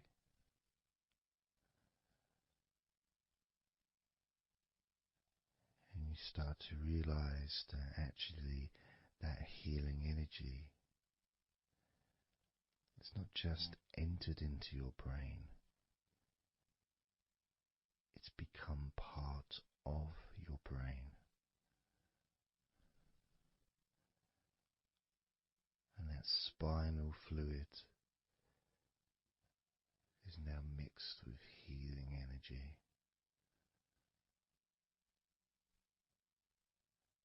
Not just allowing you to feel so much more relaxed and healthy in this moment,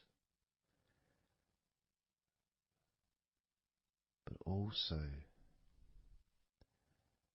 you start to realize that actually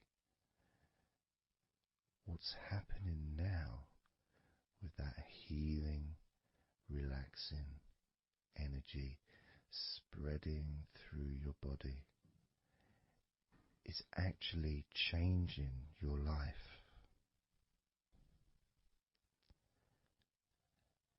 It's actually changing the way you're going to feel, not just now, but tomorrow and the next day, as your health improves. Not just your physical health, but your mental health. Things that used to bother you in the past for some reason no longer have the effect that they used to, because something has changed deep within you. Maybe things that used to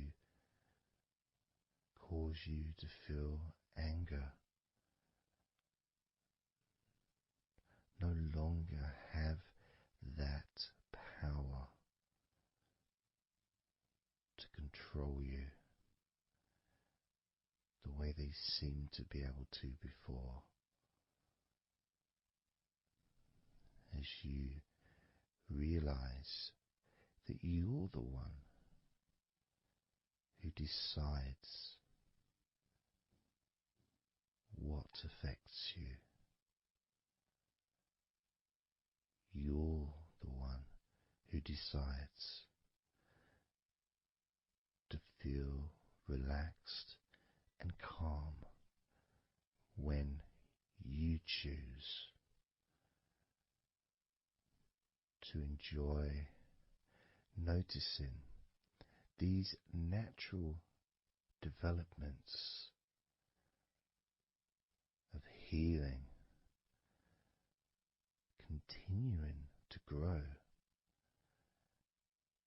and improve your life day by day.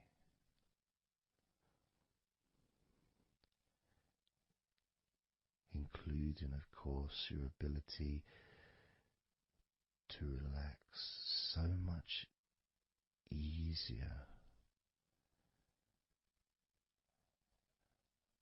and sleeping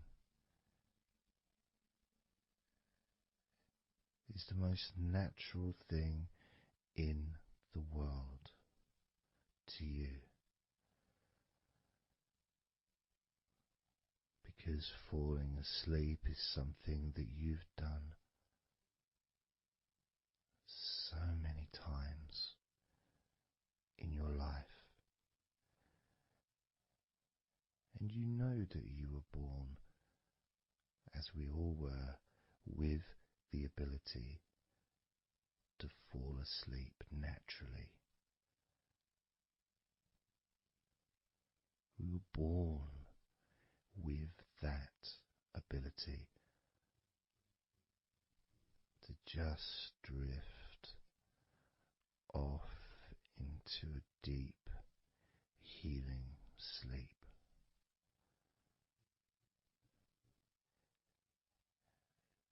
Even when we're kids, sometimes we'll fall asleep when we don't even want to. We try to stay awake. Maybe it's a birthday in the morning, or it's Christmas or holiday or something we look forward to. We don't want to go to sleep. But the more we want to stay awake, the more we just start to drift. And the more you fight drifting, the more you try and stop yourself from drifting asleep, the deeper and stronger that drifting becomes.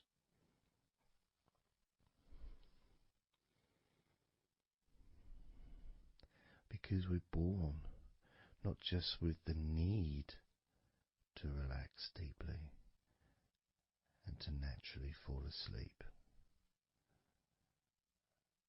but it's our birthright. It's part of our DNA.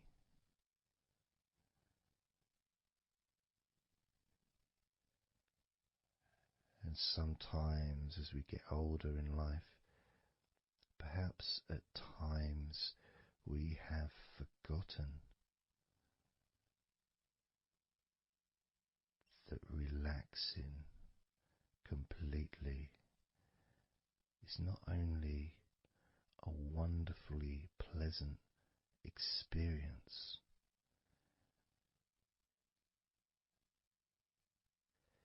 it's also really easy.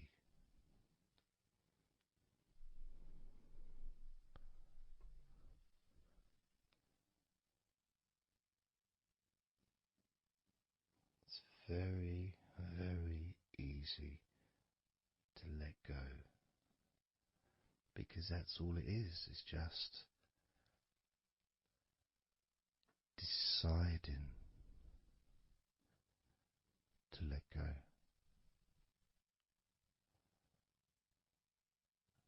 And when you press the play button on my recordings, you have given permission for my voice to relax you. When you press that play button, you have given me permission for my words to affect you in a positive, only a positive way, opening up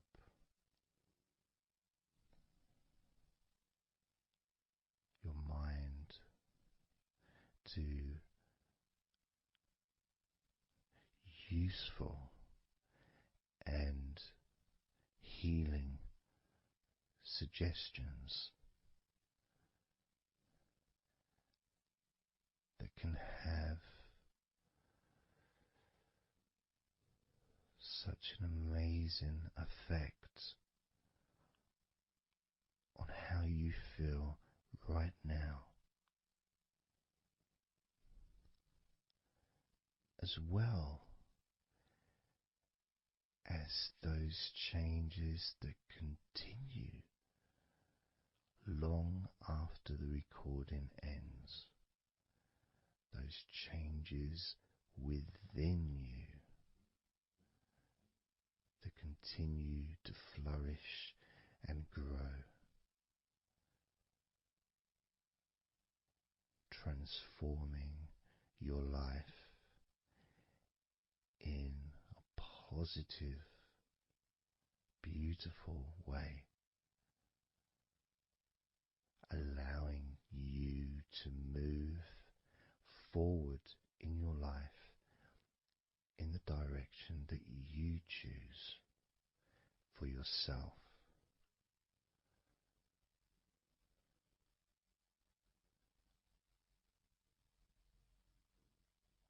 And this feeling that you can experience of safety, comfort, calmness,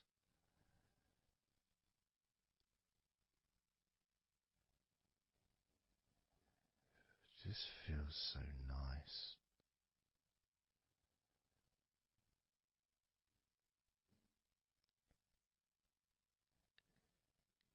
It's such a healthy place to be.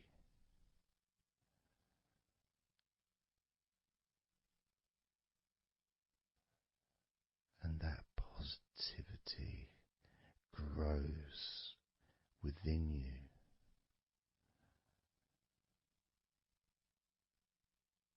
Each and every day, moving forward, you're going to find that you're more relaxed physically and in your mind is more relaxed. And it's not that you're thinking slower, it's just that your mind will be less clogged up with unnecessary negativity. Because from now on, your mind rejects negativity. From now on, you're going to start noticing when negativity arises, and you can just say stop. Stop. And that negativity turn around and leave you alone.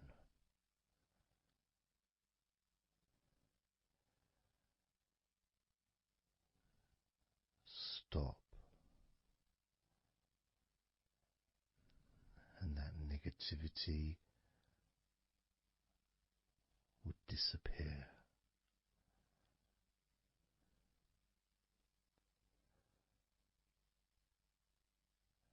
And as you notice that you feel way more relaxed than you probably expected,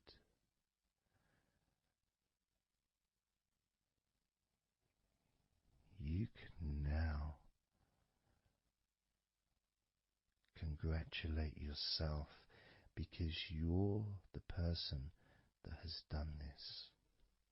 You are the one that has opened your mind up to the simple facts that you can feel more relaxed in your body and in your mind.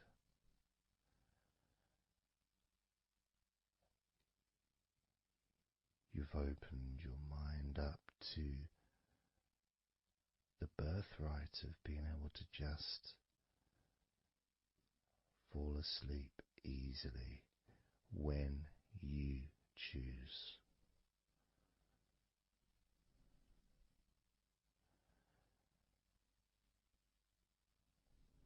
And that's a nice feeling, don't you think? It feels nice, doesn't it? To feel calm with all that healing energy spreading through your body and your mind.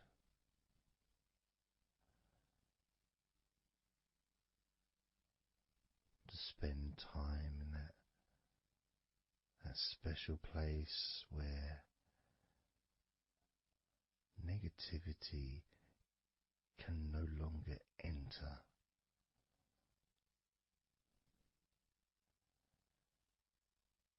Negativity is banned, it's barred, it's not allowed entry.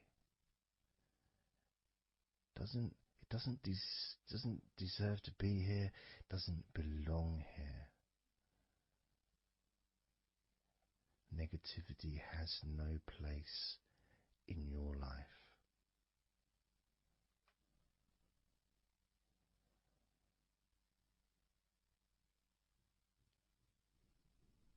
Which makes room for more comfort, more healing, more relaxation,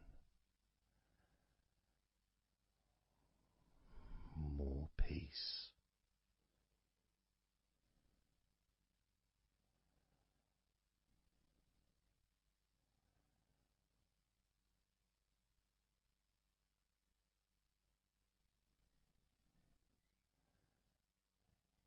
It feels nice, doesn't it?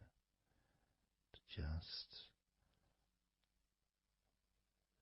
let go of everything.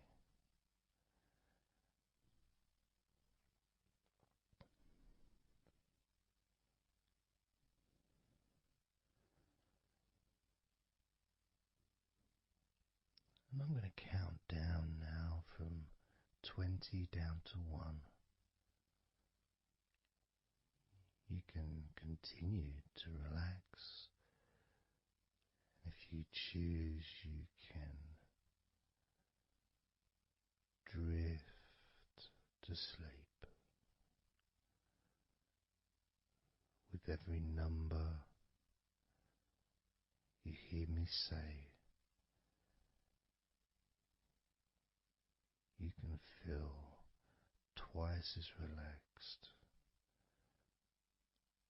Or if you choose, you can feel twice as sleepy.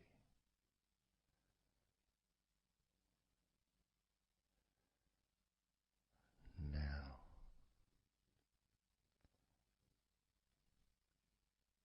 20.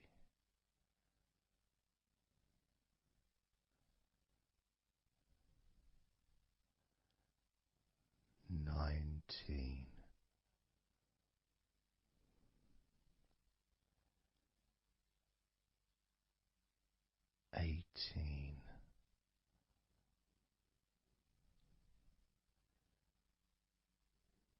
17,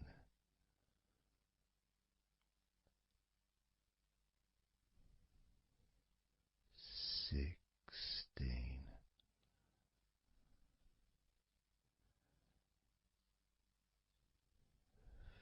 15,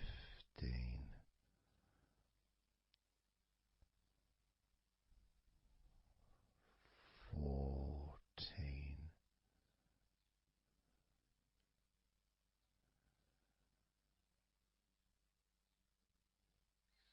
13,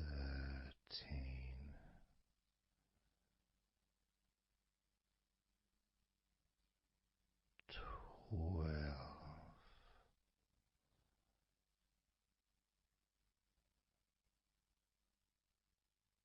11,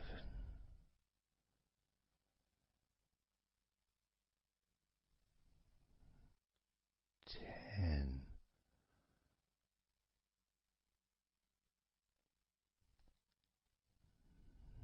9,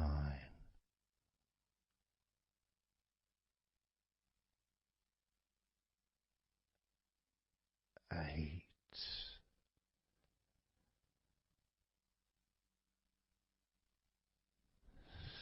7,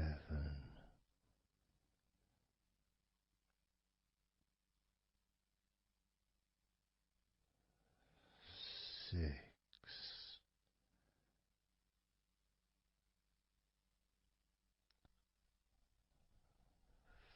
5,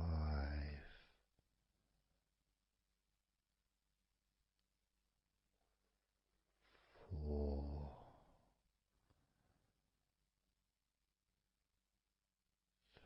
3,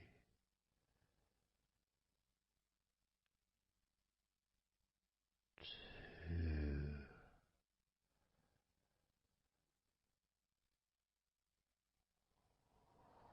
1.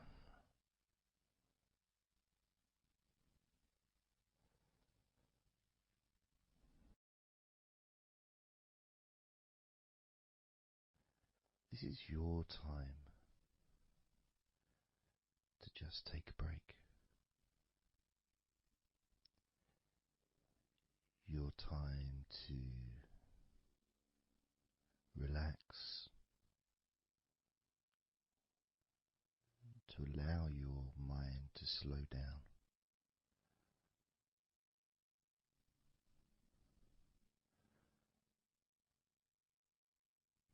to give yourself permission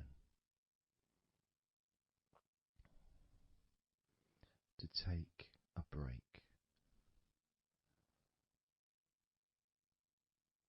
from everything. And you're the only person that can make that decision. You're the only person that can actually tell your mind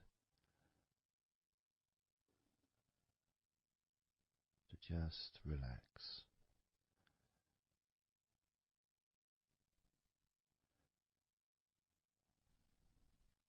to just take some time off,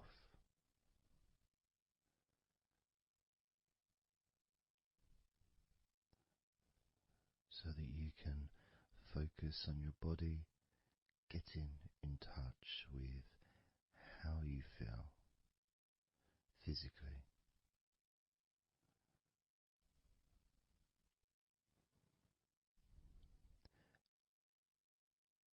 And in the process of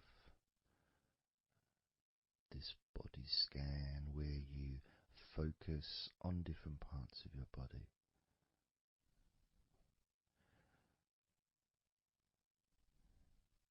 those parts that you focus on and observe, even though you're not purposely requesting for those parts of your body to relax, it's kind of expected.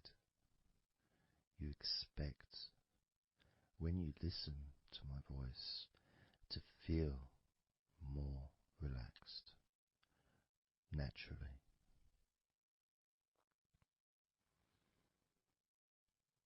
Because when you're listening to me, your attention is focused on my words. And as my words guide you to focus on those parts of your body, your focus increases.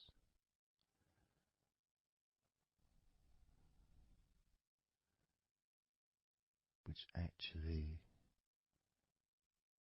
calms your mind.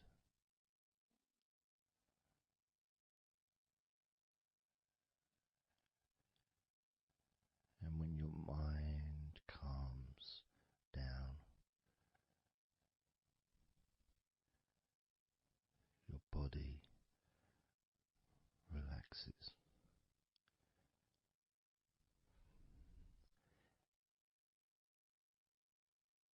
And when your body calms down,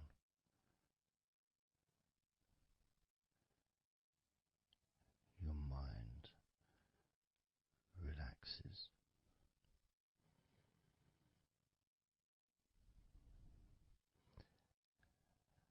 And even though we've not really started to focus on your body,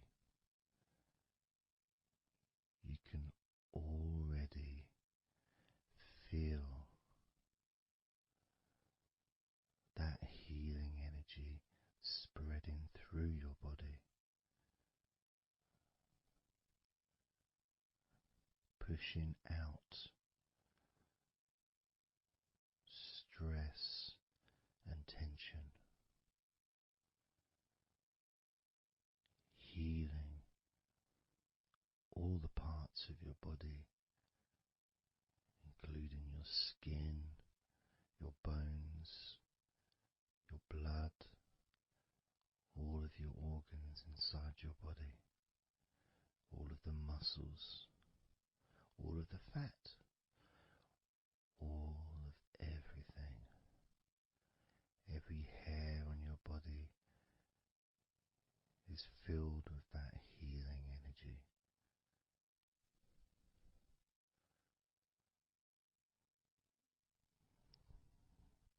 And when your brain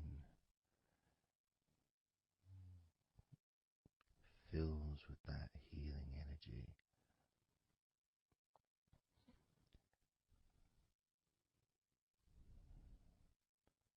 the feeling of comfort and relaxation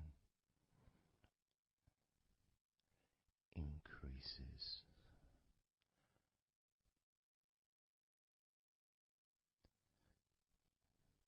Deeply increases.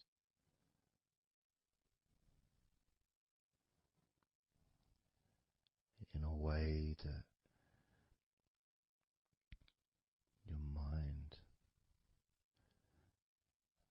starts to feel perhaps a bit drowsy,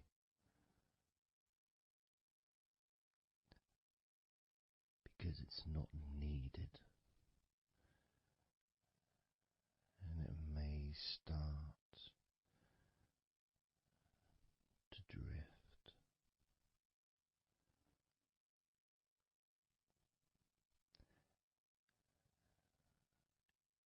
If that's what's needed.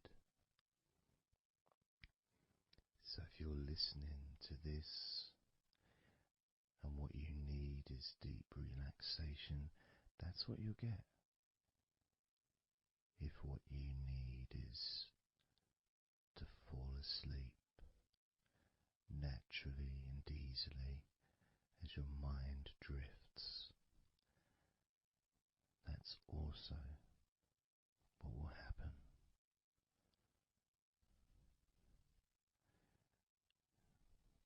because by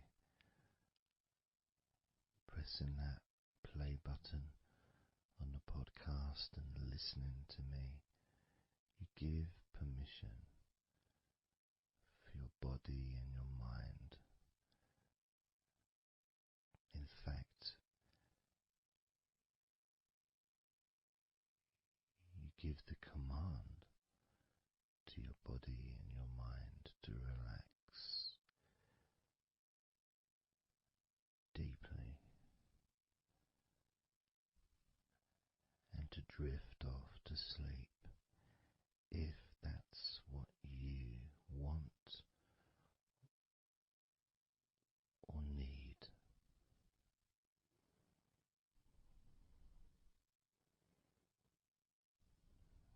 And as I focus on the different parts of your body, you may start to just drift, and then you come back again and you hear me talking, and I'm focusing on a different part of your body. And you may find yourself drifting, but you don't realize you're drifting until you stop drifting and you're alert again to my voice, focusing on a different part of your body starts to relax even deeper, because that drifting is basically you already in the sleep zone.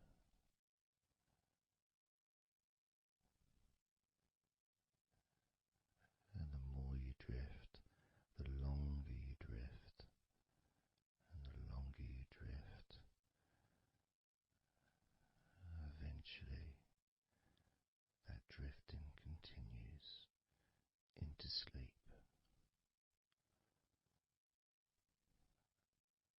And that's the last you remember until you wake up in your own time, when you experience the right amount of sleep for you. Because when you do, and if you do fall asleep, it's extremely pleasant, so relaxing, so deep, healing sleep.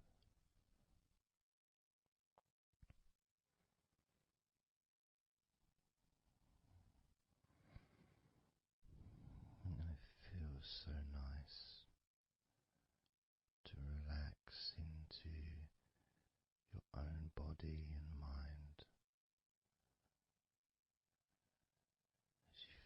as you feel that healing energy spreading through you, relaxing you so deeply,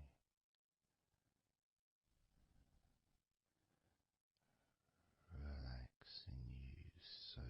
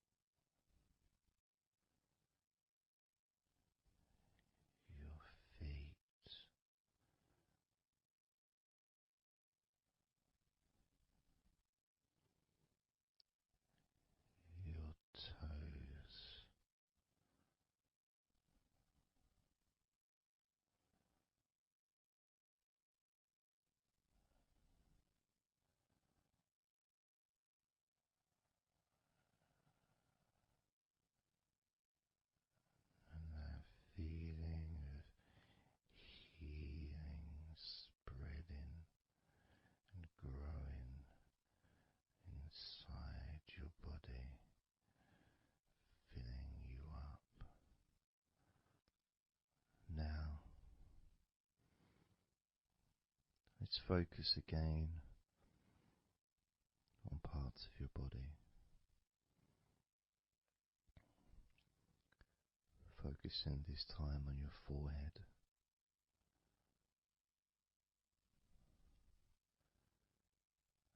Now on your mouth, your lips, your tongue,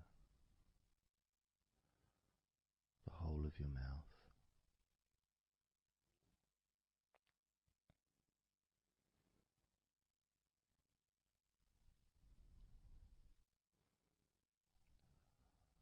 Focus in on your fingers.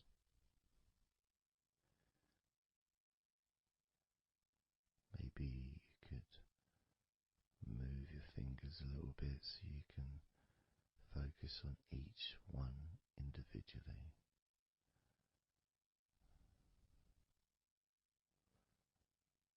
Both hands. And even though as you focus on both of your hands now, they almost seem to just melt into one.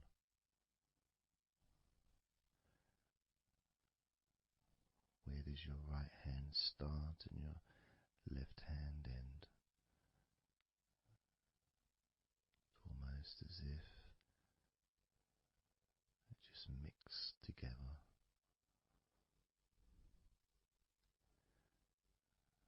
Now focusing on your knees.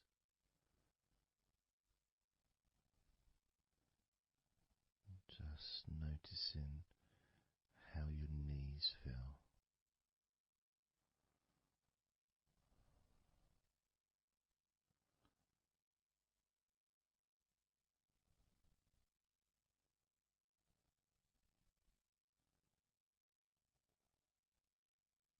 Now focusing on your elbows. Focusing on both of your elbows.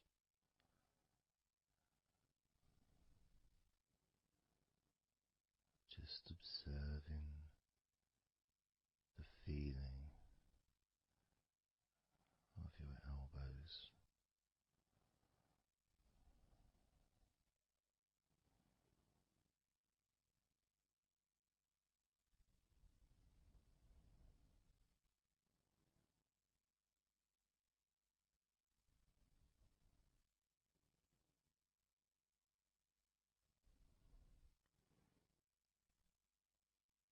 Now focusing and observing the back of your neck.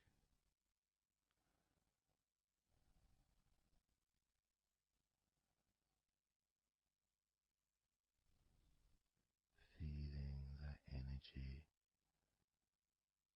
in the back of your neck.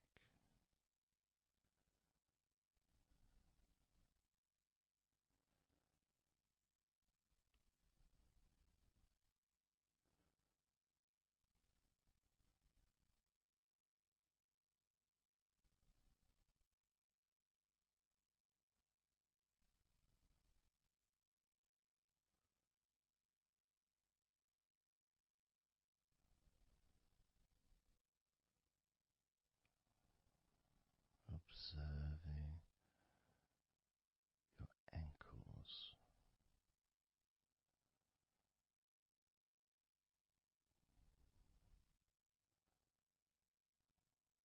Being aware of the physical sensations in your ankles.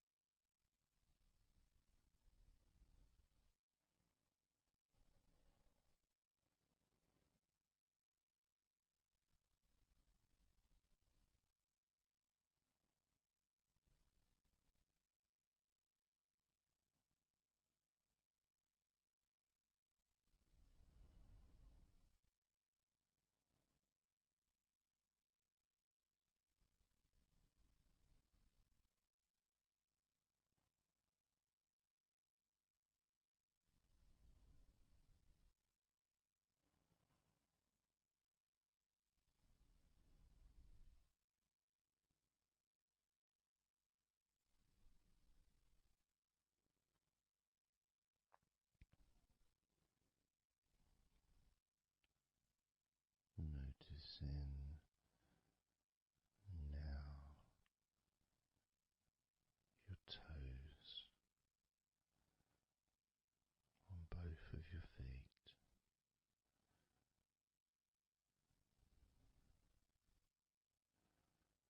Being aware of how your toes feel right now.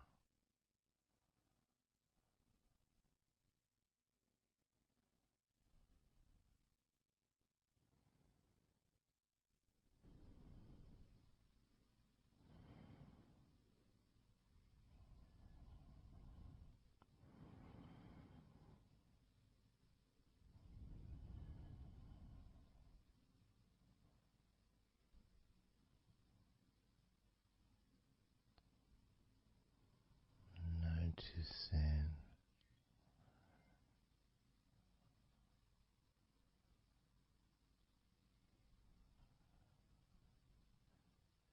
how your entire body feels.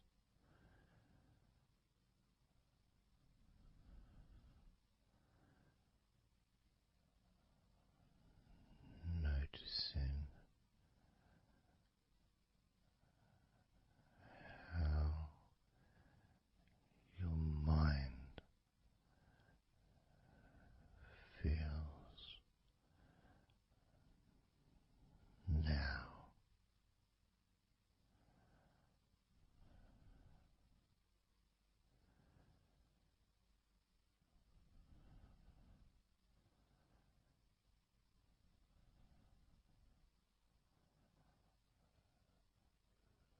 Letting go,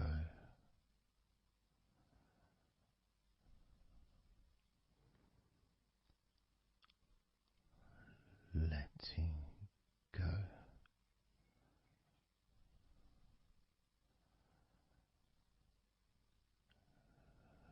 letting go of everything.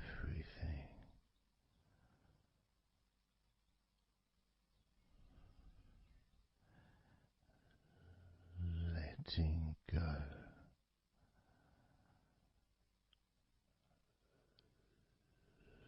letting go,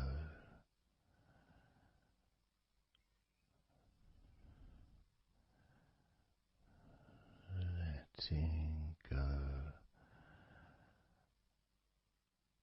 of everything.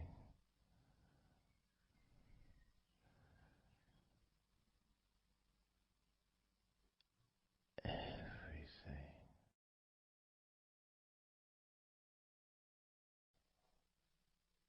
I'm going to start now, and I'd like you just first of all just to see yourself lying down on that massage table, lying on your front, your head is supported, your arms are supported, and you feel comfortable, and breathing is really easy, and you feel confident in how you look as well. So there's none of that issue of body problems or shyness, because I'm a professional, and this is a therapy session, so none of that stuff matters whatsoever. This is about you. This is about how you feel and how you can enjoy that sense of comfort and relaxation that comes from letting go and allowing my hands and my fingers to relax you by massaging your body.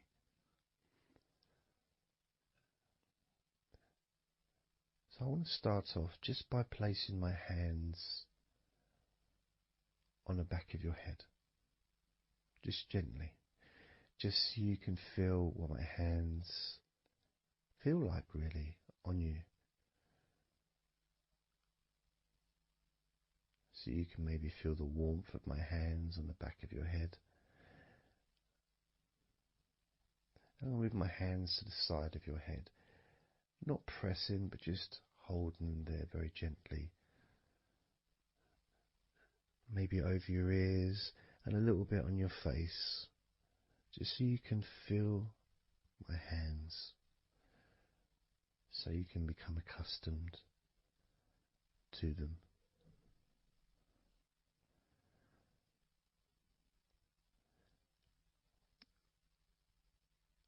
And now put my hands on the back of your head again and gently let them slide down onto the back of your neck.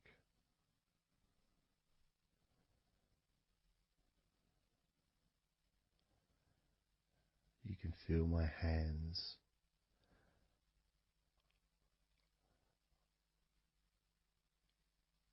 gently stroking the back of your neck to start with. Just so you can get used to the feeling of my hands on your skin. Get accustomed to it. Realize that you're safe and it's all good. It's all fine.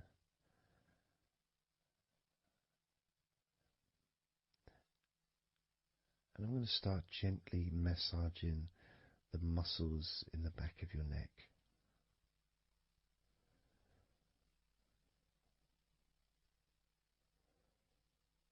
With both hands.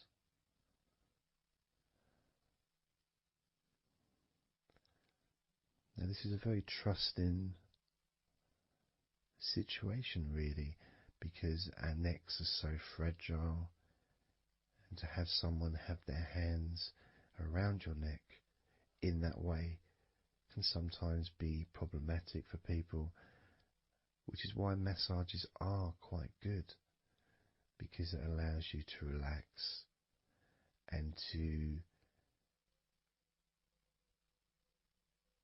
get in touch with trust,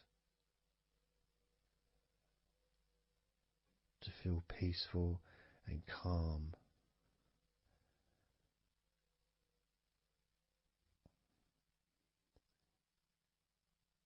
There's a massage the sides of your neck gently, moving from the bottom of your neck, which would be sort of near where your shoulders start, I guess, all the way up to your jaw, your ears kind of area, that side of your neck. Of course, is a lot longer than the front of your neck.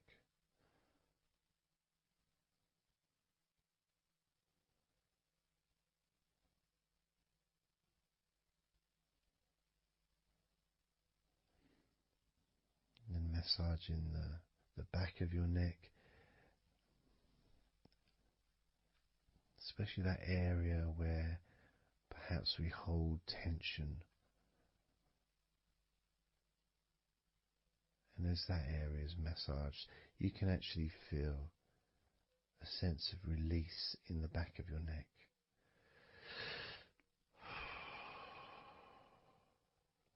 And maybe you can breathe it out as well. Notice how it feels. Notice how you feel.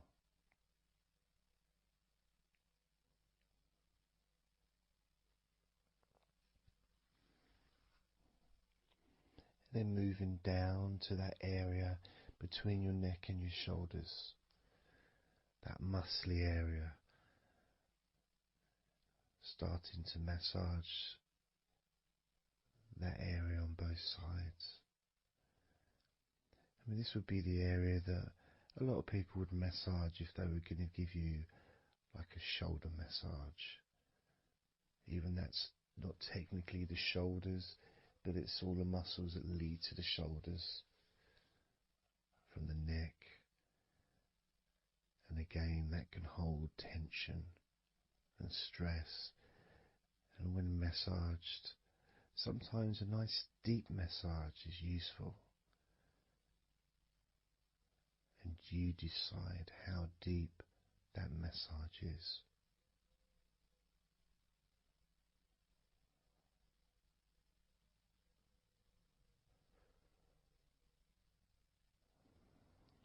And just allow my knuckles just to dig in to get to those muscles and to really relax them. All the time being firm yet gentle with you.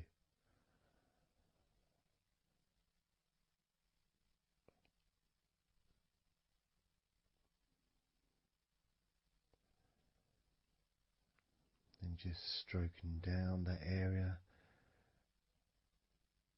to your actual shoulders, moving to the muscles of your shoulders.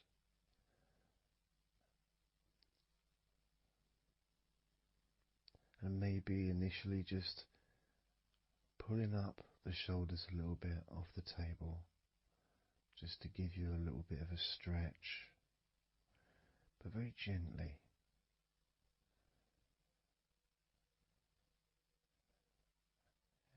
And you've got the muscles at the front of your shoulders, the sides and the back.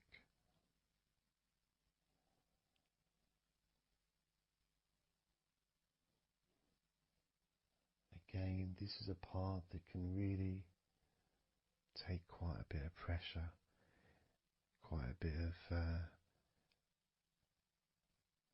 needing, if you wish, to really release the tension, to really get into those muscles, and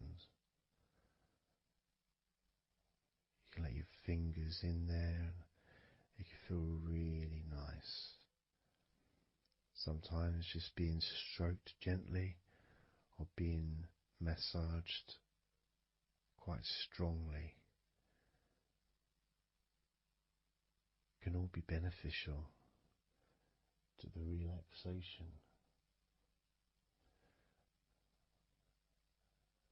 of the muscles in your shoulders.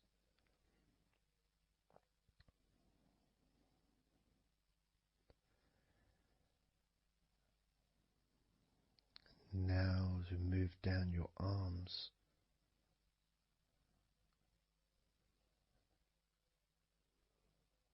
we'll do one arm at a time, starting with your right arm.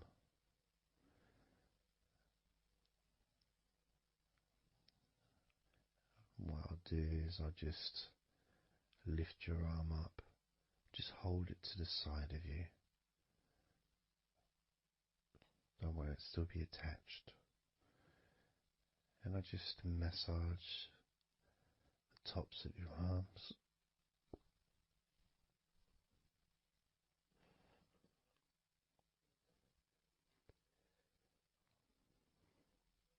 All the way down to your forearms,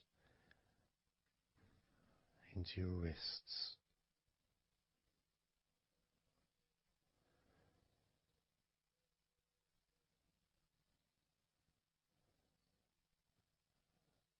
Gently massaging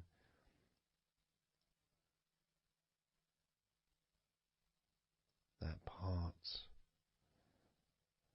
the softer part, which is the under part of the arm, which leads to the crease in your elbow, the inside. It's much more sensitive skin.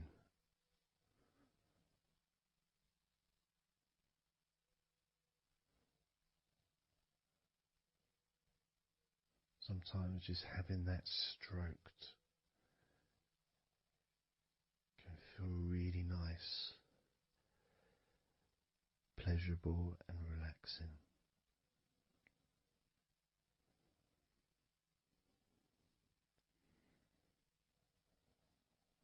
Now moving down to your right hand.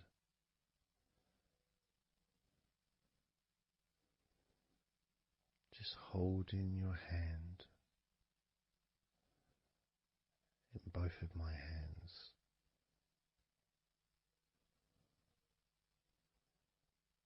Just pressing gently on the back of your hand and stretching your fingers ever so lightly. At the same time, pressing down and massaging each finger.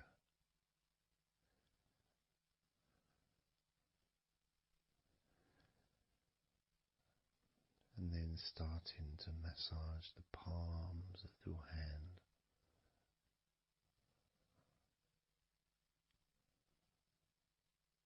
Just turning the hand gently, stretching it gently.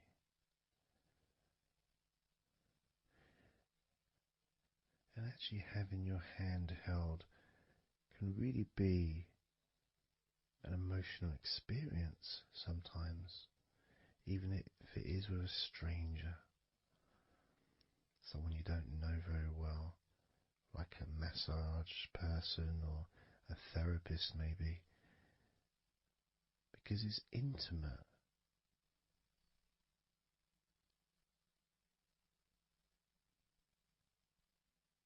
And it can feel nice and you can feel safe.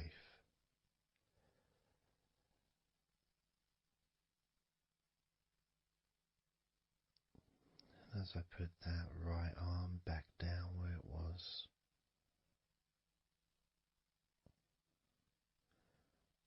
we're going to do the same with your left arm. Exactly the same. Massaging the muscles in your arm all the way down to your wrist. Stroking the inside of your arm.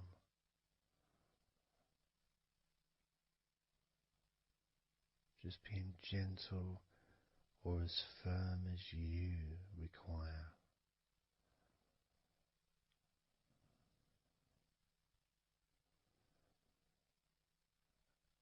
And then massaging your left hand.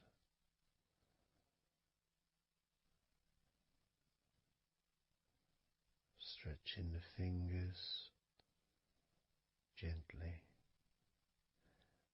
Massaging the palm of your left hand.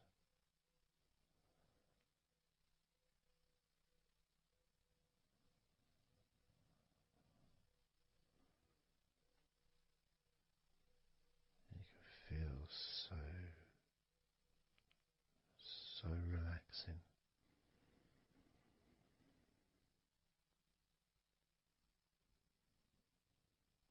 So comforting.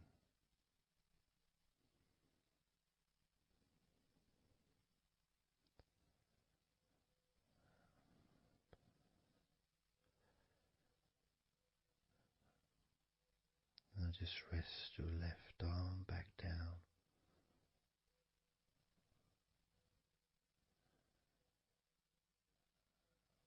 Start to massage your back, the biggest part of your body.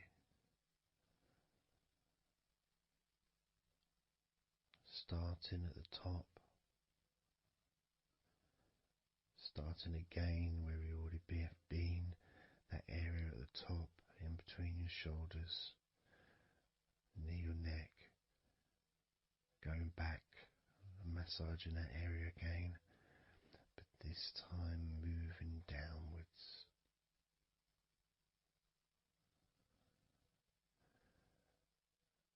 Making a downward stroke to the middle of your back,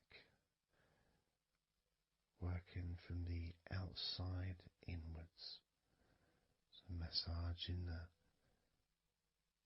your back, but the outsides of your back,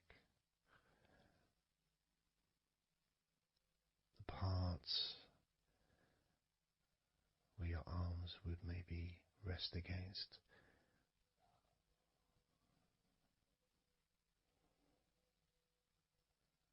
Almost almost the part that connects your front to your back.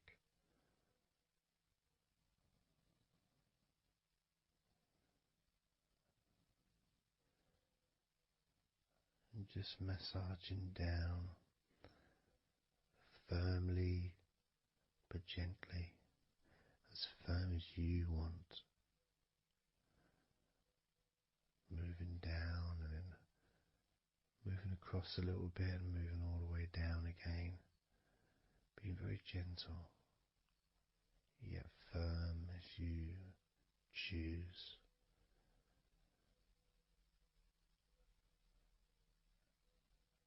Eventually we get to the spine. We can massage the muscles on either side of your spine, from the top of your neck all the way down to your lower back.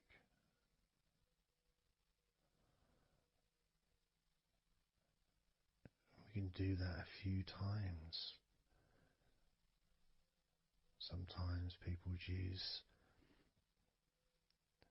the knuckle or the, two fingers and just go either side of the spine, almost just push down and go all the way down to the bottom of the spine. Each time releasing tension and opening up the body, stretching your body so that you feel more relaxed, but at the same time rejuvenated.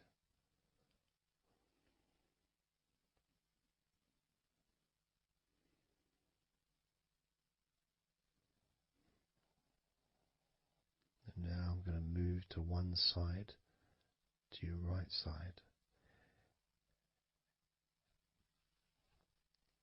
and from the bottom of your ribs to your pelvis, I'm going to massage that area of your back. I'll stretch over the other side and I will pull the muscles gently and massage and push from one end, that side, all the way to my side, to the middle, in fact, to where your spine is, massaging that side of your spine, the opposite side to where I'm standing. It's almost like kneading bread. There's that big area which is firm, yet lots there to massage.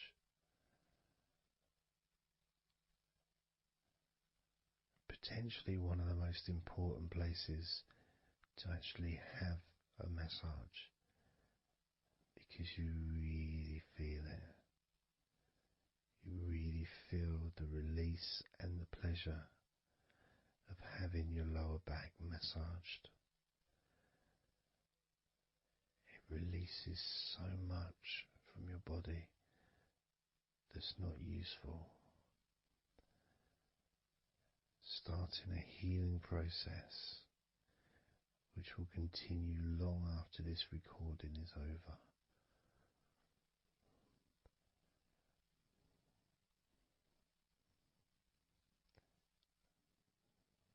And massaging this part of your body not only feels really good for you, but it's actually fun to do, because it is, as I said, like kneading bread. It's a part that you can really get a hold of and really massage deeply, if that's your choice.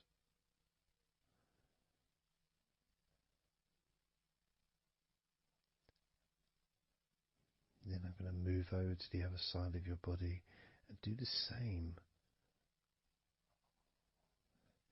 with the opposite part of your lower back, kneading and massaging from your sides all the way to the middle of your back where your spine is. pressing and kneading,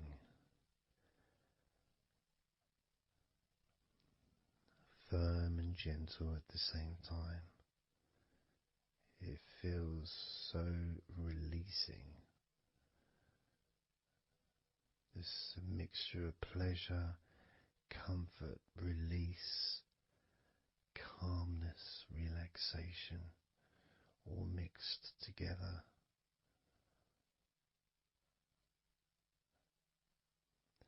Plus there's that feeling from your stomach as it's being stretched. Even though you're on your stomach now, you can feel it being stretched because that whole area is connected to your stomach.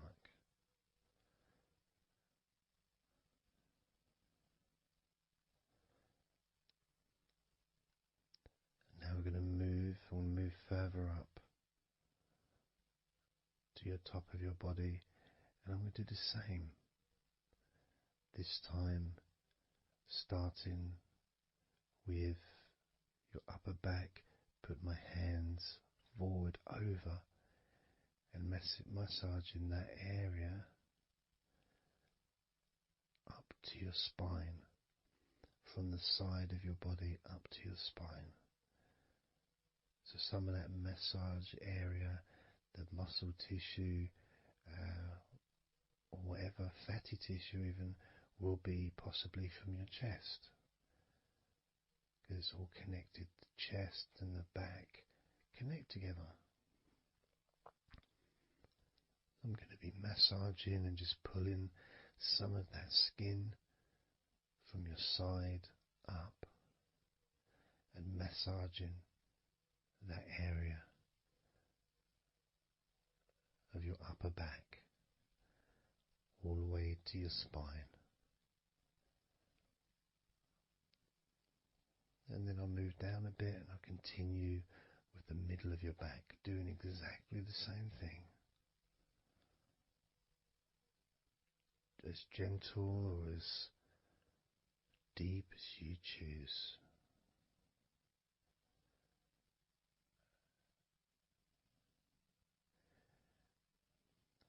Now I'll move the other side again and do the exact same thing with the top of your back on the other side, from pretty much underneath your arm area really,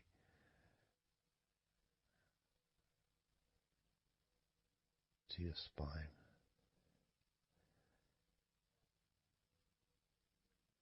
And then continuing that all the way down, including your middle of your back.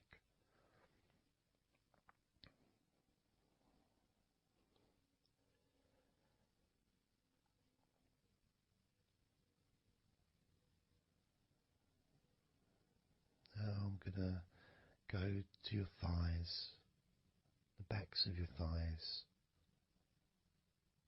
and the sides of your thighs. Starting with your right leg,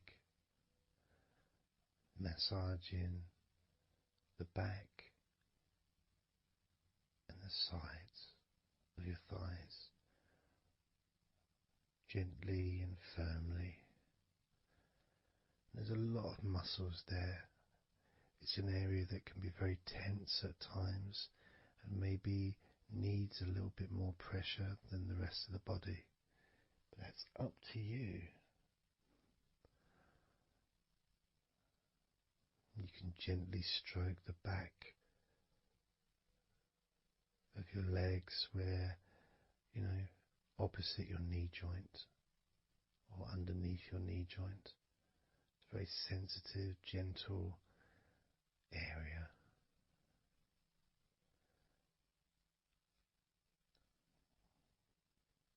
And working down to your calf muscles, massaging your calf muscles thoroughly and deeply if you choose, using both hands and fingers, digging deep.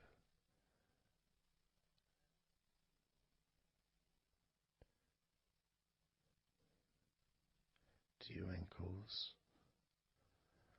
and the back of your ankles,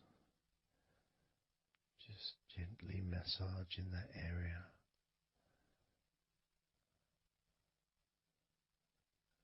Maybe lifting the leg and stretching it a little bit.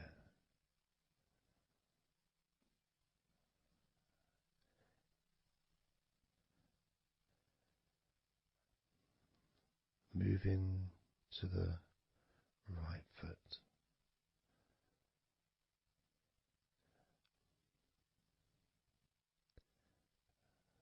Massaging the bottom of your feet and the sides of your feet.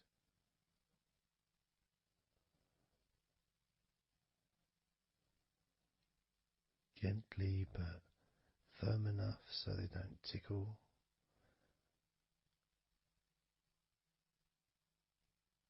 And just allow the pleasure that you get from having your feet massaged to just overtake you. As I continue to massage your feet, the bottoms of your feet, the sides, your arches, your heel. You can put a lot of pressure into your heel and it feels amazing. Yet the arches need to be a bit more gentle. Stretching your toes gently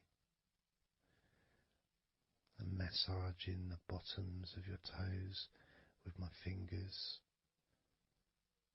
each one individually.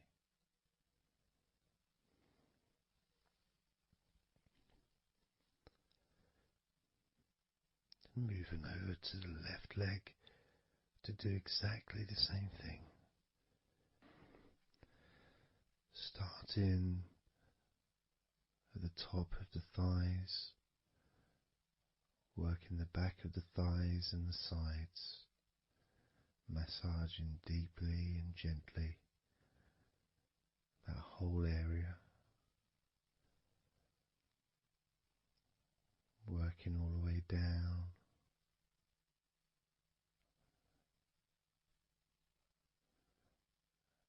And this is an area that maybe you could like to spend more time relaxing and massaging. So perhaps if you wanted, I could make a future recording where I spend more time on one particular area.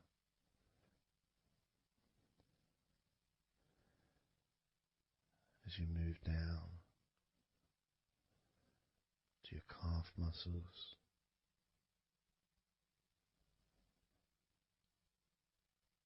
massaging your calf muscles firmly and gently.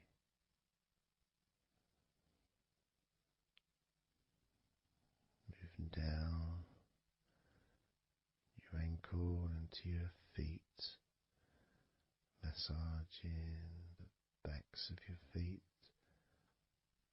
the bottoms of your feet, stretching your toes and massaging each toe individually.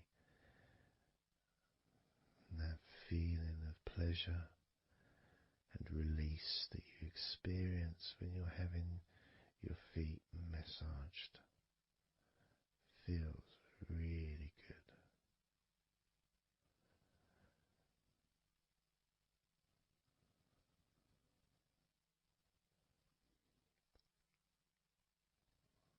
Now, as you turn over in your mind, laying on your back,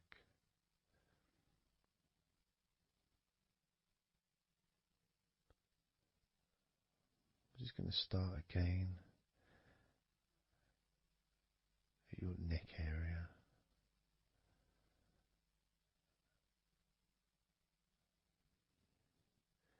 your shoulders, just to get back in touch with that area.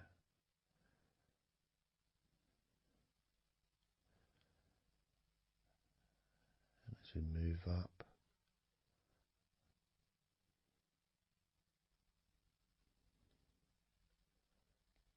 I can clean my hands, make them all fresh, because now I'm going to massage your face gently.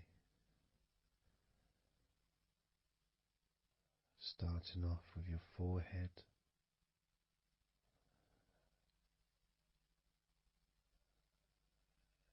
your eyes are closed, and I can just stretch your eyes a little bit, pushing up on your eyebrows.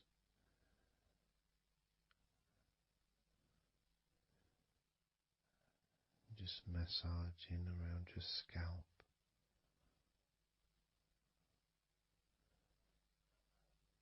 Massaging down your cheeks, around your ears,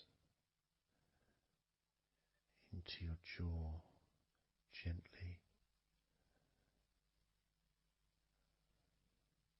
The sides of your neck, your chin,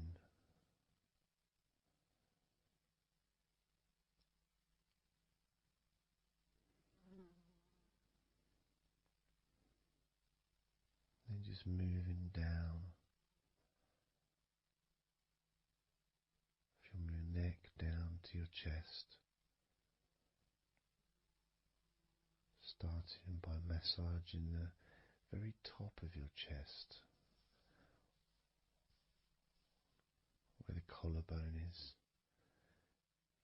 either side of the collarbone.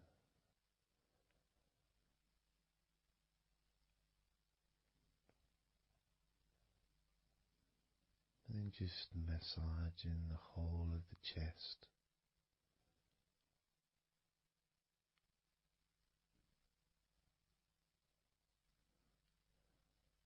Moving the chest around.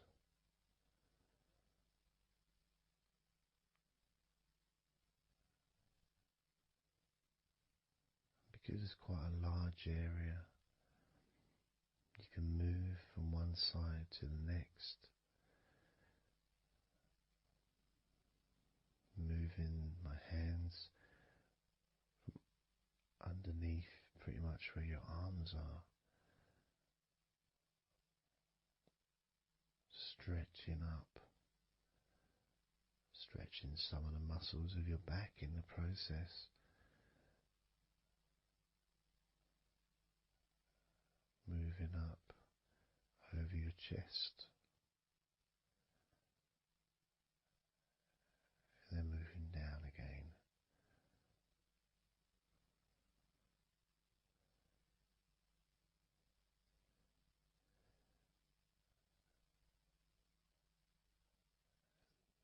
Then allowing my hands to just massage gently and slide down towards your stomach, starting in the middle of your chest.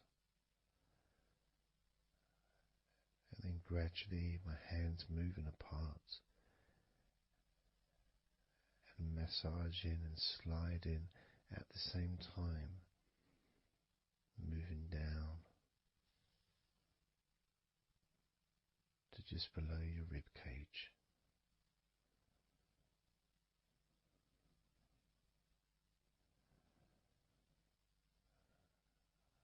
Moving down, then massaging up again, giving your chest all the attention that it needs to feel completely relaxed.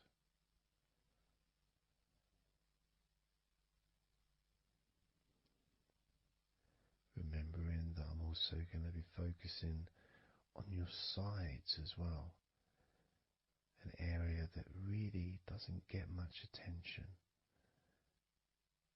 but feels really good when it's massaged.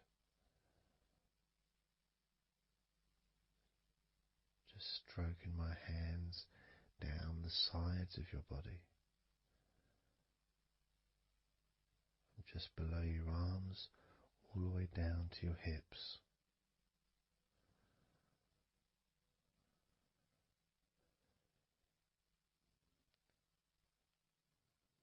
Now moving to your stomach area.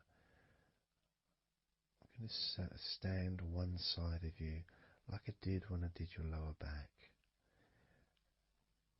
I'm going to do a similar process of just stretching the muscles from your side gently, massaging from one side to the next, moving that whole area from below your ribs all the way down to below your belly button.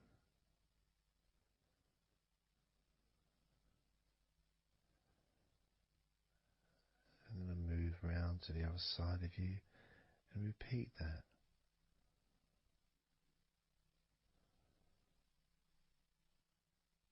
Process of relaxing deeply, calmly.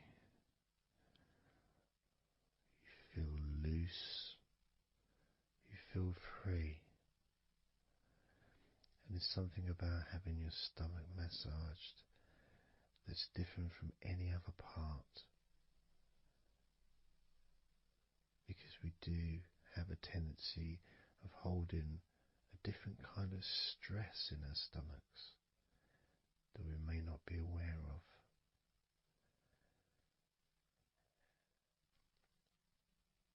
As I now massage your stomach, the front of your stomach, making circles around your belly button,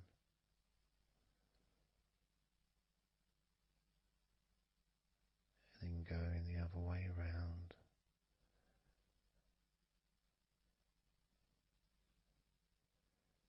There's a gentleness and a freedom that comes from feeling how you're feeling.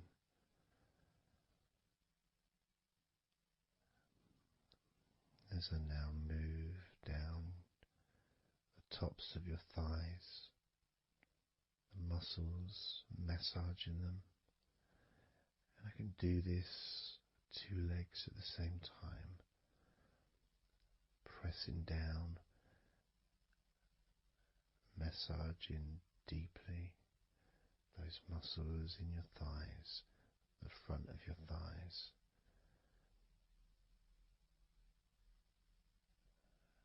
And moving down to your knees, gently massaging your knees. Sliding down your shins, putting pressure on either side of your shin, gently, softly but firmly. Moving down to your ankles, stroking the tops of your feet.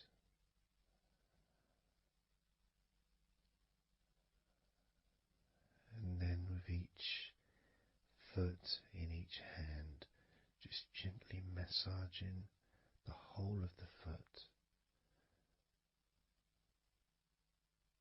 The top, the bottom, your heel, your ankle, your toes. Massaging every part of your feet. It feels so good just to let go and enjoy the process.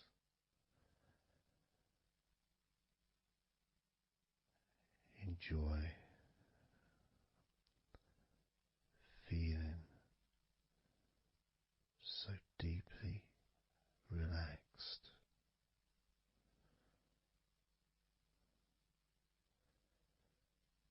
So much comfort and so many feelings become just from touching your skin.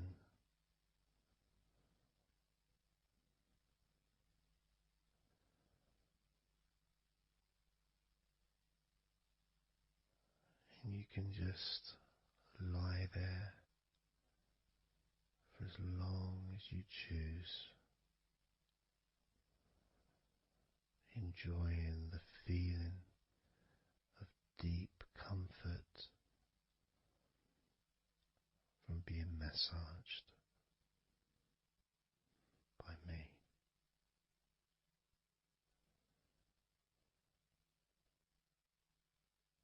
Enjoy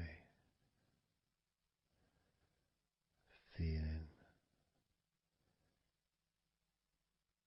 deeply relaxed.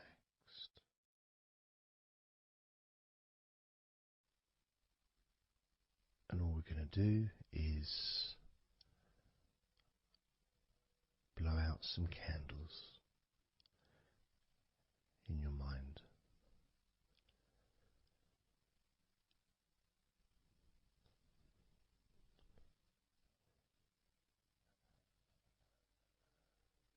There are going to be 100 candles.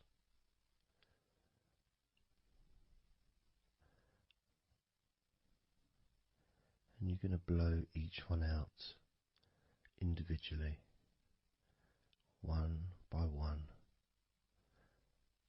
starting at 100 as I count down,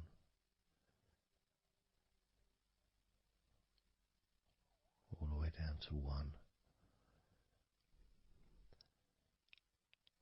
And each time I say a number,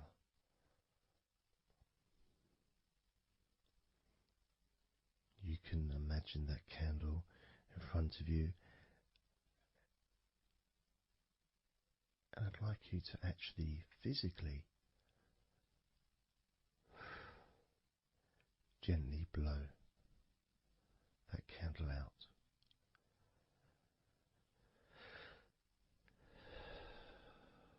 Just so it's not a big blow, it's just a gentle, and that candle will extinguish.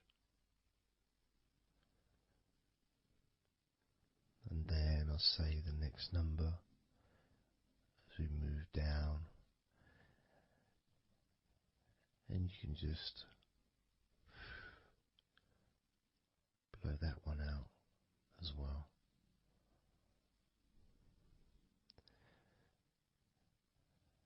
And as we move down the numbers,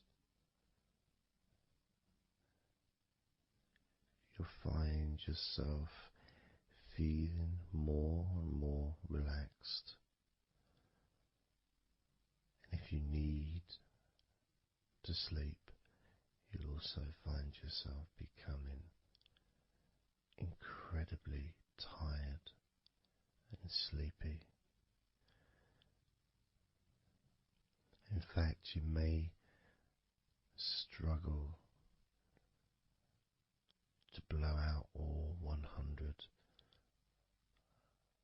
of these candles.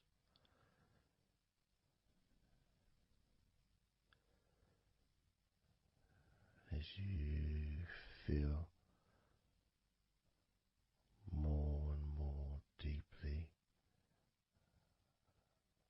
relaxed,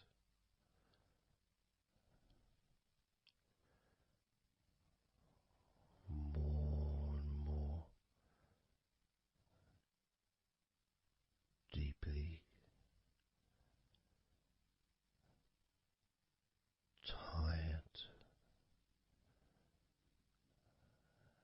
and the further you go down, the more your mind starts to drift.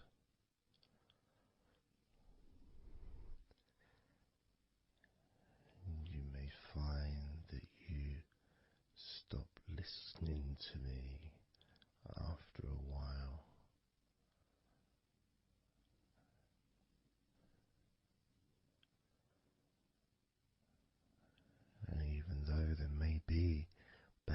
sounds where you are.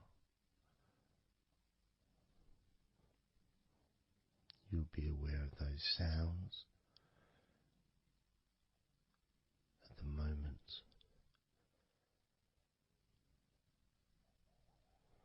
You may start to just not even notice them at all because they're unimportant.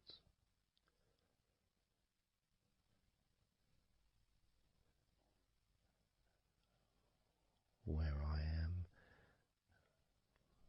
I've got the sounds of the birds. There's Horace the pigeon, who likes to say hello sometimes. And there's the odd plane that goes by. Maybe traffic and trains in the distance.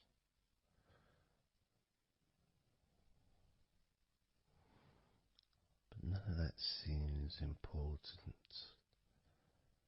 whatsoever.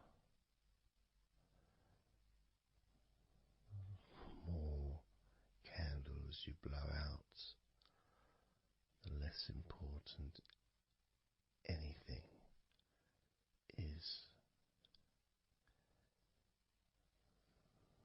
The more candles you blow out, the further you seem to move away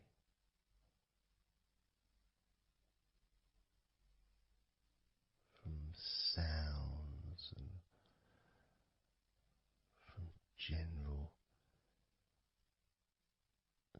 day-to-day stuff. Seems to just move away on its own as you feel more calmer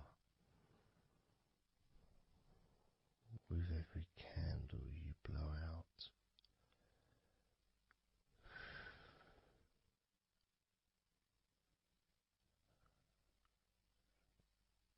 Guiding you to the next number that you hear me say,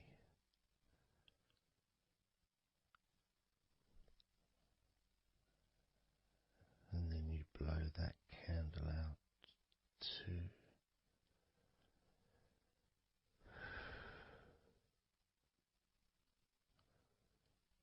So easy, so simple.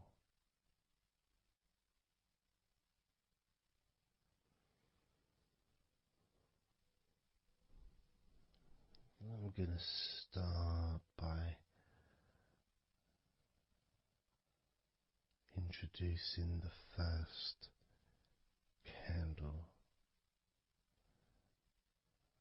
which is 100. The first candle, which is 100. When you blow that candle out,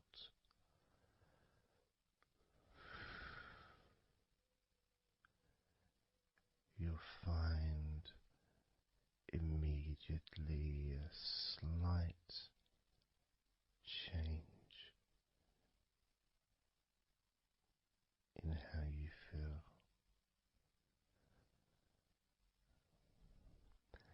As well as a real sense of positivity growing within you.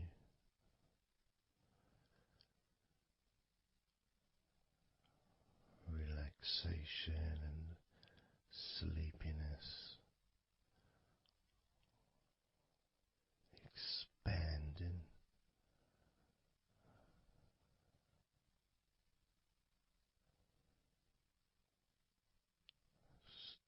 with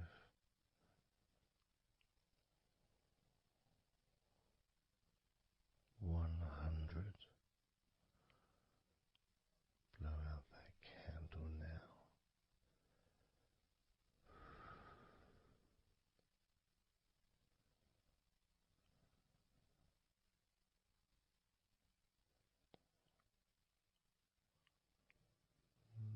99.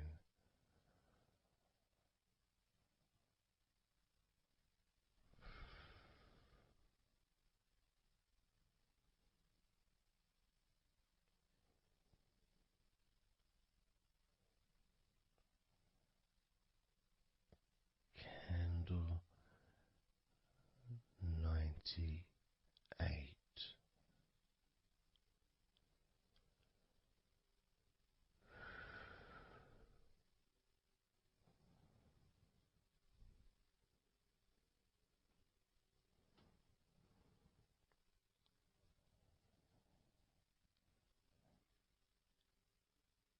Candle 97.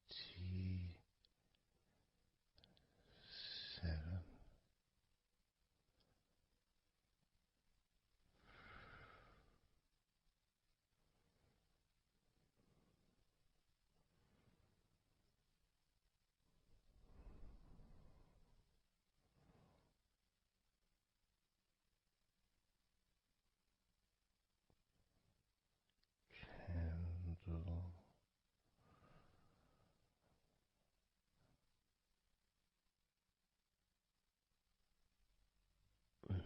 96.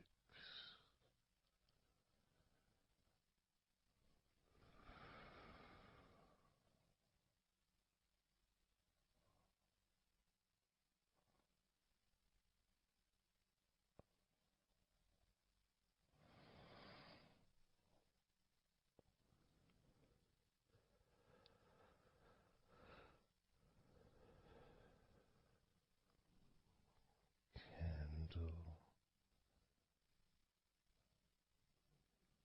95.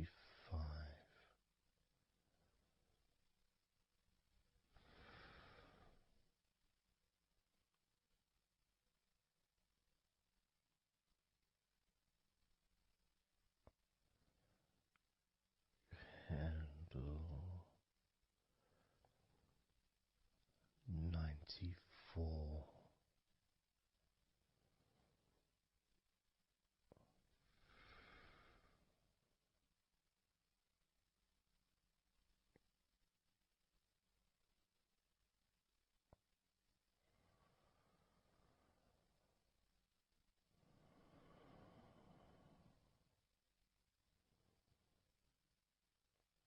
Candle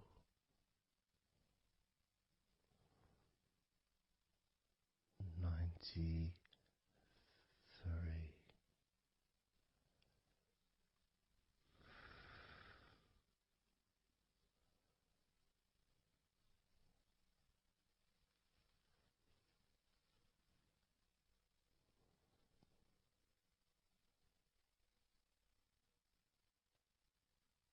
Candle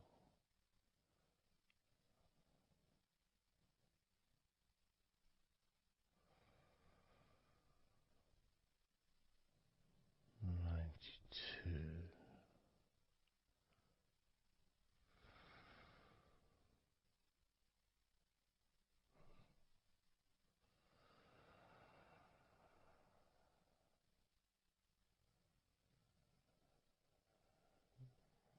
Candle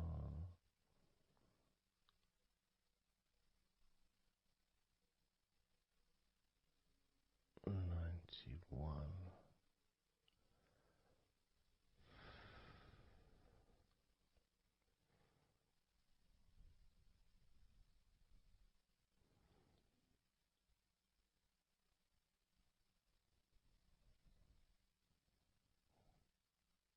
Candle 90.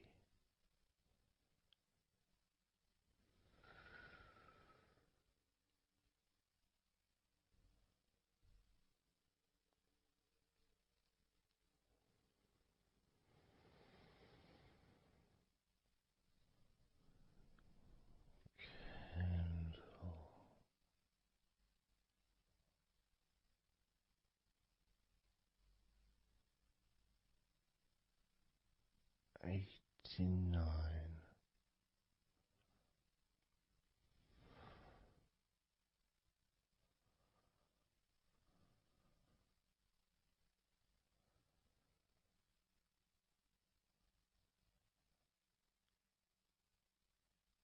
candle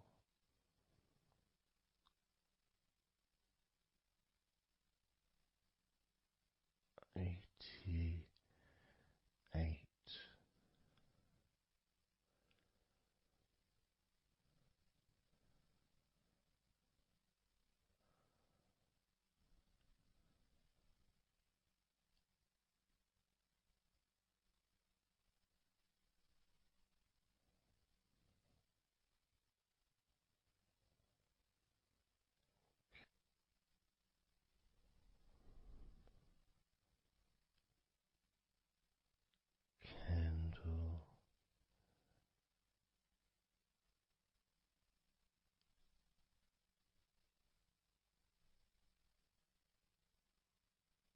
candle 87,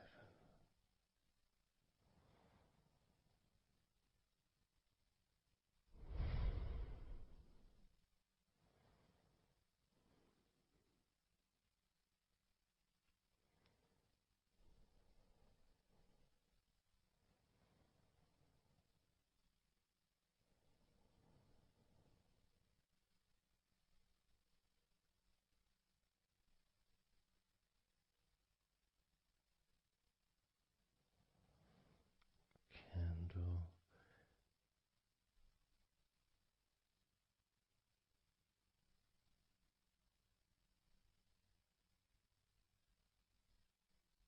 86,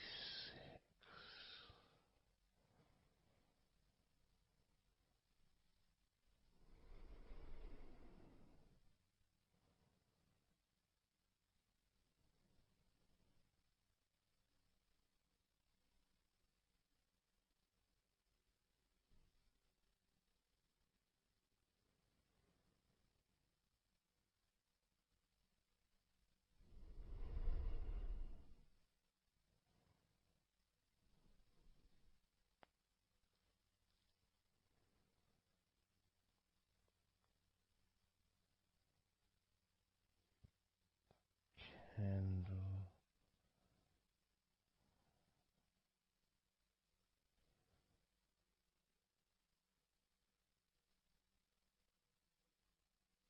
85,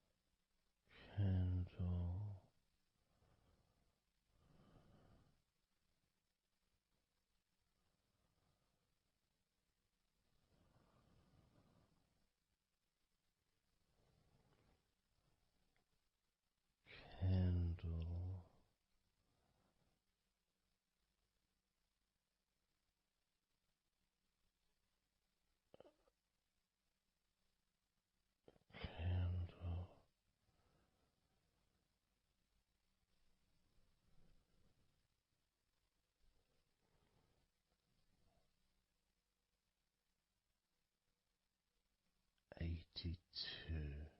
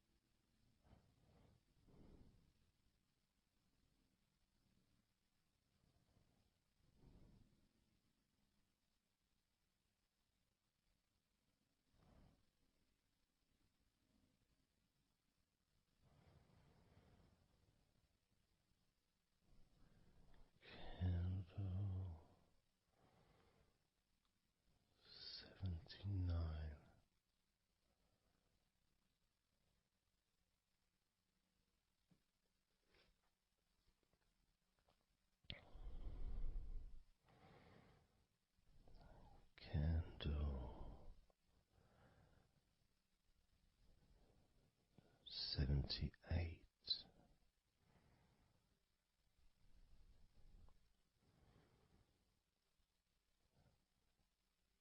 Candle 77.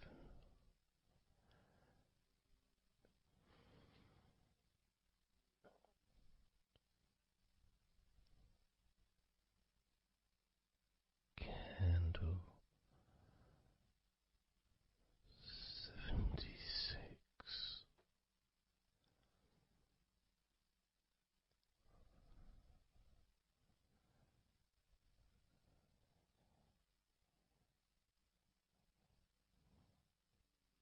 Candle 75.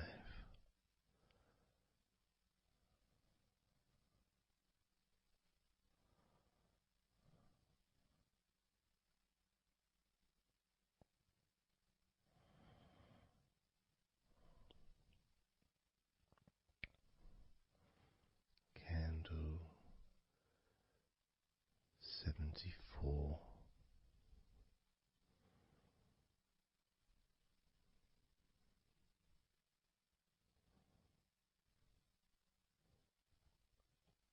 Candle 73.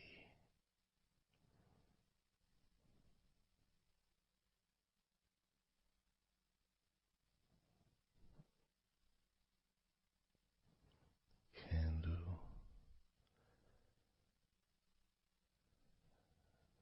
72.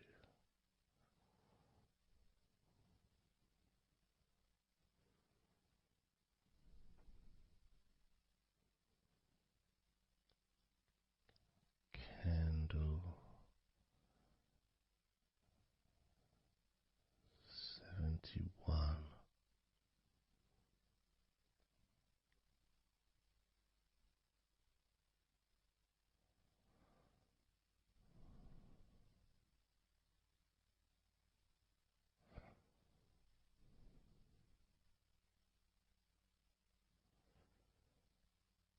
Candle 71.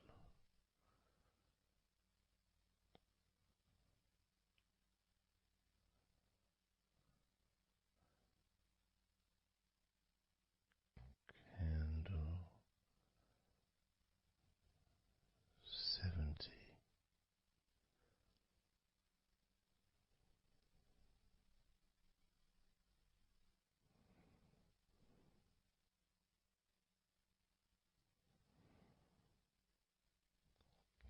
Candle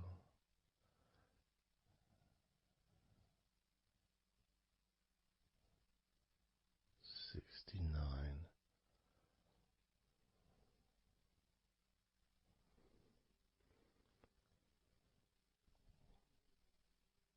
Candle 68.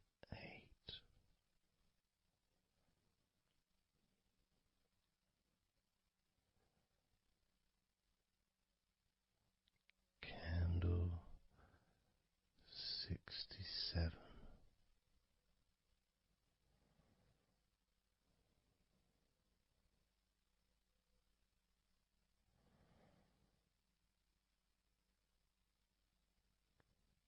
Candle 65.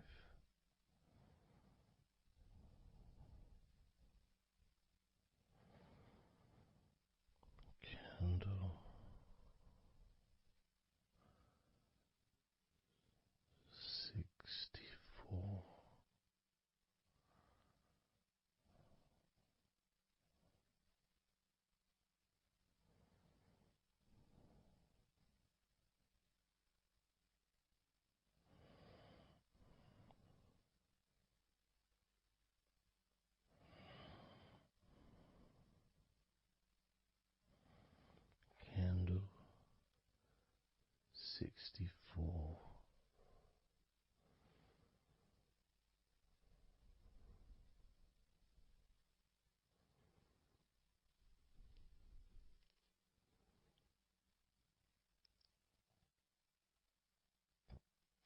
Candle 63.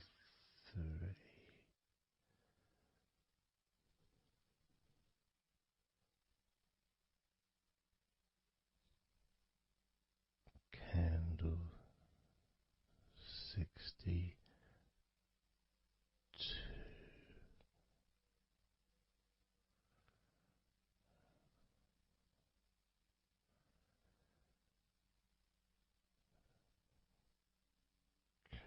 Candle 61.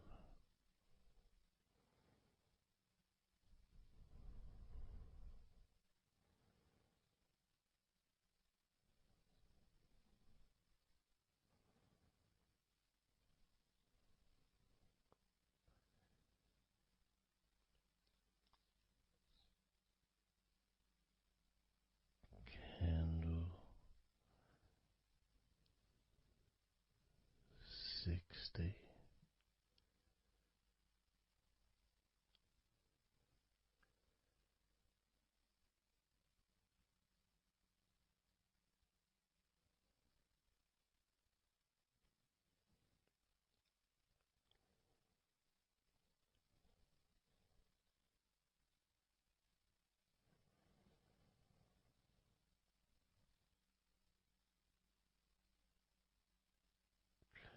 Candle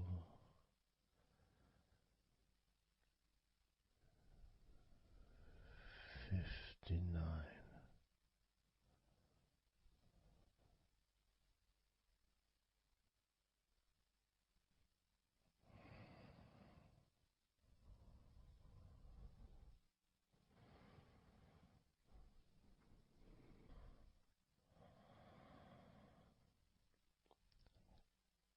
Candle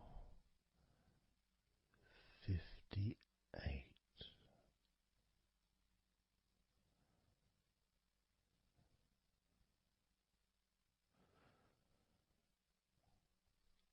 Candle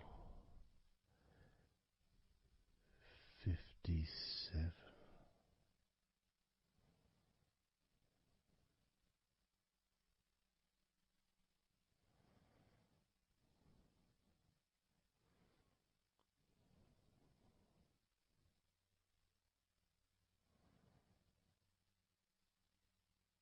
Candle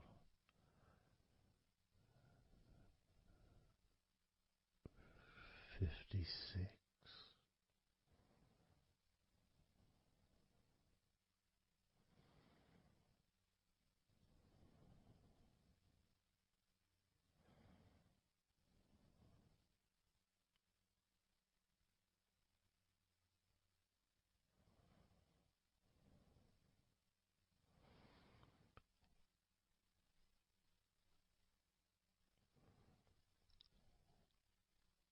Candle 55.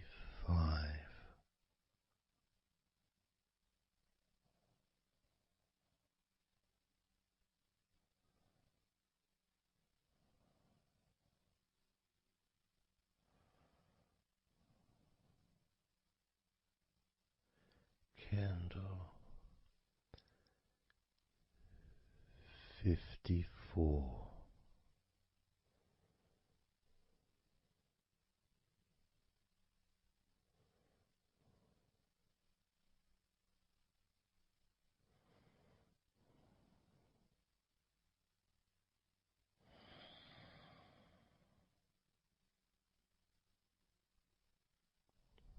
Candle 53.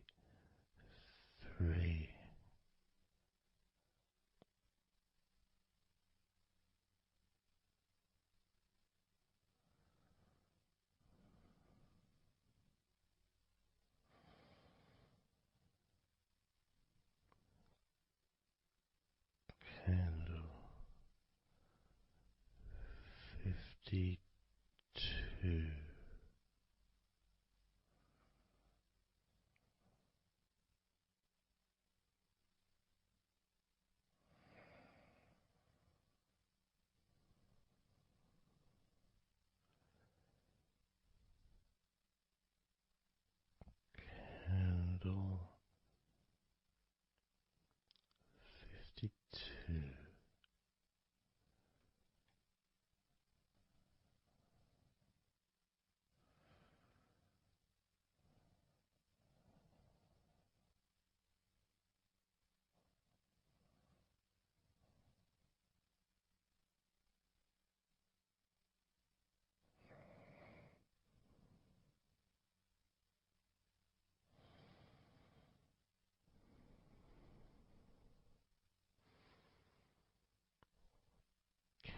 candle 52,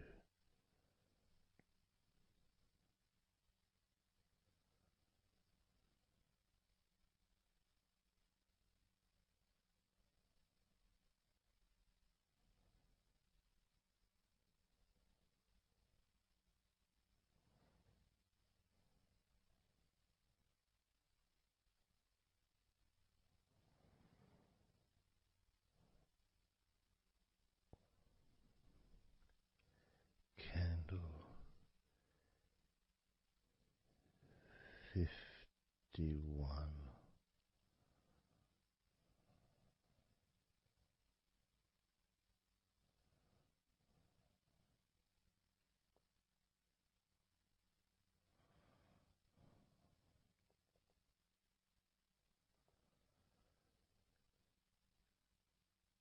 candle 50,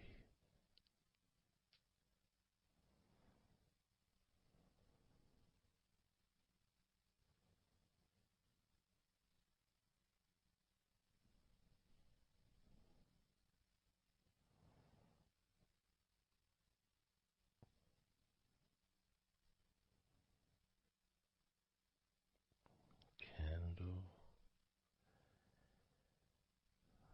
49,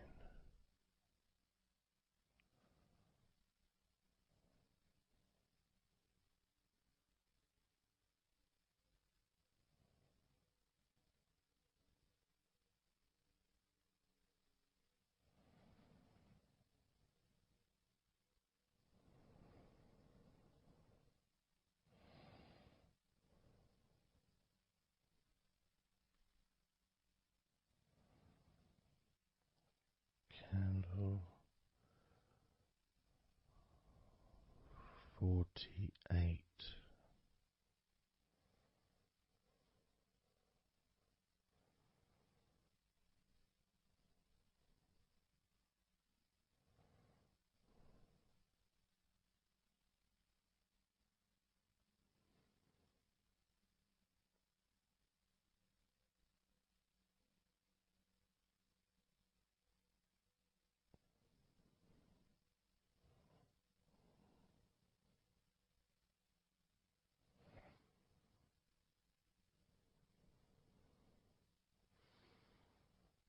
candle 47,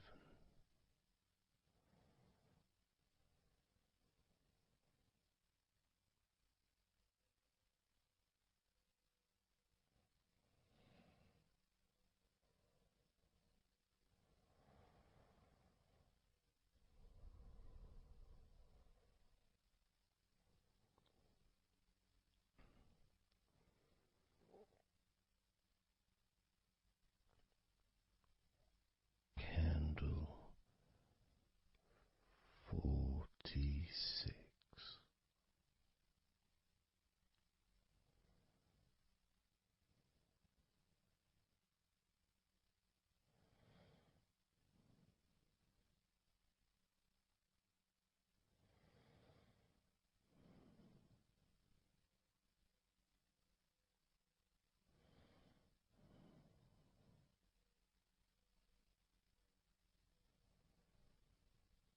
candle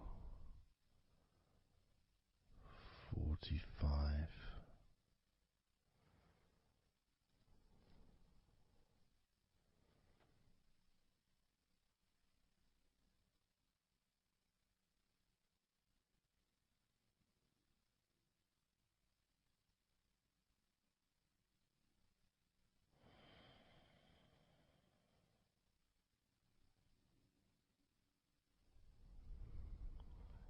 candle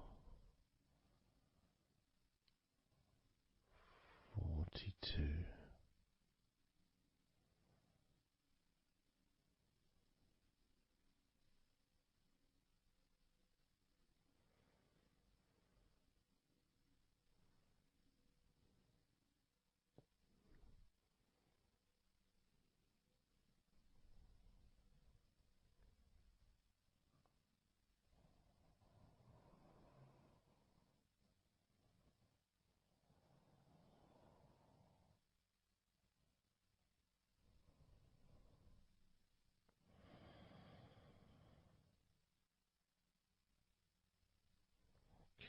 candle 41.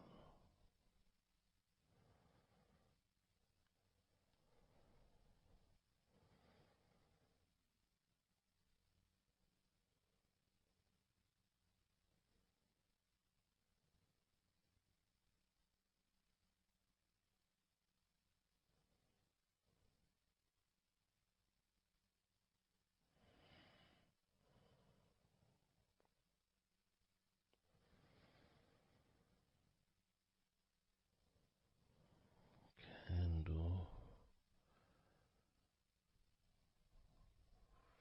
40.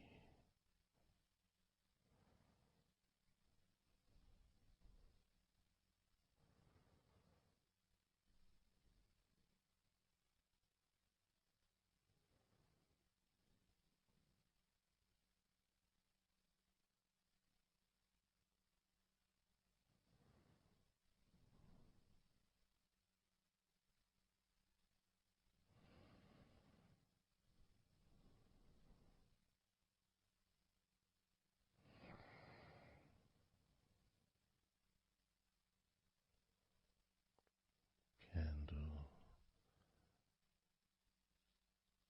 39.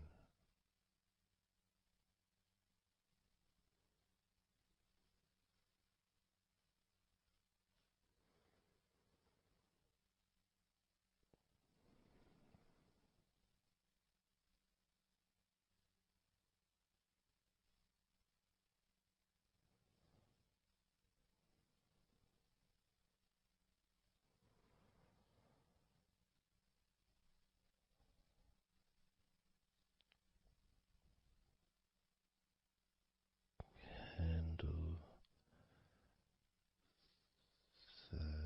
38.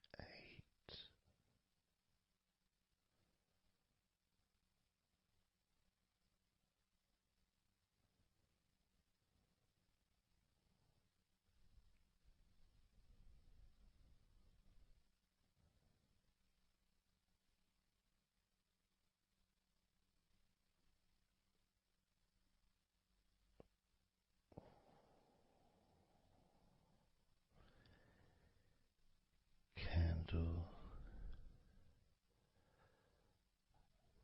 37.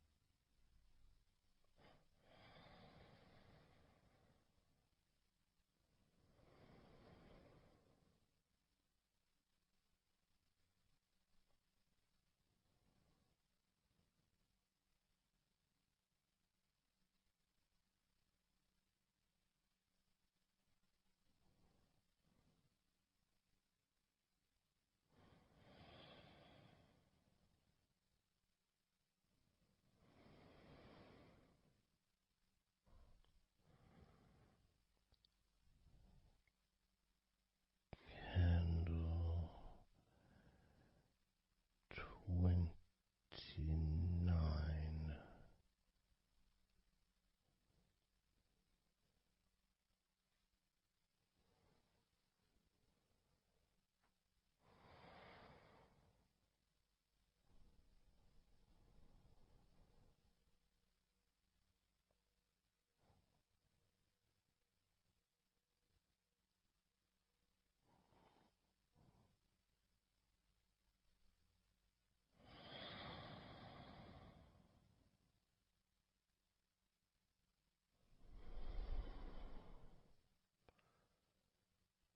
Candle 28.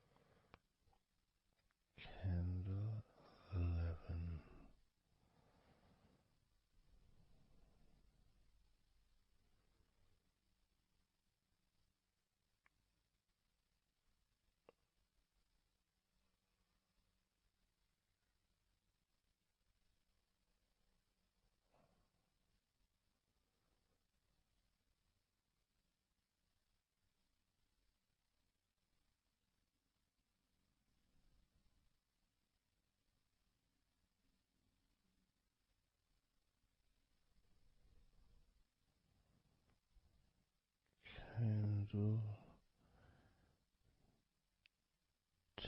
10.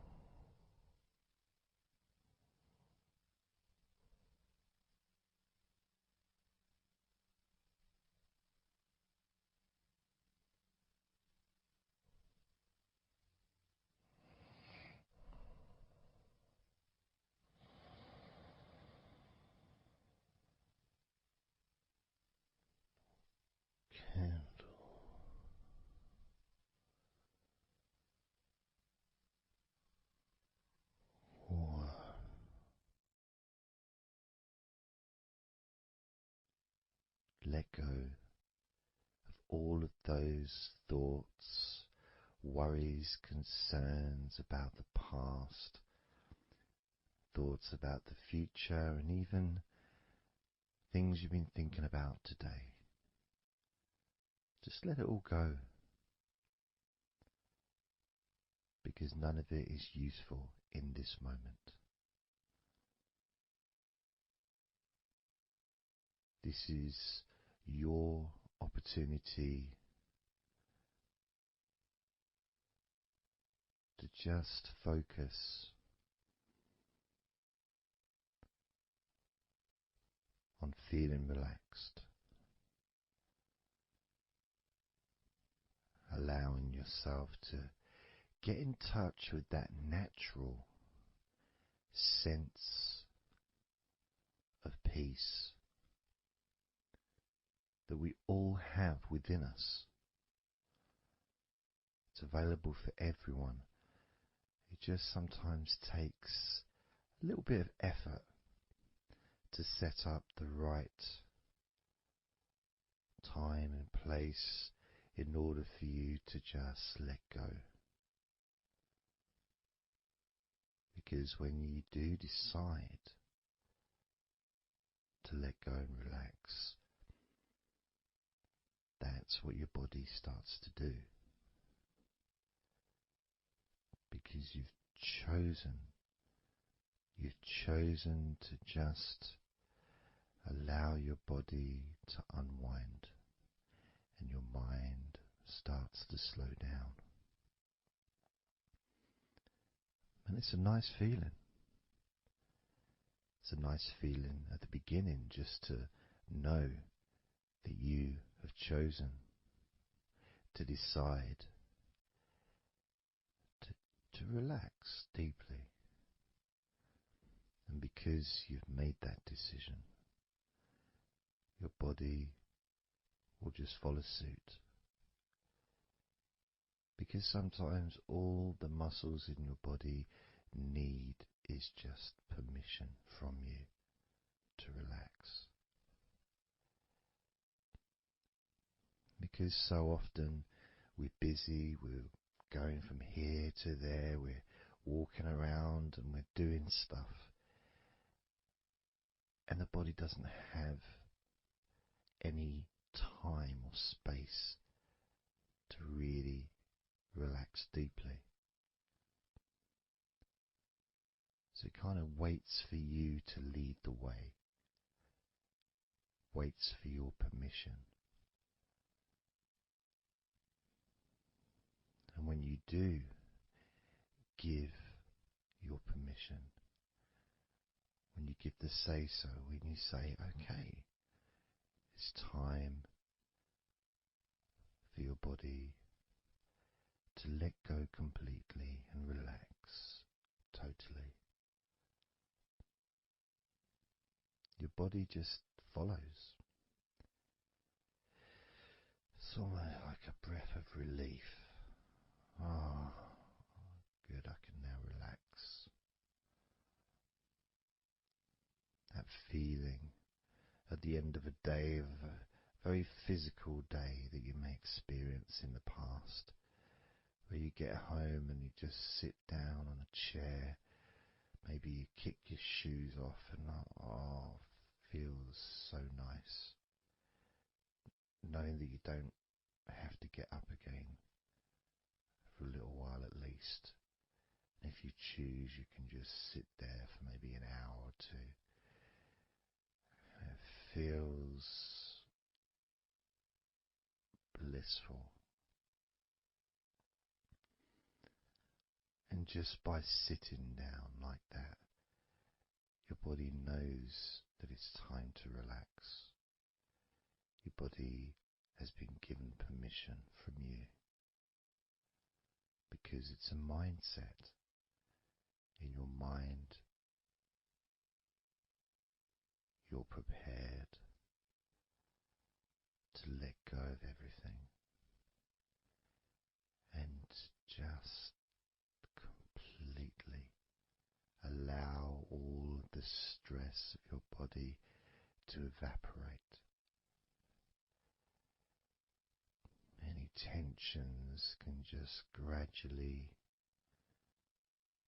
vanish.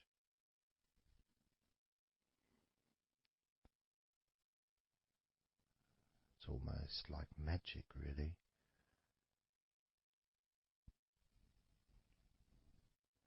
because that sense of relaxation in your body is a very natural state.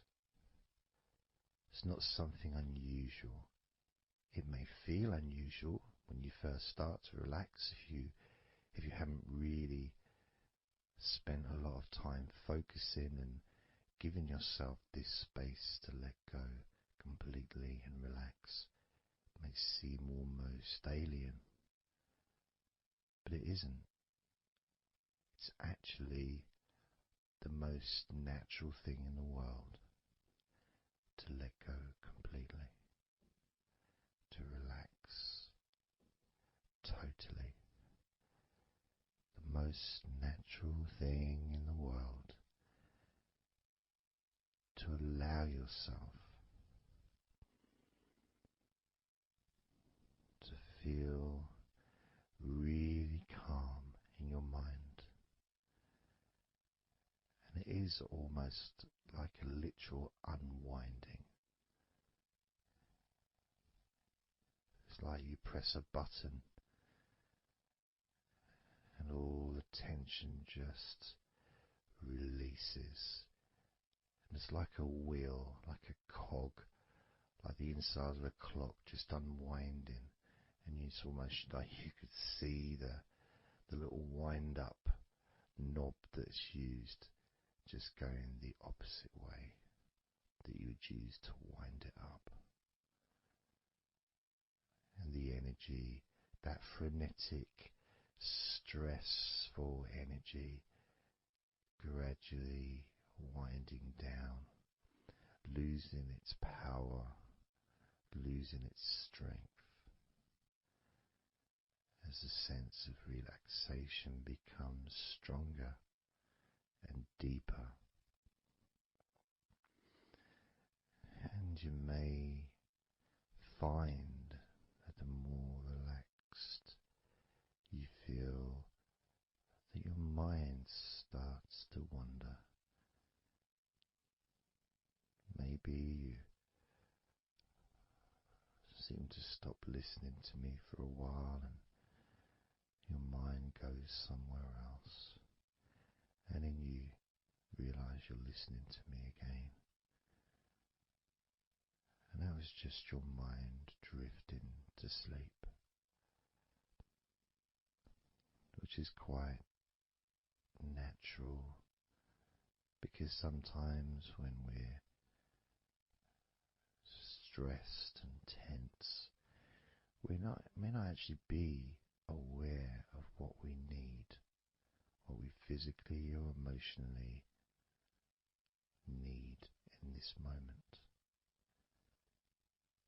But when you allow your body and mind to relax completely, and you let go of all thoughts, concerns, worries, ideas, all letting them go, allowing them to drop onto the floor.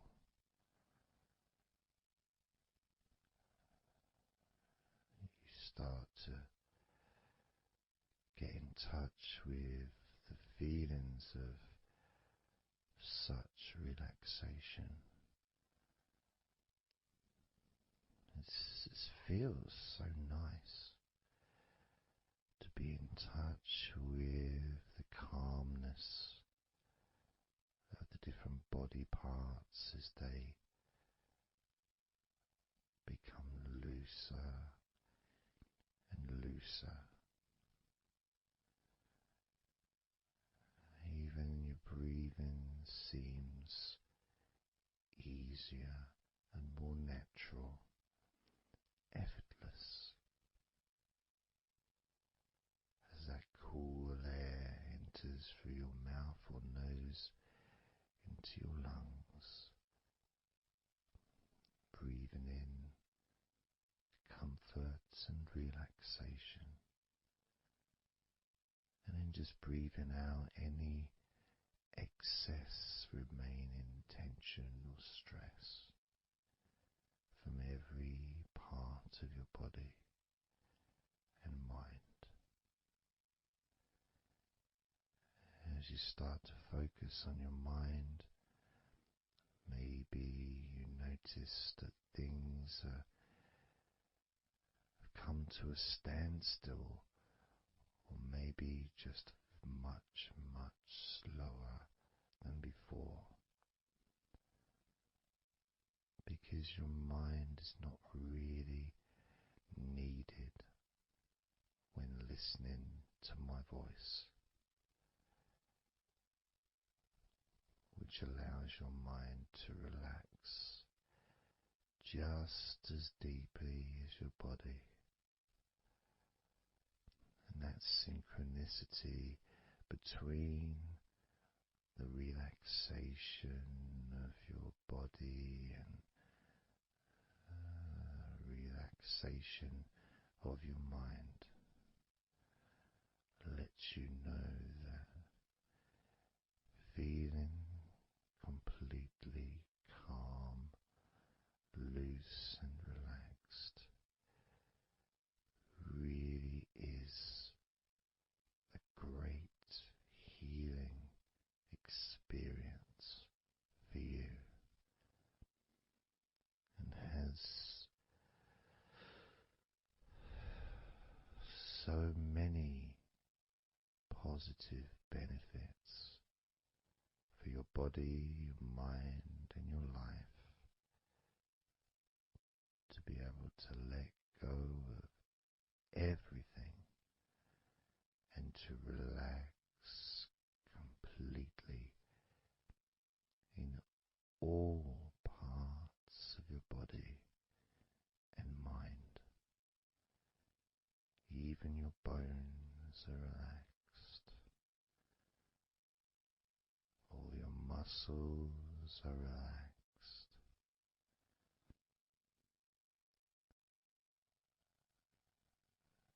Even the skin that covers your body is relaxed. Every hair that you have is also deeply relaxed.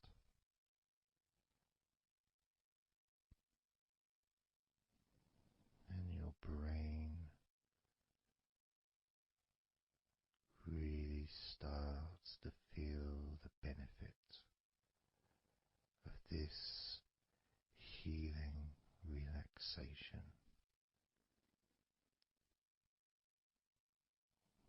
And as you focus on the inside of your scalp where your brain is, you can start to realize and notice the benefits of your brain relaxing deeply. And as your brain continues to relax, it sends those messages to the rest of your body and your mind to really relax even more deeply, relaxing even more completely, letting go of any remaining thoughts or concerns. Allow them just to drop onto the floor, because they're no longer necessary in this moment, this moment of deep relaxation and calmness, filling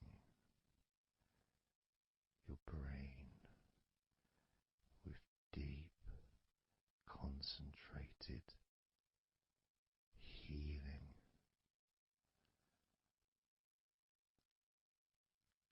calming,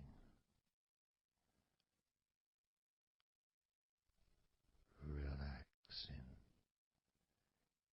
every part of your brain, feeling so loose and comfortable, so relaxed and peaceful. Your brain feels so light and so healthy. And that sense of deep, deep comfort really does allow you to enjoy those ever increasing sensations of comfort that are spreading throughout your body, relaxing each and every muscle of your body even deeper, even deeper, much more deeper than before,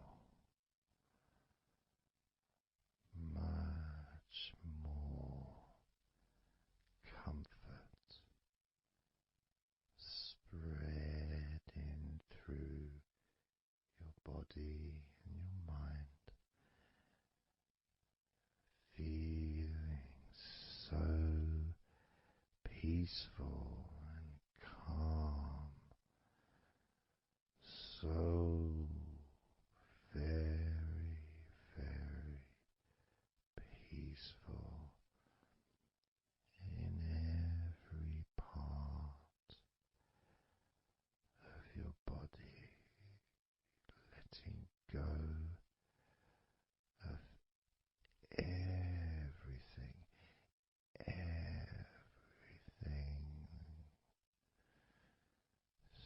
so peaceful and calm, so relaxed. With every second that passes, you feel deeper and deeper relaxed, deeper and deeper relaxed, calm, so calm, peaceful, so very peaceful, from your head down to your toes, such peace and comfort growing all the time, such peace and comfort spreading through your body and mind, deeper and deeper, such comfort spreading and sinking deeper into every muscle of your body, so that you feel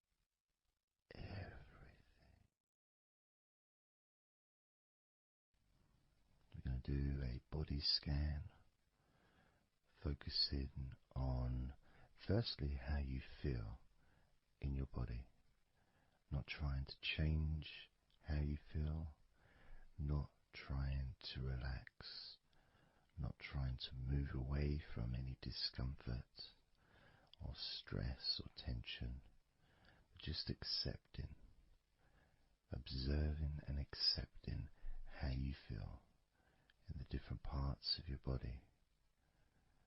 Just allowing yourself to be exactly as you are, to notice, to get in touch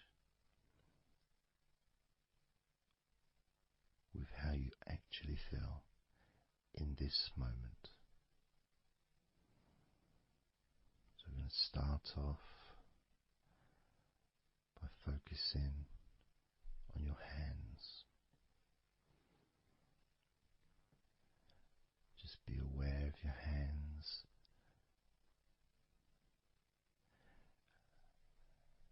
I'd like you to move your hands around. Just maybe move your fingers a little bit,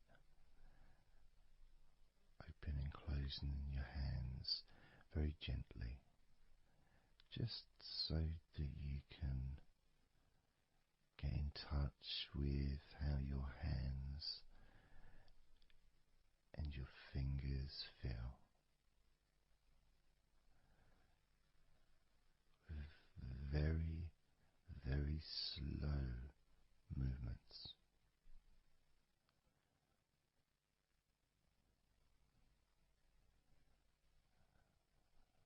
Focusing now on your feet. And if you can, just do kind of an equivalent with your feet as you've just done with your hands. Maybe turning your ankles, moving your feet around, moving your toes gently, but only very gently and very slowly,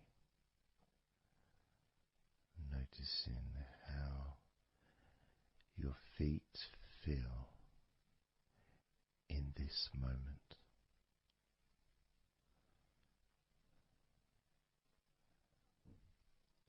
Focusing now on your eyes. I'd like you to just focus on your eyelids. Maybe you can open and close your eyes a couple of times to really get in touch with how you feel when you do close your eyes. The muscle changes in your eyes when you do close them. Maybe raising your eyebrows, which stretches the tops of your eyes. Perhaps squinting your eyes, scrunching up your eyes, just so you can really get in touch with all aspects of how your eyes feel right now.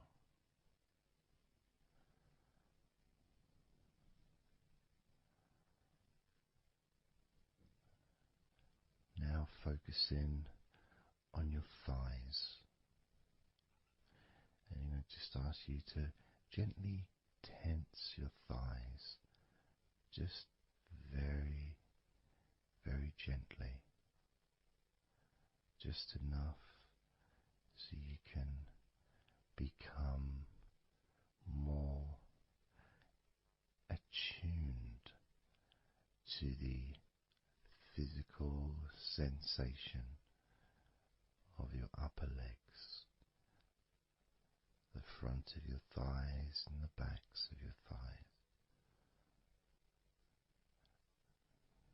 Noticing and observing how your thighs feel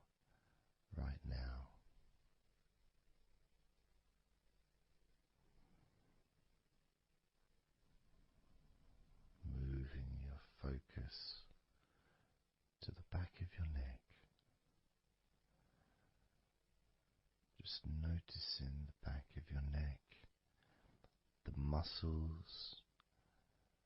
Of course, they lead to the side of your neck. They also lead to the top of your back, which lead to your shoulders. So as you focus on the back of your neck, maybe you can move your head gently upwards as if you were looking up. Maybe moving your head down as if you were looking down. Perhaps moving your head side to side, right to left, but only very slowly and very gently. Not trying to force anything. It has to be very, very gentle, just so that you can be more in touch with the feelings, with the sensations, the physical sensations of how the back of your neck feels right now.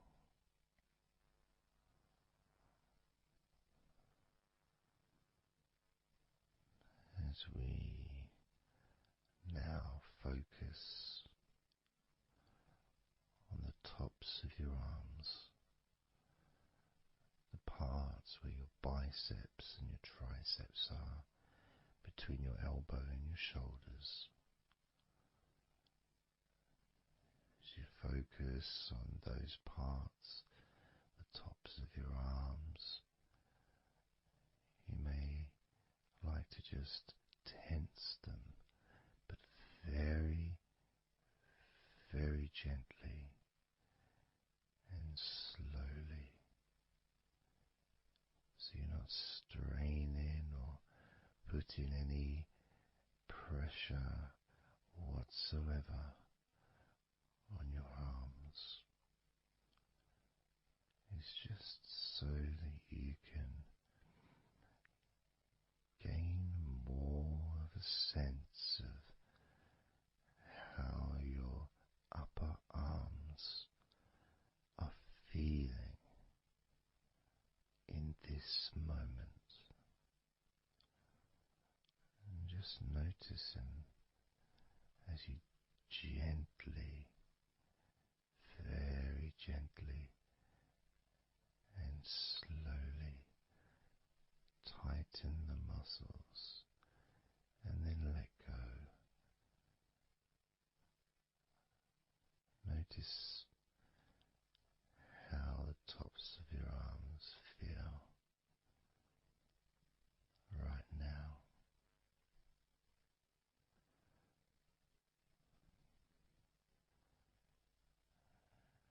As we now focus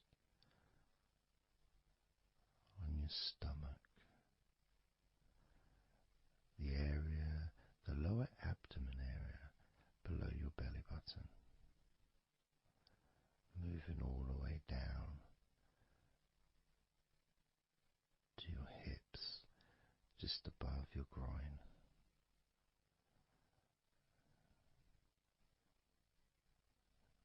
Maybe you're able to tense these muscles in that area very, very gently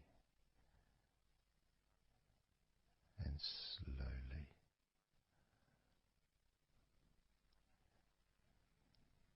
If that is a difficult thing to do, then maybe you can just move your body, pushing your stomach up, maybe moving a little bit to the side, using your hips, just so that you can get more in tune with how your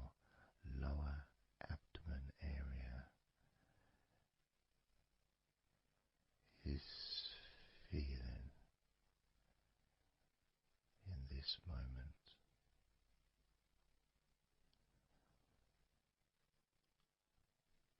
Just noticing the physical sensations of your lower abdomen.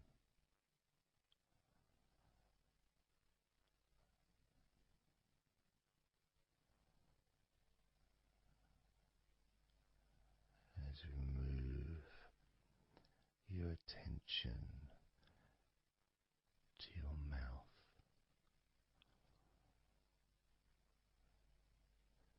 noticing your lips and inside your mouth, your teeth, your gums, your tongue.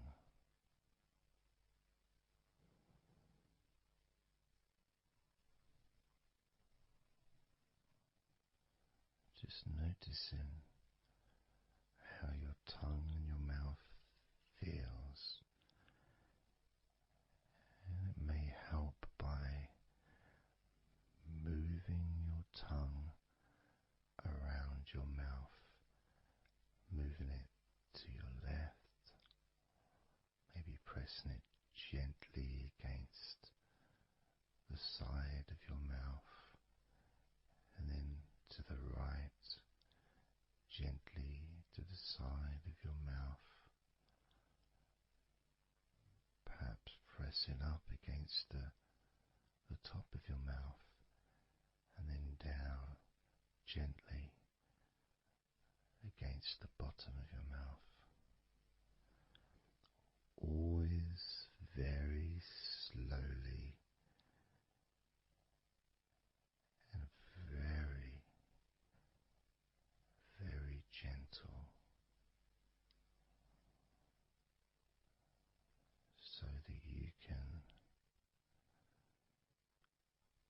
be aware of how you feel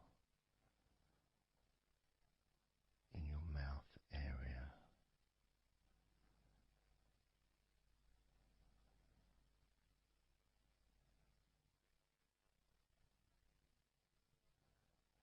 Now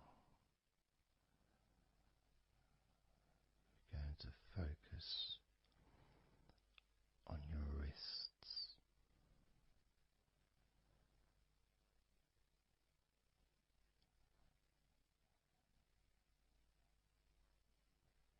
And I'm going to ask you to maybe just rotate your wrists by moving your hands in a circular motion very gently and slowly, just so that you can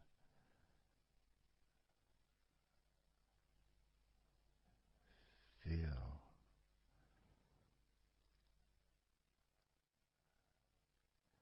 the sensations that you are currently experiencing in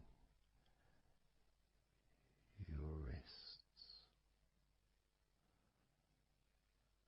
Perhaps moving your hands up and down, again very, very gently and slowly.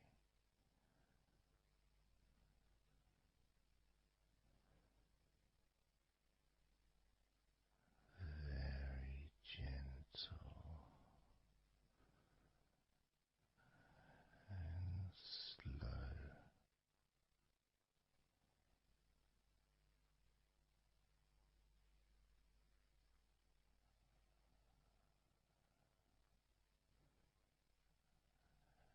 As we now start to observe your lower back,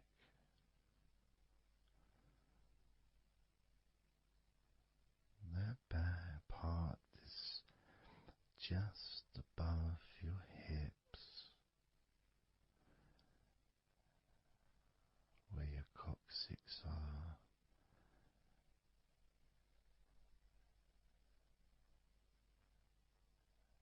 that whole area, which also really does include the sides of your body, because those muscles are very much connected.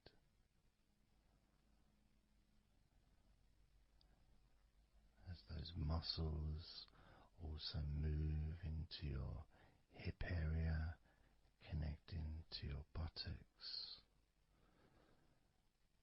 the sides of your hips,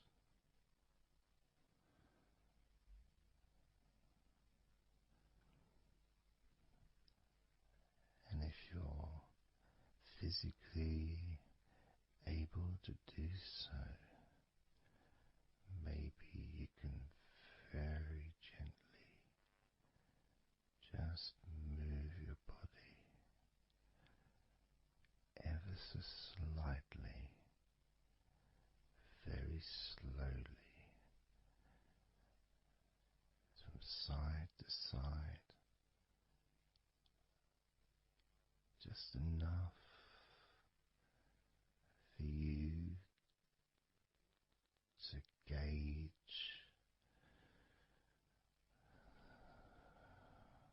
how you feel in your lower back.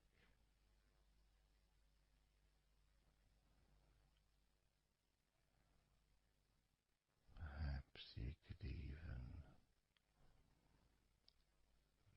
move your hips gently up and down,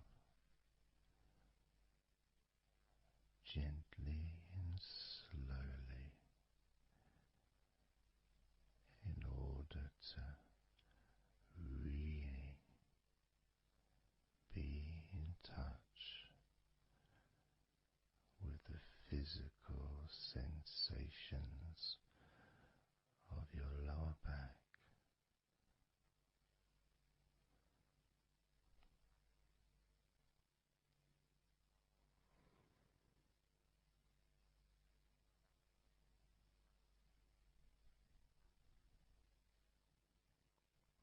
As we now move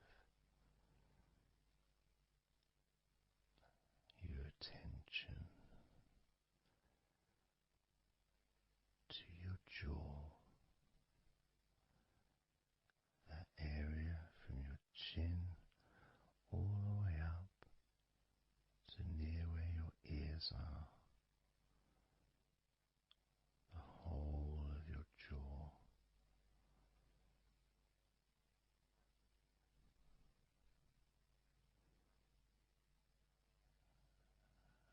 And you can just, if it's okay to do so, gently open your mouth,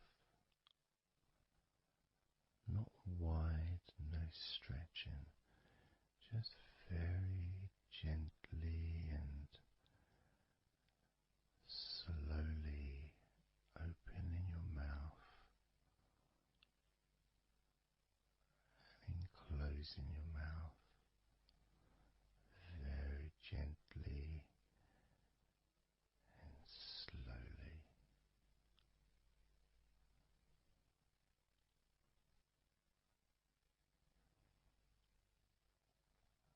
So you can be in touch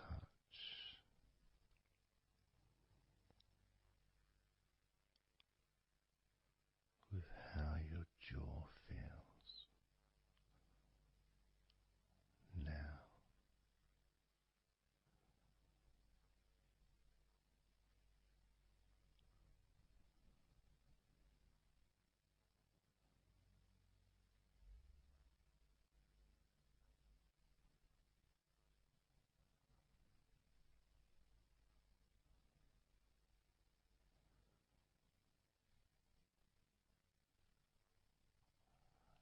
Noticing now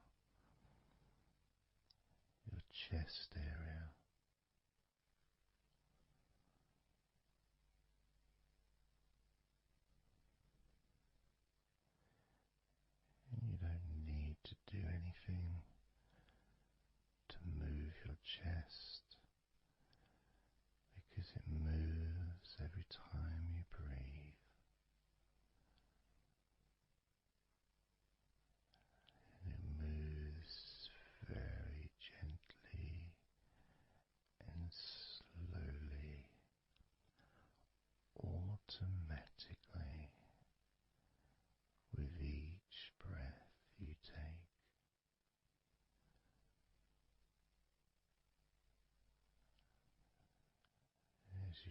focus on how your chest feels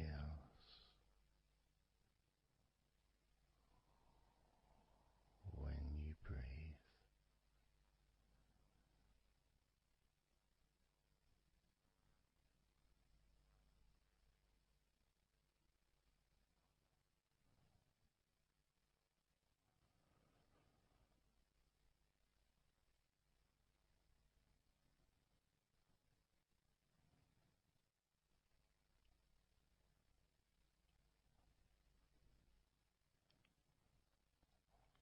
Moving your focus to your forearms and your elbows.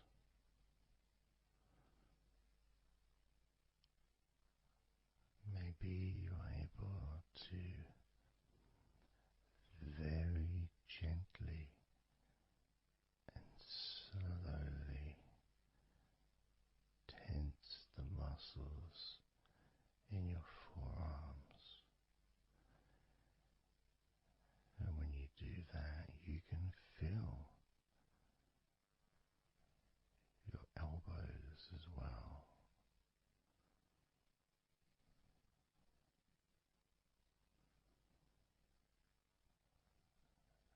Very gently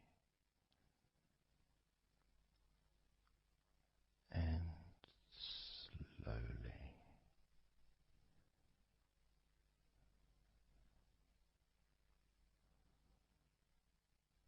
Gently and softly observing your forearms and elbows.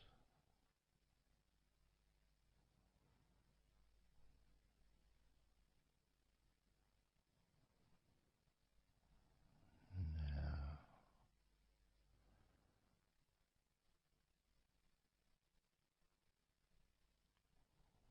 you can focus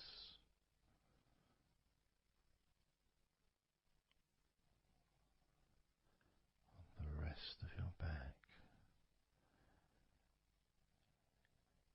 your upper back, and the middle of your back.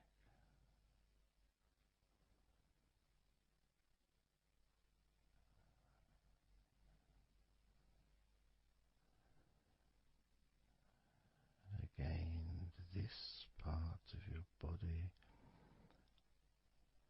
moves also every time you breathe.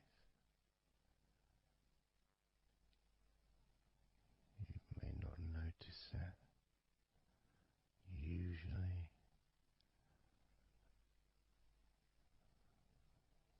but as you observe your upper back and the middle of your back, you can really feel that gentle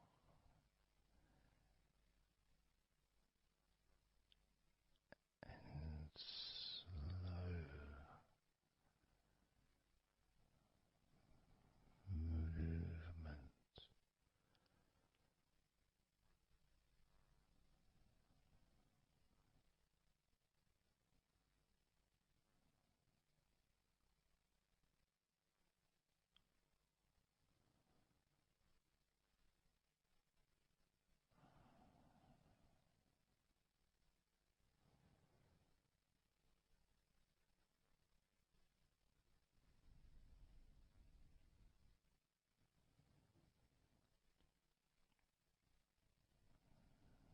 Moving your focus into your hip area, your buttocks, your groin, those those muscles and those bones in your midsection.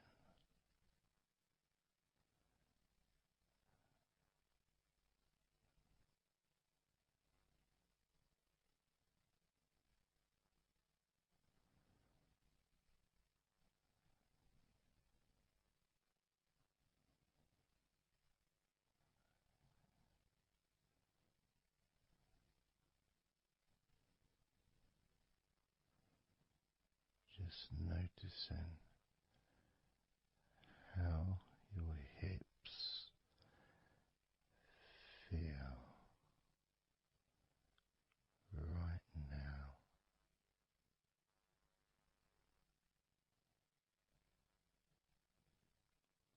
You can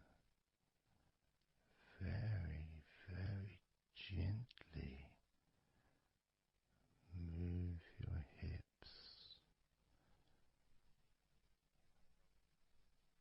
maybe side to side, very gently and slowly.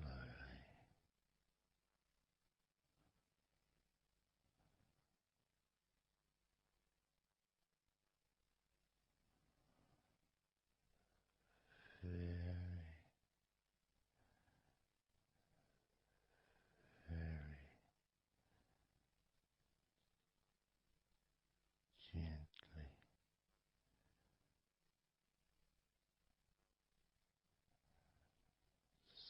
softly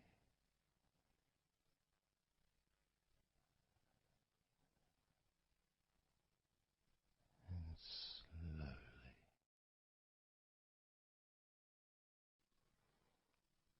Everything starts to slow down,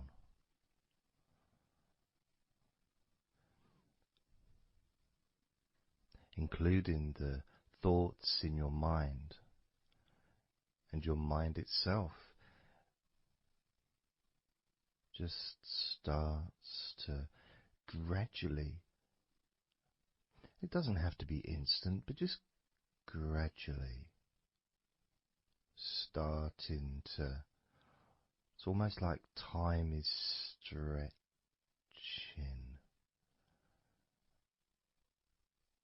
It's a slower pace to maybe what you're used to in your day-to-day life. It's a slower movement of energy,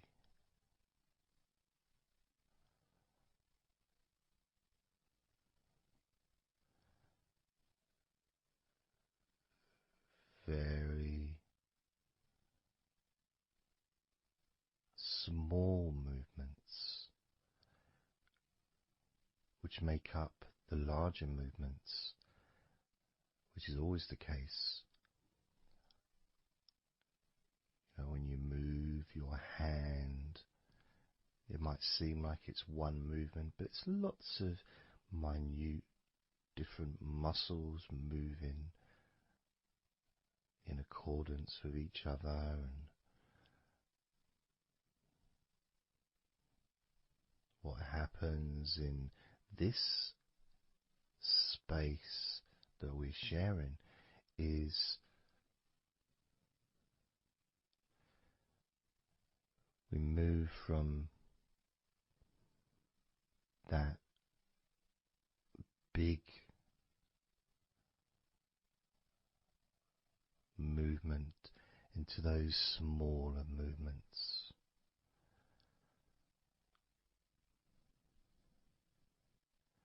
starting to focus on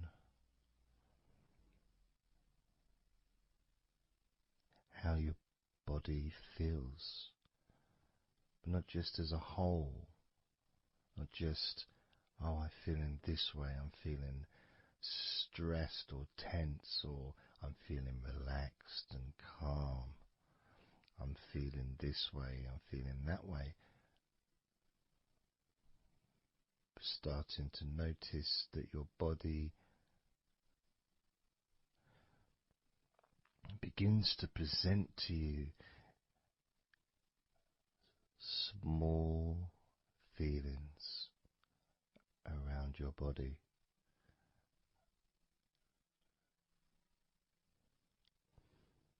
Small physical sensations in your legs, whether pleasurable or not. Maybe resisting the temptation to label them or to judge them, those feelings, just thinking about them as just being neutral, just feelings.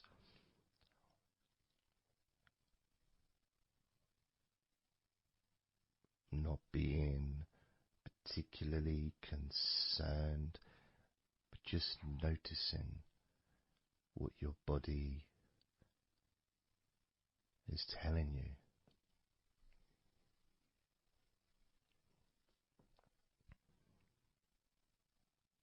The feelings in your arms. Instead of feeling the whole of the arm, maybe notice those individual feelings, all those different muscles and the skin,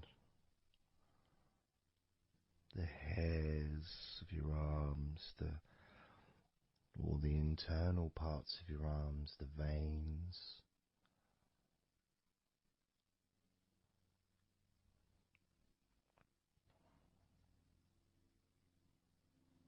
the bones. Just being aware of maybe your elbow on your right arm has a certain feeling. Maybe your left wrist also has its own individual physical sensation.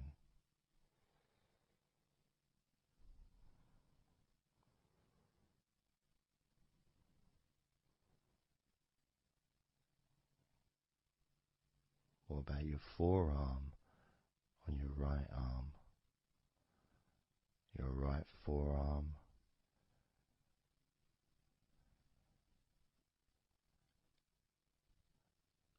There may not be any particular feeling that you could even give a name to. May not feel like anything other than just a feeling. You know, it's there.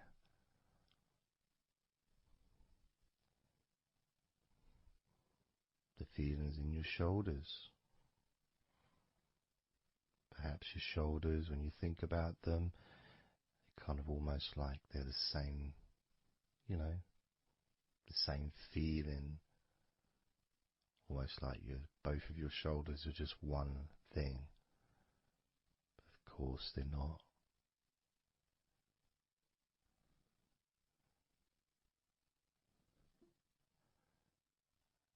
And when you focus on your left shoulder and then on your right shoulder, maybe you find that you move the muscles a little bit.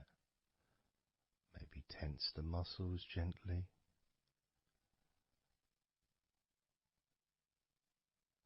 Noticing the difference in each shoulder.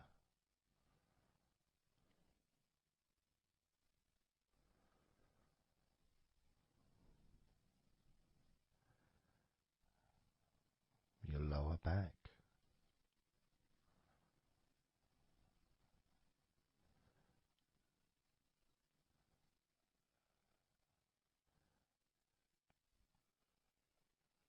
The left side of your lower back and the right side of your lower back.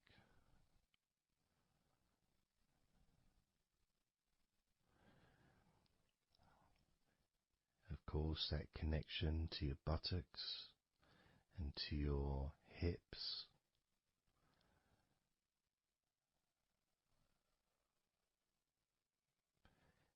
And also moving up into the middle of your back.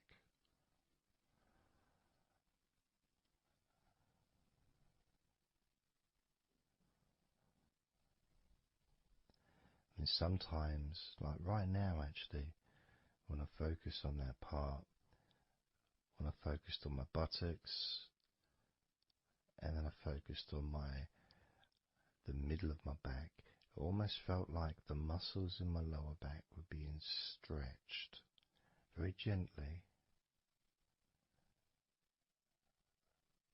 but just stretched a little bit, even though I wasn't doing anything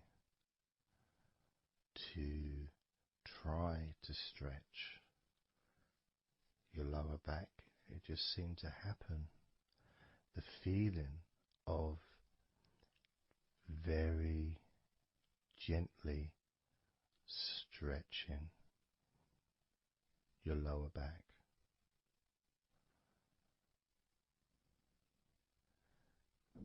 Comes along, that feeling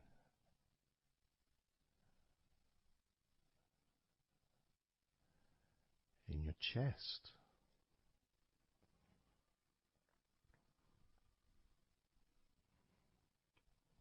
Just noticing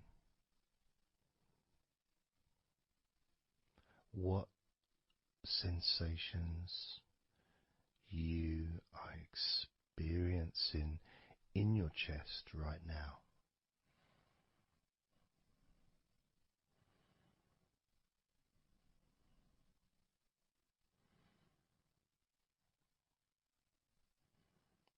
And there's so much of the chest.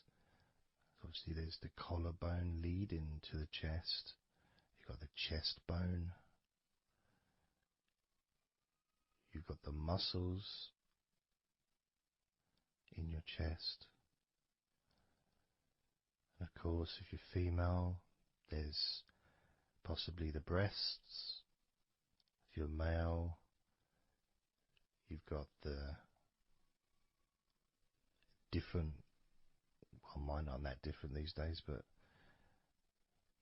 there may be more muscles at the top of the chest, but at the side, underneath, it's pretty much the same. Whether you're a man or a woman, there's muscles there, muscles that stretch out to your back, as well as breast tissue which stretches and moves into your back. So just being aware of your chest,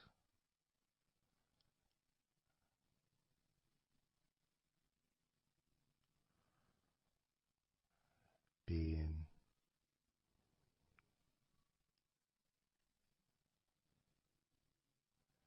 with whatever feeling there is in your chest.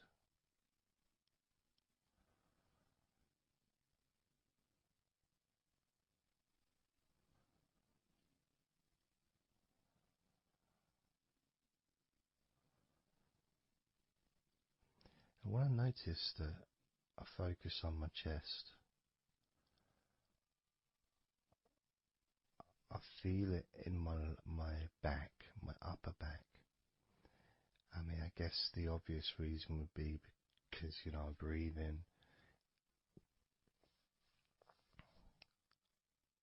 in,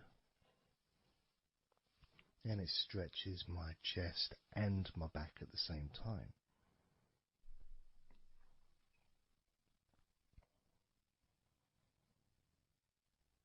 Yeah, it feels okay.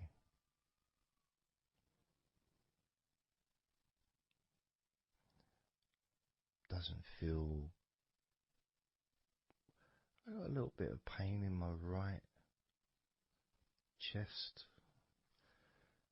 A little bit, not pain, but little discomfort, maybe stiffness, possibly.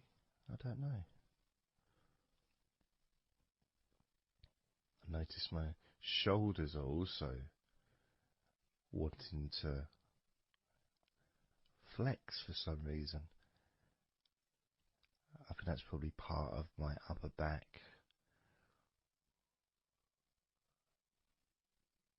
That connection between my shoulders and my upper back. Because I can move my shoulders and stretch the muscles in my back. Moving the shoulders backwards or up, which then moves I think it's the scapulars in your back.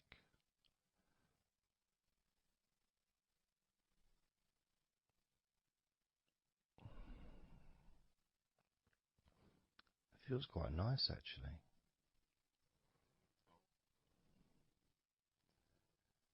The good thing about this is you can, if you want to, you can just flex or stimulate the various muscles in your body gently in order to get more of a sense of how they feel.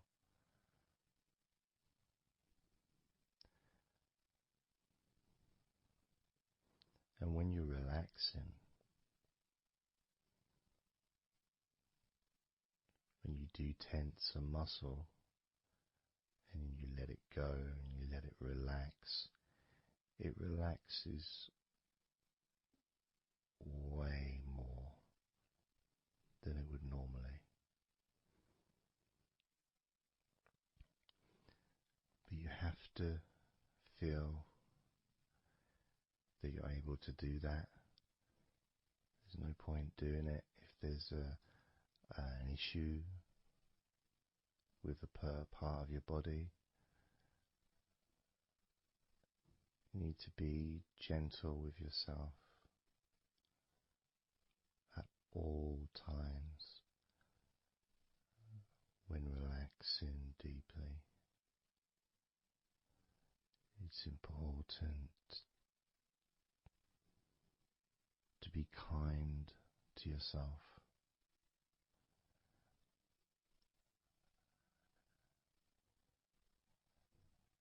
As you notice your mind, how much has your mind slowed down since we started this recording?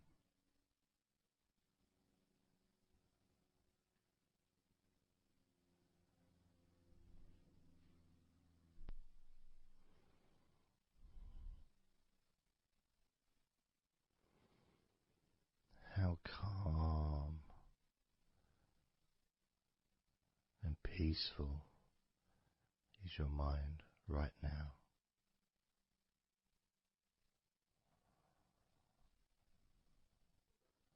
With nothing to think about and just my voice to listen to, because you know the intention behind this recording is relaxation. At the very least, for you to feel more relaxed at the end of the recording than you did at the beginning.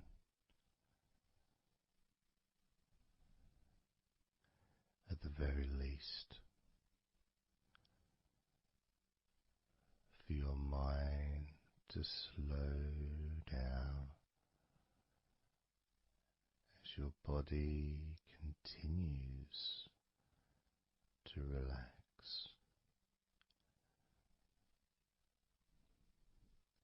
Because that's what you want to happen. That's what you expect to happen.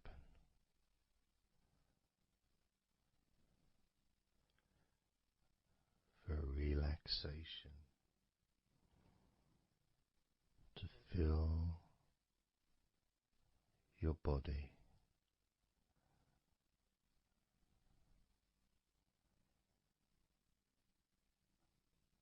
Maybe calming your mind to the point of boredom when you start maybe to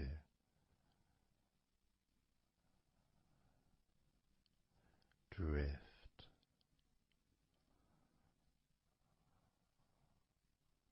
away.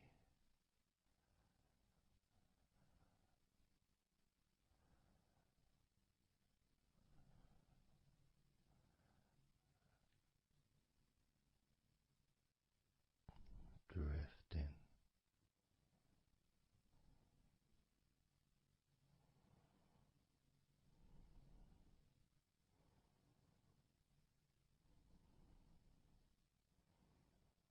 It's almost as if you're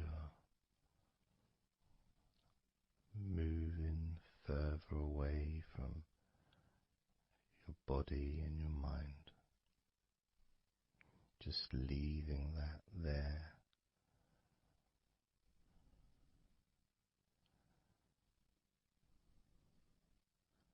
Kind of like in an escape pod in a spaceship and movie, a space movie, you know, when they get into that little pod and it sends them far away from the spaceship.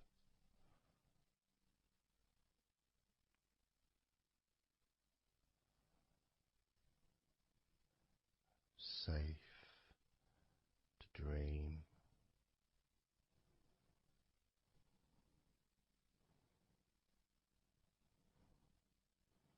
And continue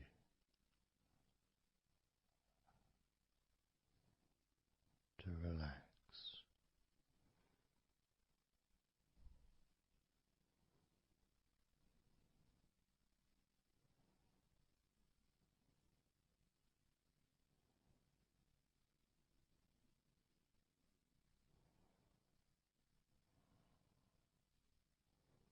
Drifting.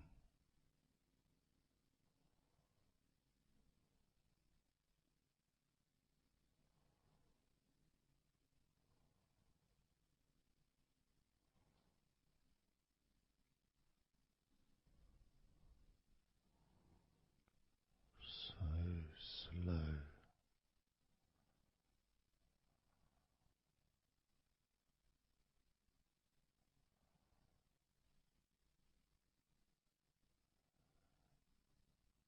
And peaceful.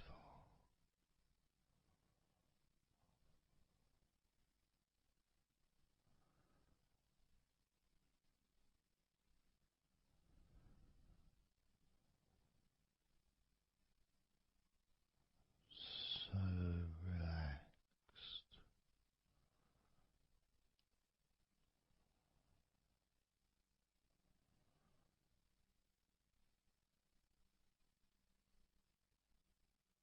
And peaceful.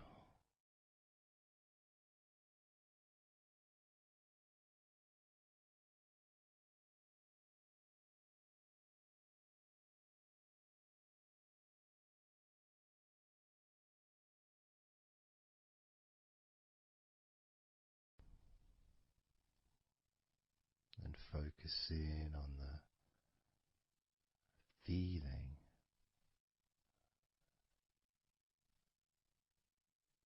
of those individual parts of your body that are relaxing one by one.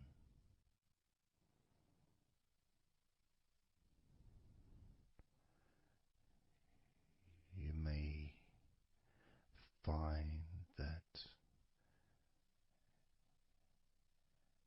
every now and then you realize that you weren't listening to my voice because your mind started to imagine something different. Maybe you started to almost move into some kind of a dreamy state. And then you become aware of my voice again. And even though you may want to focus on my voice, you may also wish to allow your mind to just drift naturally into that space of comfort and safety.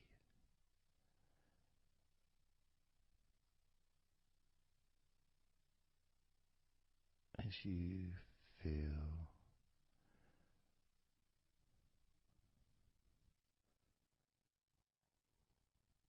more comfort spreading through your body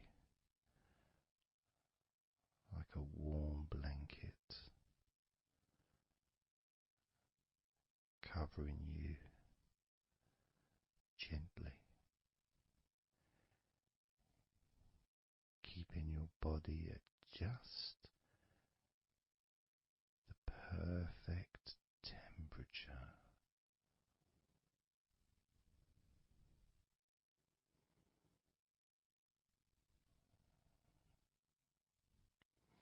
And even if you can hear background sounds,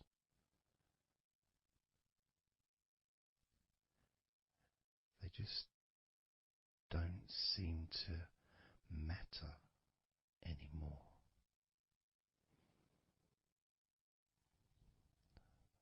As that sense of peace spreads through your mind,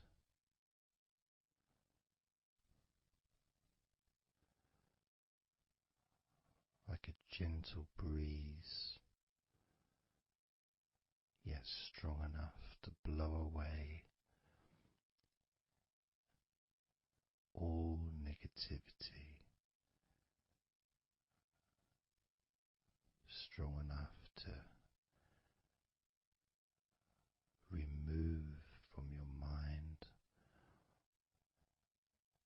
any anxiety or stress that was there before.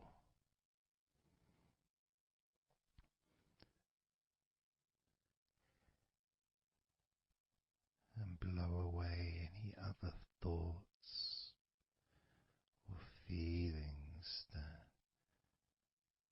just don't fit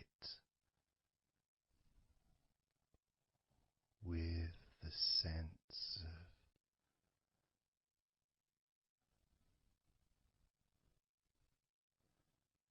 relaxation that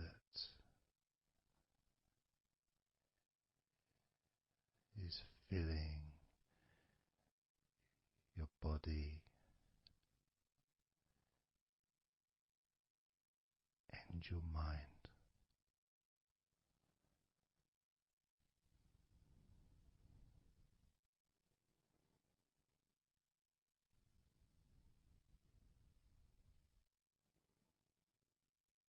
And as you focus on your mind, I'm going to count down from 10 down to 1, and with each number you hear, your mind will become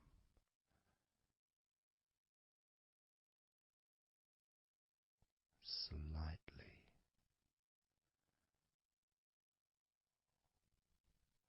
more relaxed, just slightly. So from 10 down to 9, just a slight movement. From 9 down to 8, just another small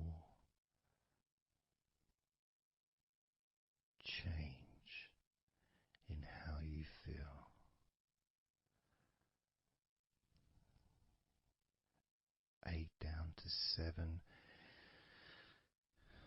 That feeling is a gap, almost like a gap that starts to get wider. The gap between those feelings that you used to have in your mind compared to the feelings you have that are growing now.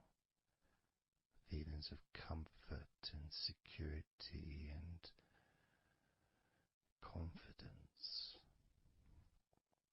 And that gap becomes wider. 8 down to 7, 7 down to 6. And when you get to 5, your mind will start to have a certain physical sensation, almost like there's a magnet outside of your head sucking the tension and the stress and any remaining feelings that you don't want, sucking them out through your skull.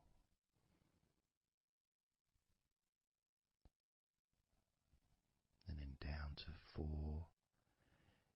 you can start to really experience that sense of not just emptiness but space. A place full of fresh air. A place where you can stretch. It's almost as if as you go down to 4 and 3, your mind is expanding with this sense of peace and tranquility growing. As it moves down to 2, when you get to 1, your mind just feels exactly how you want to feel. It's almost a perfect feeling.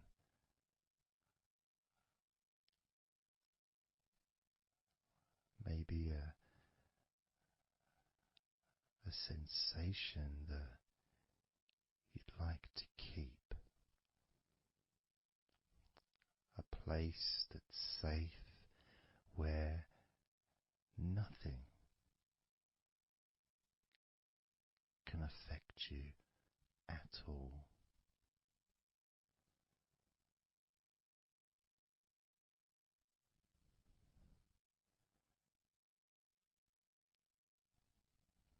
And you can stay in that space of comfort and confidence. Confident in your own ability to create this space and this feeling of comfort within your own mind, just by counting from 10 down to 1. And this is something that you can do yourself when you're on your own.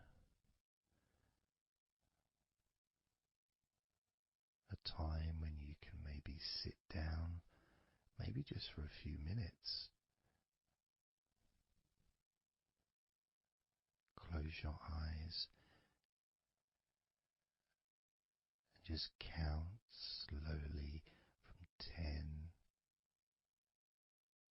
down to 1. And re-experience these feelings in your mind.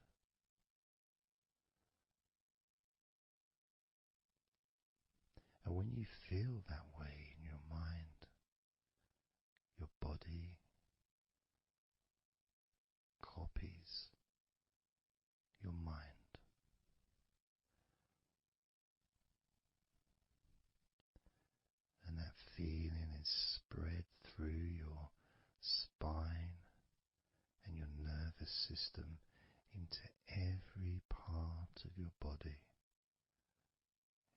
travels through your bloodstream,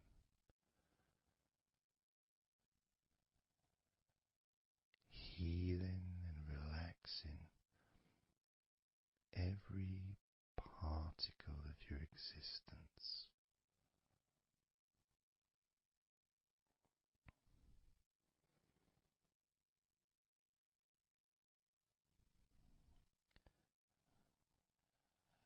And we can practice this a few times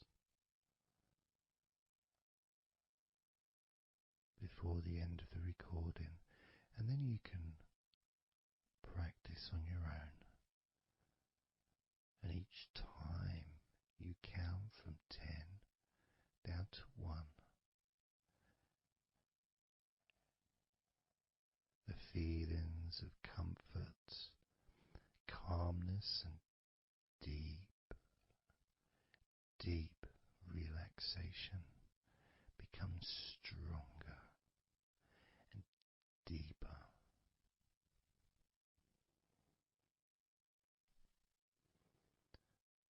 Filling your mind and your brain with these positive chemicals that spread throughout your body, relaxing you so quickly, relaxing your whole body and mind so very, very easily, just by counting from 10 down to 1.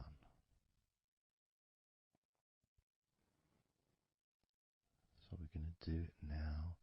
I'm going to count from 10 down to 1, and I'd like you to repeat the number after me. So when I say 10, you can just repeat to yourself 10.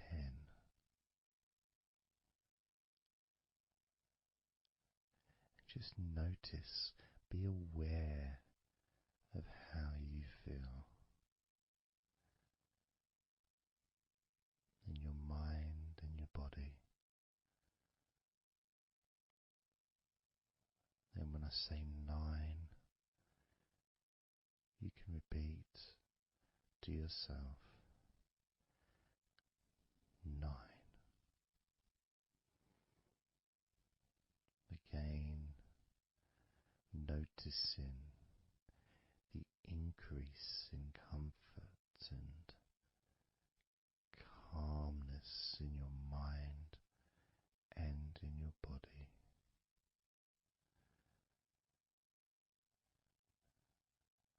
The same when I say 8, when I say 7, 6, when I say 5,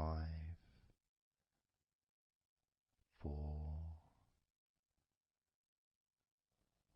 when I say 3, 2, and lastly when I say 1, you can repeat that number.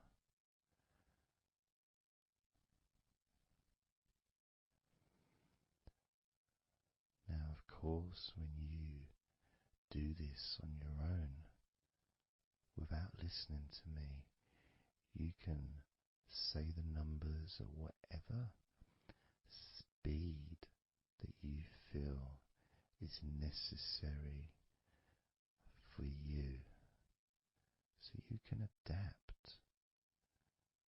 So if you feel you want to say the numbers 10 down to 1 faster than I do, then go ahead and do that. Or if you feel when you do it yourself that you'd like to have more space between the numbers, maybe take a lot longer to get from 10 all the way down to 1. It's your choice also to do.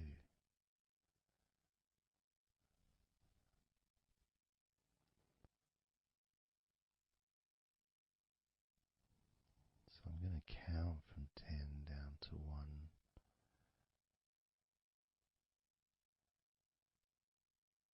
And when I get to 1, that will be the end of this recording.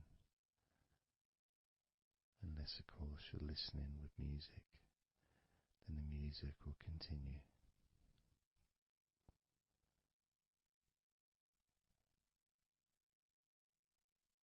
10.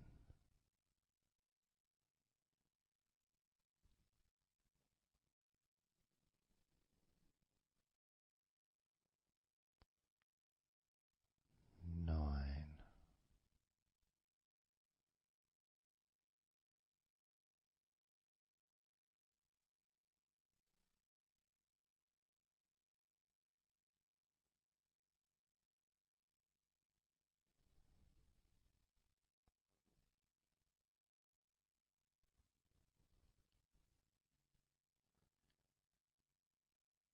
8.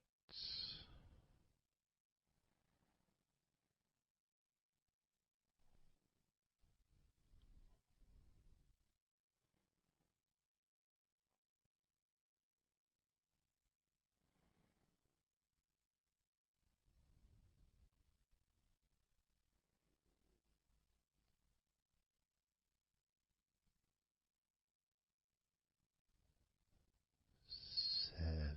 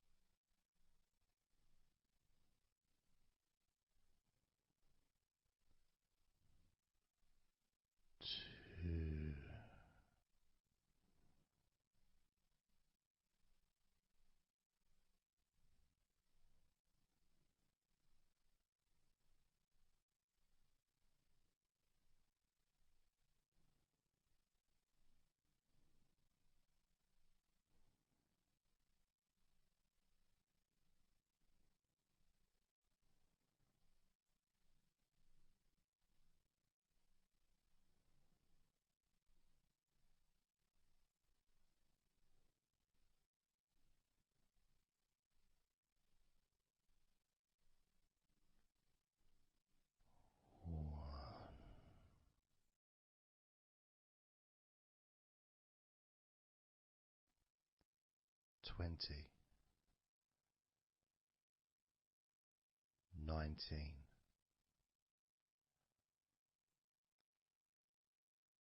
18,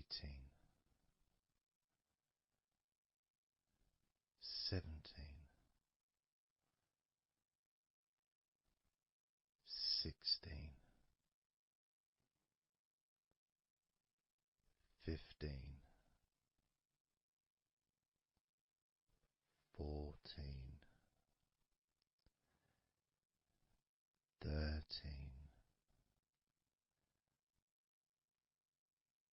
12, 11, 10, 9, 8, 7, 6,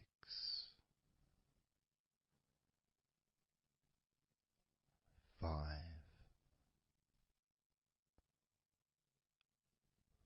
4, 3, 2,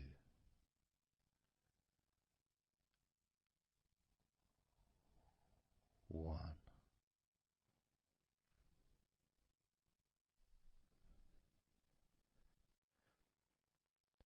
Now open your eyes, noticing how you physically feel, having counted down from 20 to 1, allowing stress and tension to leave through your fingertips and your toes. And as you focus on your fingertips, maybe they feel a little bit tingly, which is, I suppose, quite understanding considering the tension has been exiting your body through your fingertips.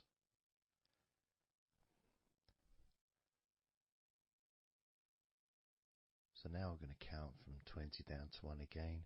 This time you're going to feel relief of tension and stress, any anxiety that you may have, leaving through your stomach.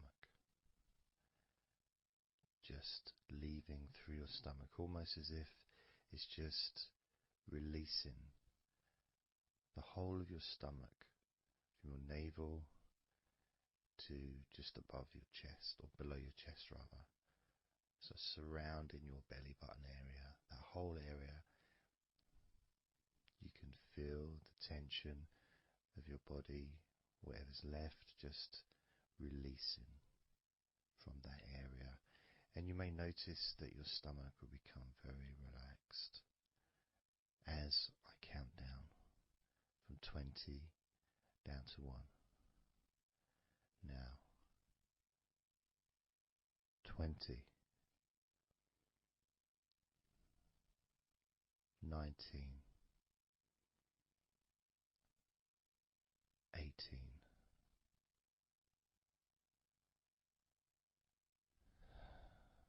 17,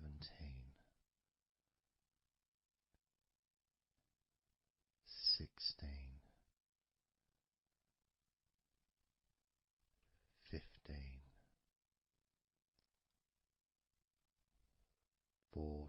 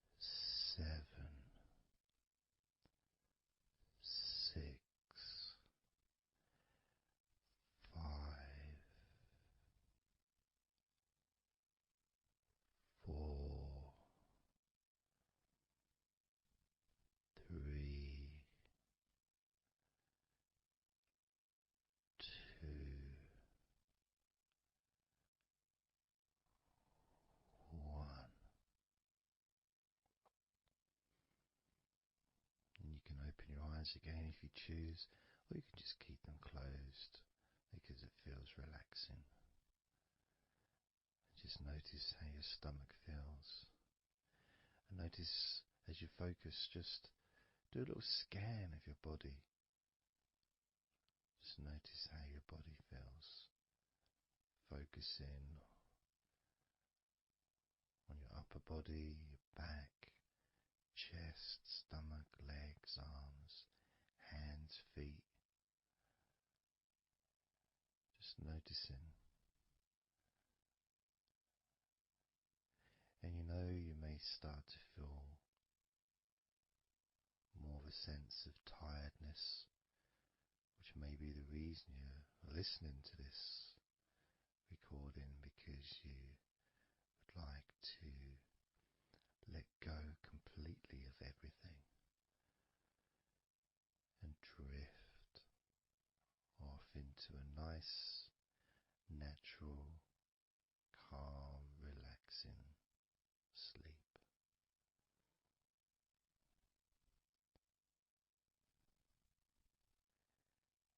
So now we're going to focus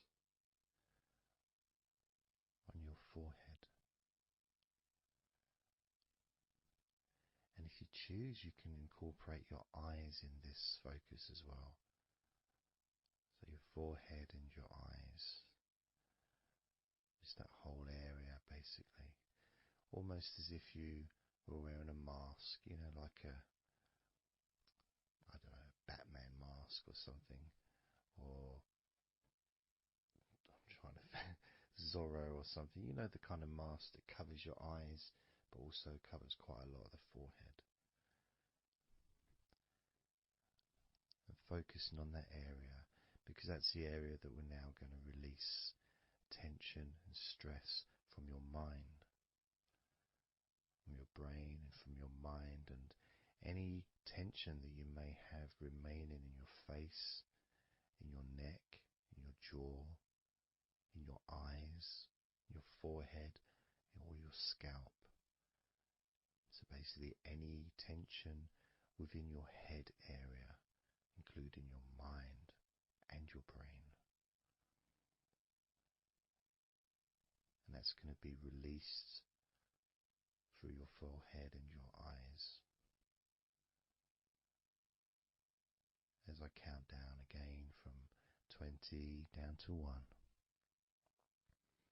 Now, 20, 19, 18, 17, 16, 15, 14,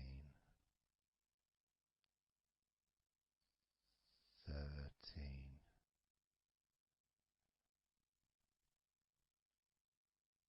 12, 11,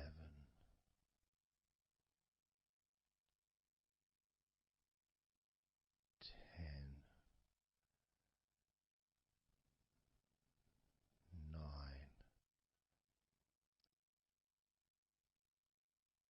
8, 7, 6, 5,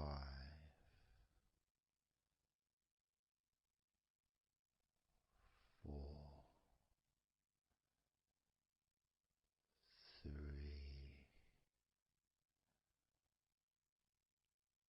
2, 1.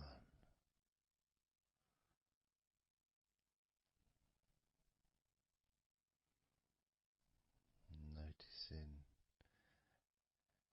as you scan your face, your jaw, your eyes, your cheekbones, your ears, your forehead, your scalp, and your neck,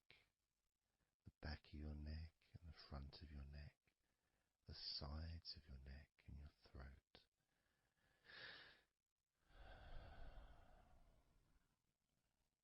Noticing, being aware of the comfort, the increased feeling of relaxation, not just in your head and neck and mind, also the rest of your body.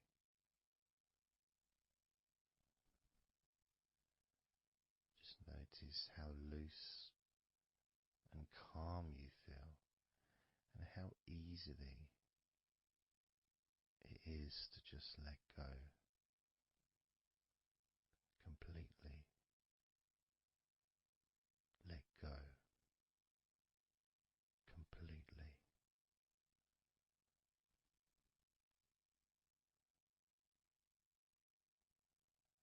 How easily.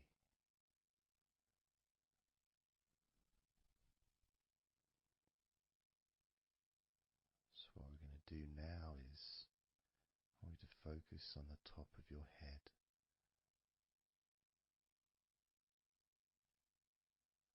And we're going to allow every last piece of tension or stress that might be lingering or hiding in your body or mind or head to just be sucked out at the top of your head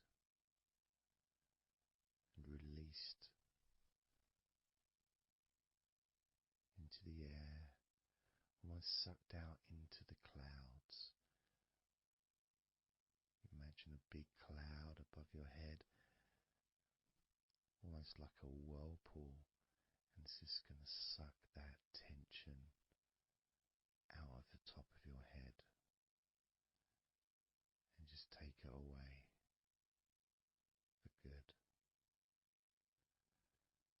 As you focus, imagine an opening in the top of your head where that tension and stress and any remaining issues, maybe worries or concerns that are of no use to you now, can all be sucked out of the top of your head and taken away. As I count down again from 20 down to 1. Now, 20,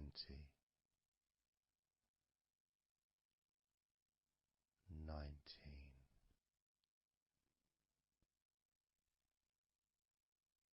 18,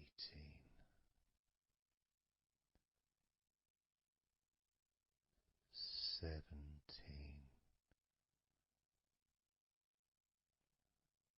16, 15,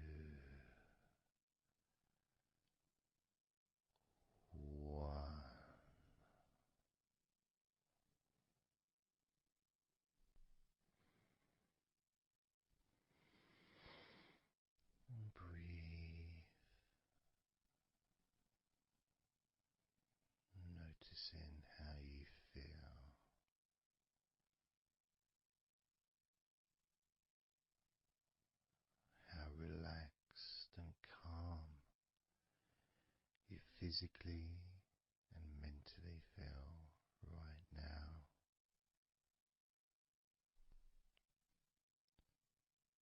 How peaceful your mind feels. It feels so nice to just let go, to give yourself some space to breathe easily, to think calmly,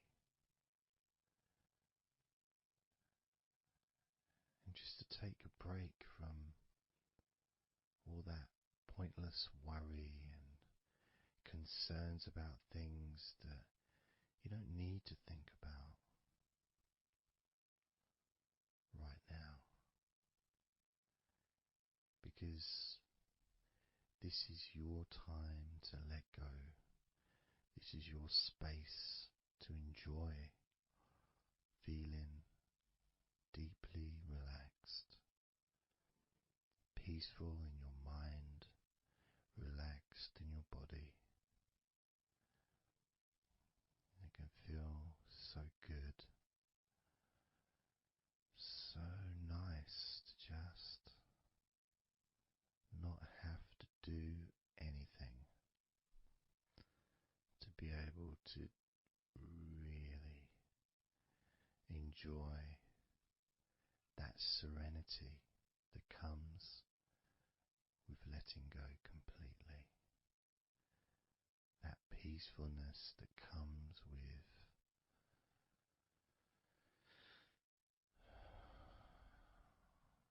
being in this peaceful space. And you can keep this sense of calmness for as long as you choose.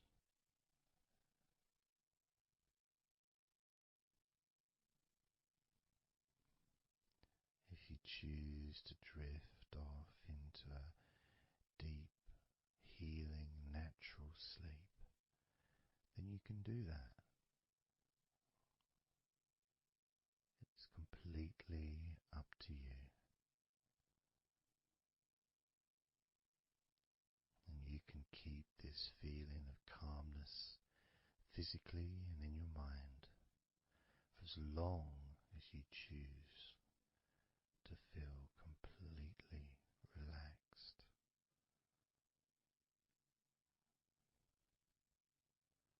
Completely relaxed. And I'd like you to make up your mind that you're going to relax.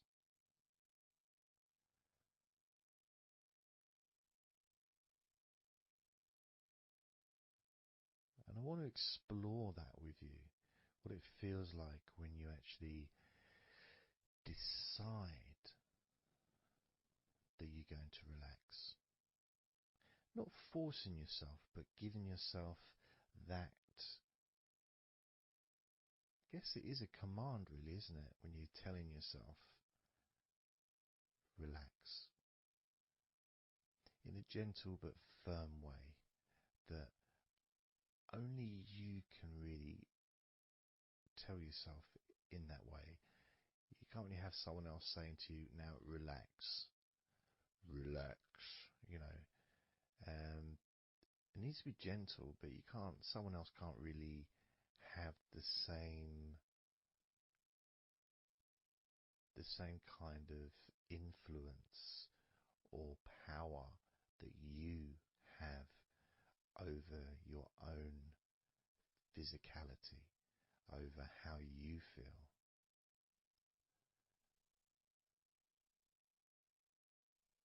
Because when you say it to yourself, it means more.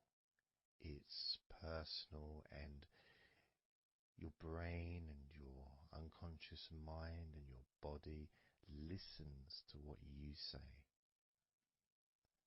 So, for example, we'll test it out. We'll do a few little tests along the way, and you can get more of an idea of the force, the positive force that you can have in creating a sense of comfort and relaxation in your body and your mind quite quickly, just by you telling yourself to relax. So I'm going to start by, let's focus on your hands. So focus on your hands and just tell your hands to relax. So just say relax as you focus on your hands. You could say, my hands are relaxed, or I want my hands to relax. But I think if you actually do it directly, by focusing and imagining that your hands can hear what you're saying, like they've got little ears, which is a bit weird. So talking to your hands and just say, relax.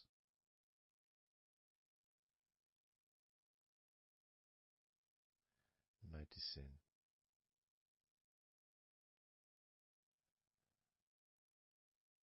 how your hands start to relax.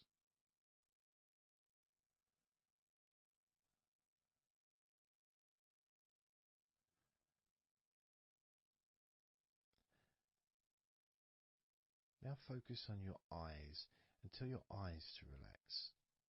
So you're just saying the same word, relax. And find the right tone for you. I might say relax, but you might say relax or relax. You might say it differently to yourself, and that's important for you to gauge what feels right for you. So just tell your eyes to relax whilst focusing on your eyes, your eyelids, the muscles around your eyes, your eyebrows, and just tell your eyes directly, relax now.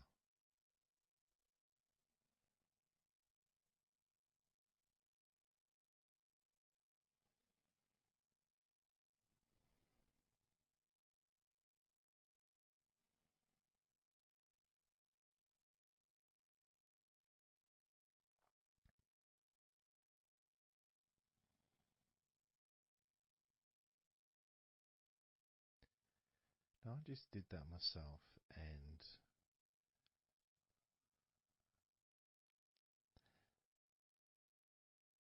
sometimes you may feel that you need a bit more time for the different parts to relax, because I start talking again and maybe that part hasn't relaxed fully.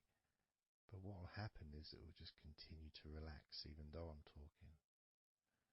And that's happening with my eyes. Something else I noticed is when I started focusing on my eyes, they actually almost they got worse before they got better in a way. Sort of I felt a degree of tension growing in my eyes and then disappearing. So I think what that was really was just me becoming more aware of the tension that was already there, that I wasn't focused on it before. So I wasn't really acknowledging it or really conscious to those feelings.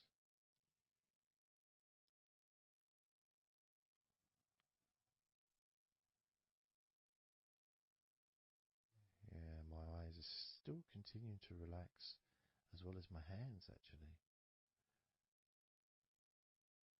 My hands have got a certain kind of energy, like not buzzing, but I can kind of feel a degree of energy in my hands. Maybe that's where the tension's being released. Maybe that's causing that.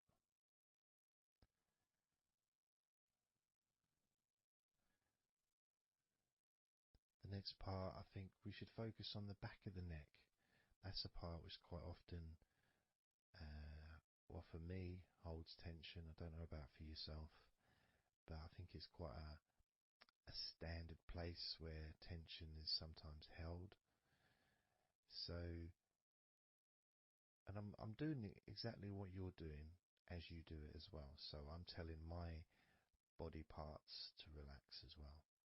So if you tell your neck, the back of your neck, focus on the back of your neck and just say, relax, in your own words, in your own tone, in your own voice. You can say out loud or you can just say it to yourself internally.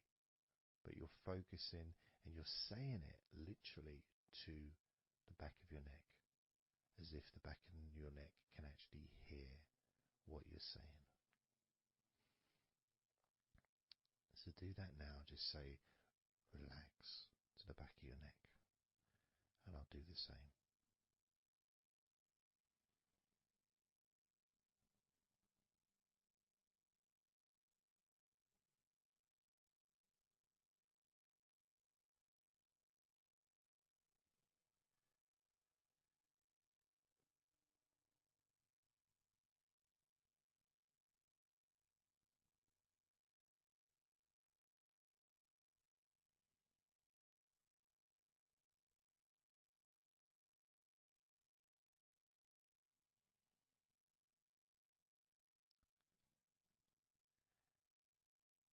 Now what I noticed, and you may have had a similar thing, is even though I was focusing on the back of my neck,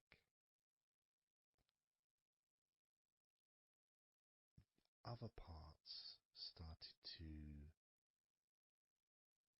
I don't know, show themselves to me, or maybe because they want to be relaxed as well, but I started noticing the feelings in my shoulders, the tension in my shoulders and in my upper back.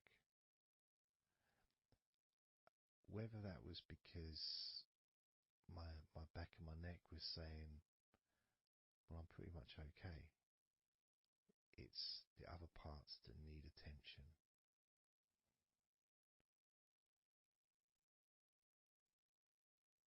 But my back of my neck is still relaxing. But I just became more aware of other parts that needed attention. Now this might happen, and it's not, it doesn't mean that it's going wrong. It just means you're being notified of more places that also want to feel relaxed. So I'm going to focus on my upper back. So you can do the same. Even if you don't have any feelings of tension that are obvious in your upper back, if you just focus on your back and the whole area from your shoulder blades down to the middle of your back, down your spine. I mean, with me, it's more the shoulder blades that are more, yeah, that's the parts that are really sort of giving me the nod that it needs relaxing. So I'm just going to ask that part to relax. And you can do the same now.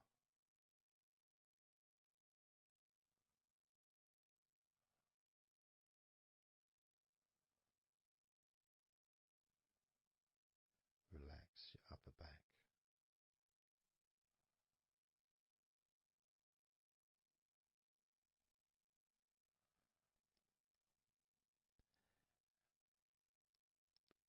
Something strange happened there, and this often happens. I've been doing this for 16 years or something, and often, I don't know why I'm surprised, but amazed really that there can be a feeling. So when I was focusing on the back of my neck, my upper back was starting to feel quite stressed and in need of attention. As soon as I started talking to you about my upper back and talking about, getting ready to ask the upper back to relax, my upper back already started to relax. It's almost as if it doesn't need to hear the words, just needs the attention, just needs to be noticed.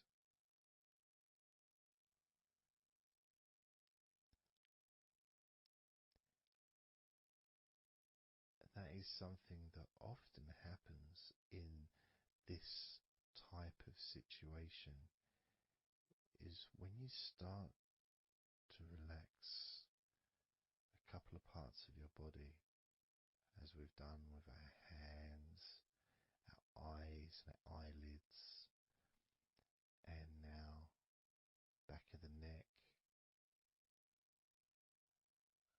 top of the back, upper back. The rest of the body seems to just take notice and decide in its own way to start relaxing. Other parts of your body start to just become looser. I suppose it's kind of like a bit of an avalanche, The little ball starts rolling, and before you know it, the whole of your body is completely relaxed and calm.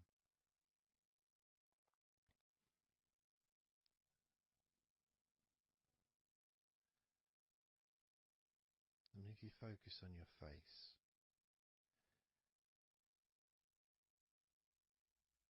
you focus on your eyes, your eyelids, your eyebrows, and the muscles around your eyes. Maybe you start to notice that your forehead is more relaxed than it was. Maybe your face is more relaxed. I would say my entire face is a lot more relaxed than it was.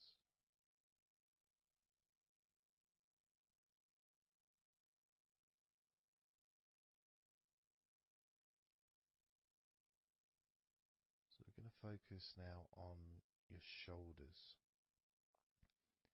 Again, just like before, just tell your shoulders.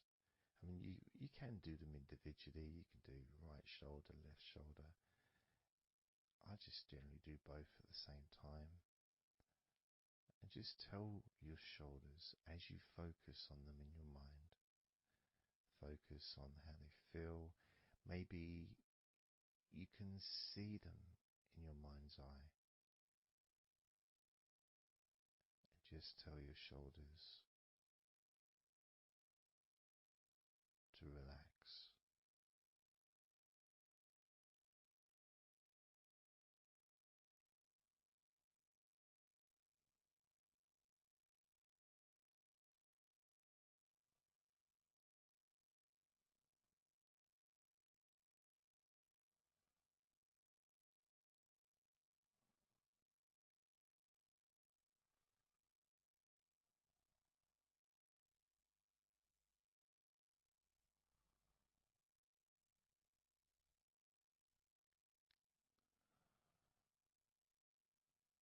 It feels nice as they relax.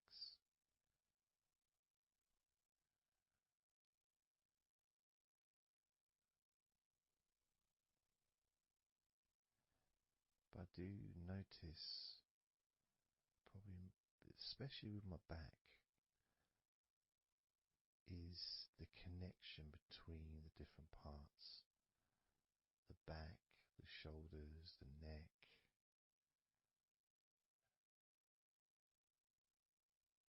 Being all connected and being such a large part of your body. It's almost hard to separate them from each other.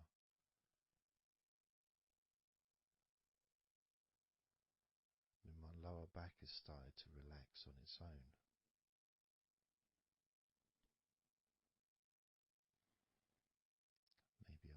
too slow.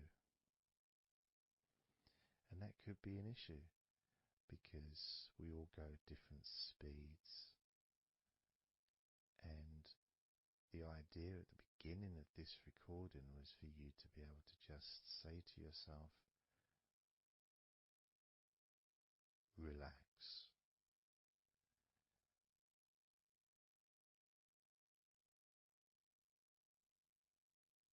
Without focusing on any particular part of your body. Because when you know that telling your hands to relax, and your hands relax, you tell your eyelids and your eyes, the muscles around your eyes and your eyebrows to relax, and they relax.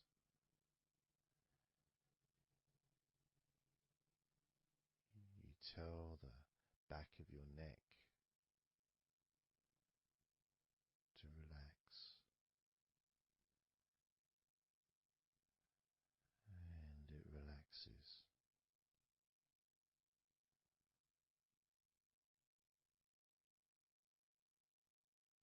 You tell your upper back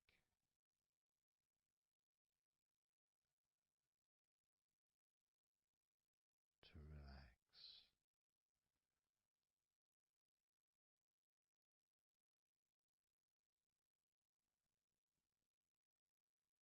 and it relaxes.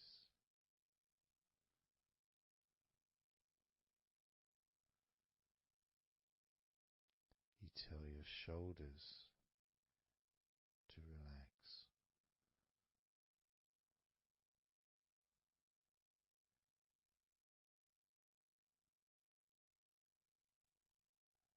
and they relax.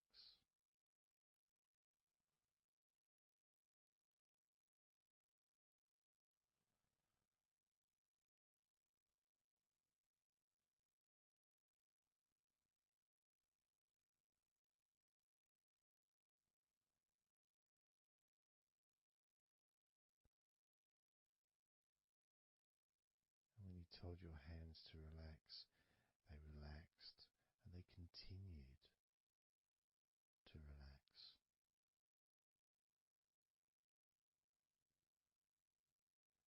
When you told your eyelids, the muscles around your eyes, your eyebrows to relax, they relaxed and continue to relax.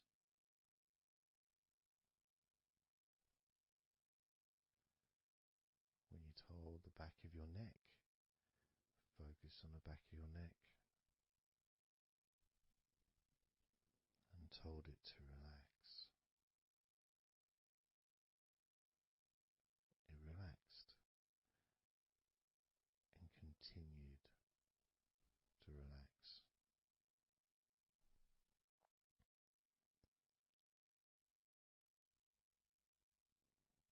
When you told your upper back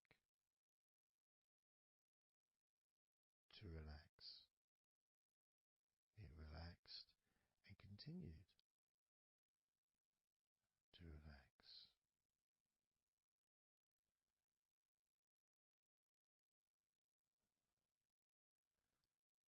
As with your shoulders, you told your shoulders to relax, and your shoulders relaxed and continued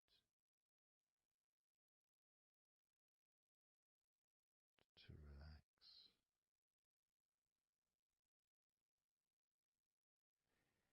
And it's not just that, it's that the rest of your body has also been listening, and that relaxation has been spreading. So from your eyes, the relaxation spread to your forehead, around your face, into your skin,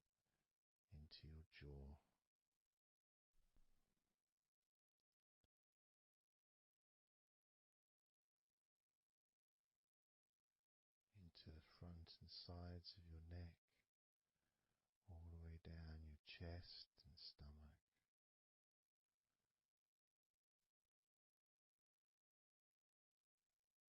Your relaxed hands and shoulders meet up through your arms, relaxing your forearms, your upper arms, your elbows, your wrists,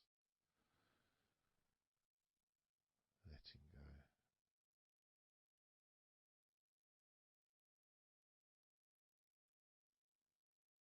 Your lower back, your hips, buttocks, groin, all just start to relax or continue. Even more comfort spreading through your legs, all the way down to your ankles, the tops of your feet, the sides of your feet, and the bottoms of your feet. Relaxing into your toes, each toe relaxing, calm, loose.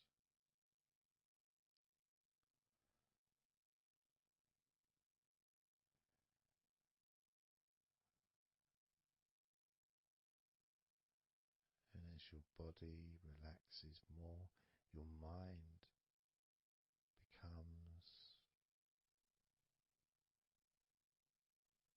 slower,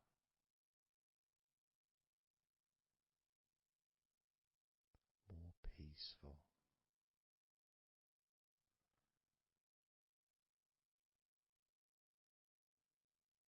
to the point where if you choose to fall asleep,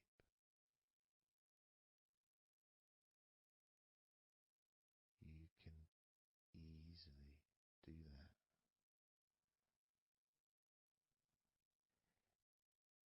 Easily drift away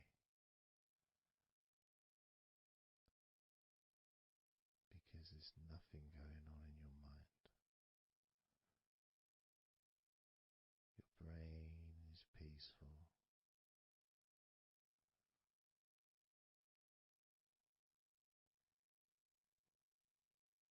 Your body continues to relax.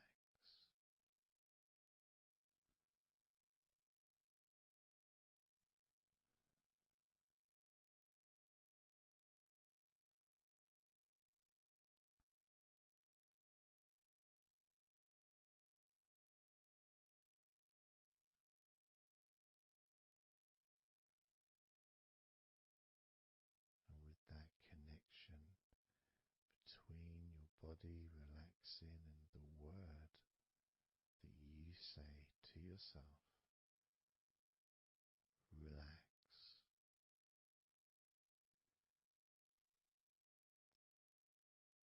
means that you don't need to focus on just one part. You can just focus on your entire body.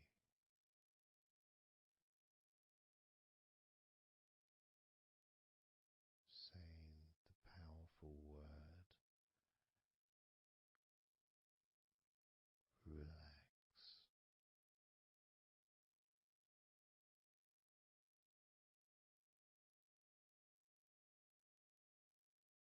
And observe those familiar sensations of comfort spreading throughout your body.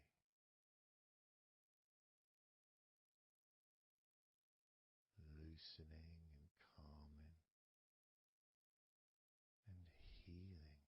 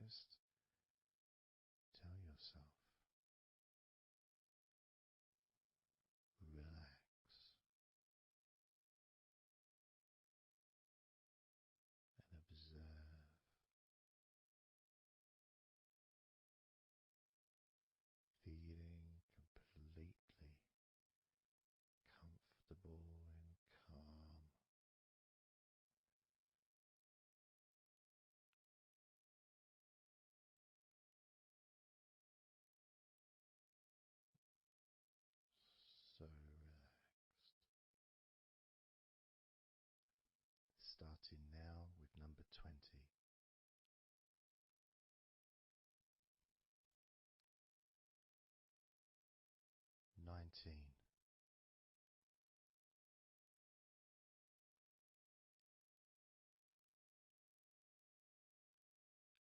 18,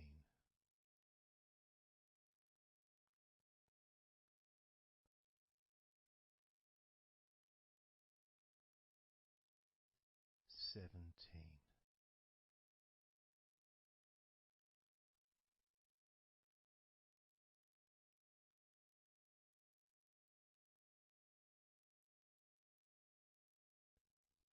16,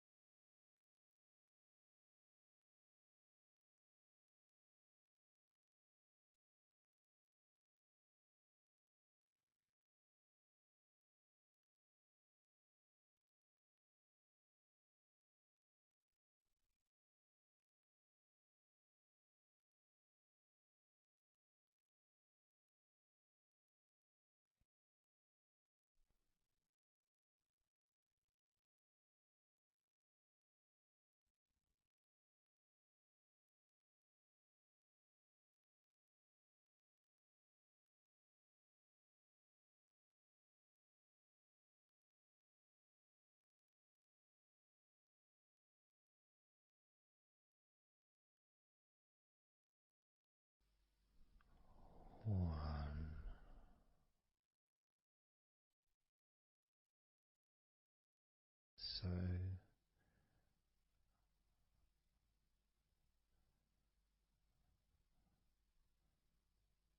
counting down from 10 to 1, 10, 9, 8, 7, 6, 5, 4, 3, 2, 1.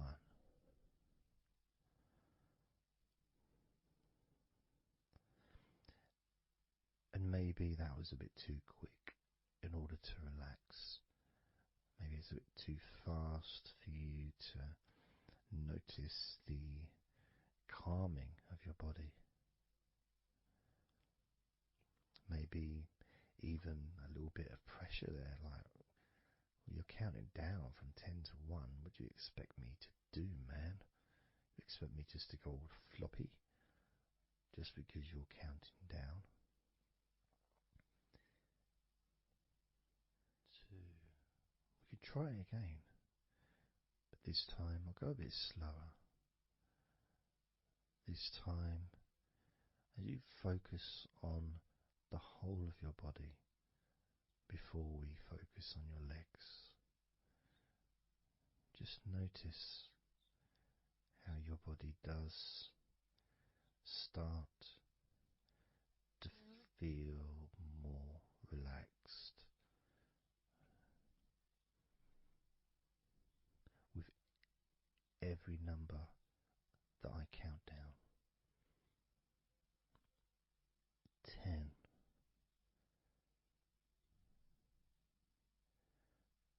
9,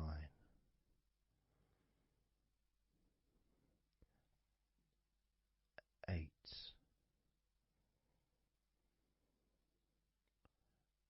7,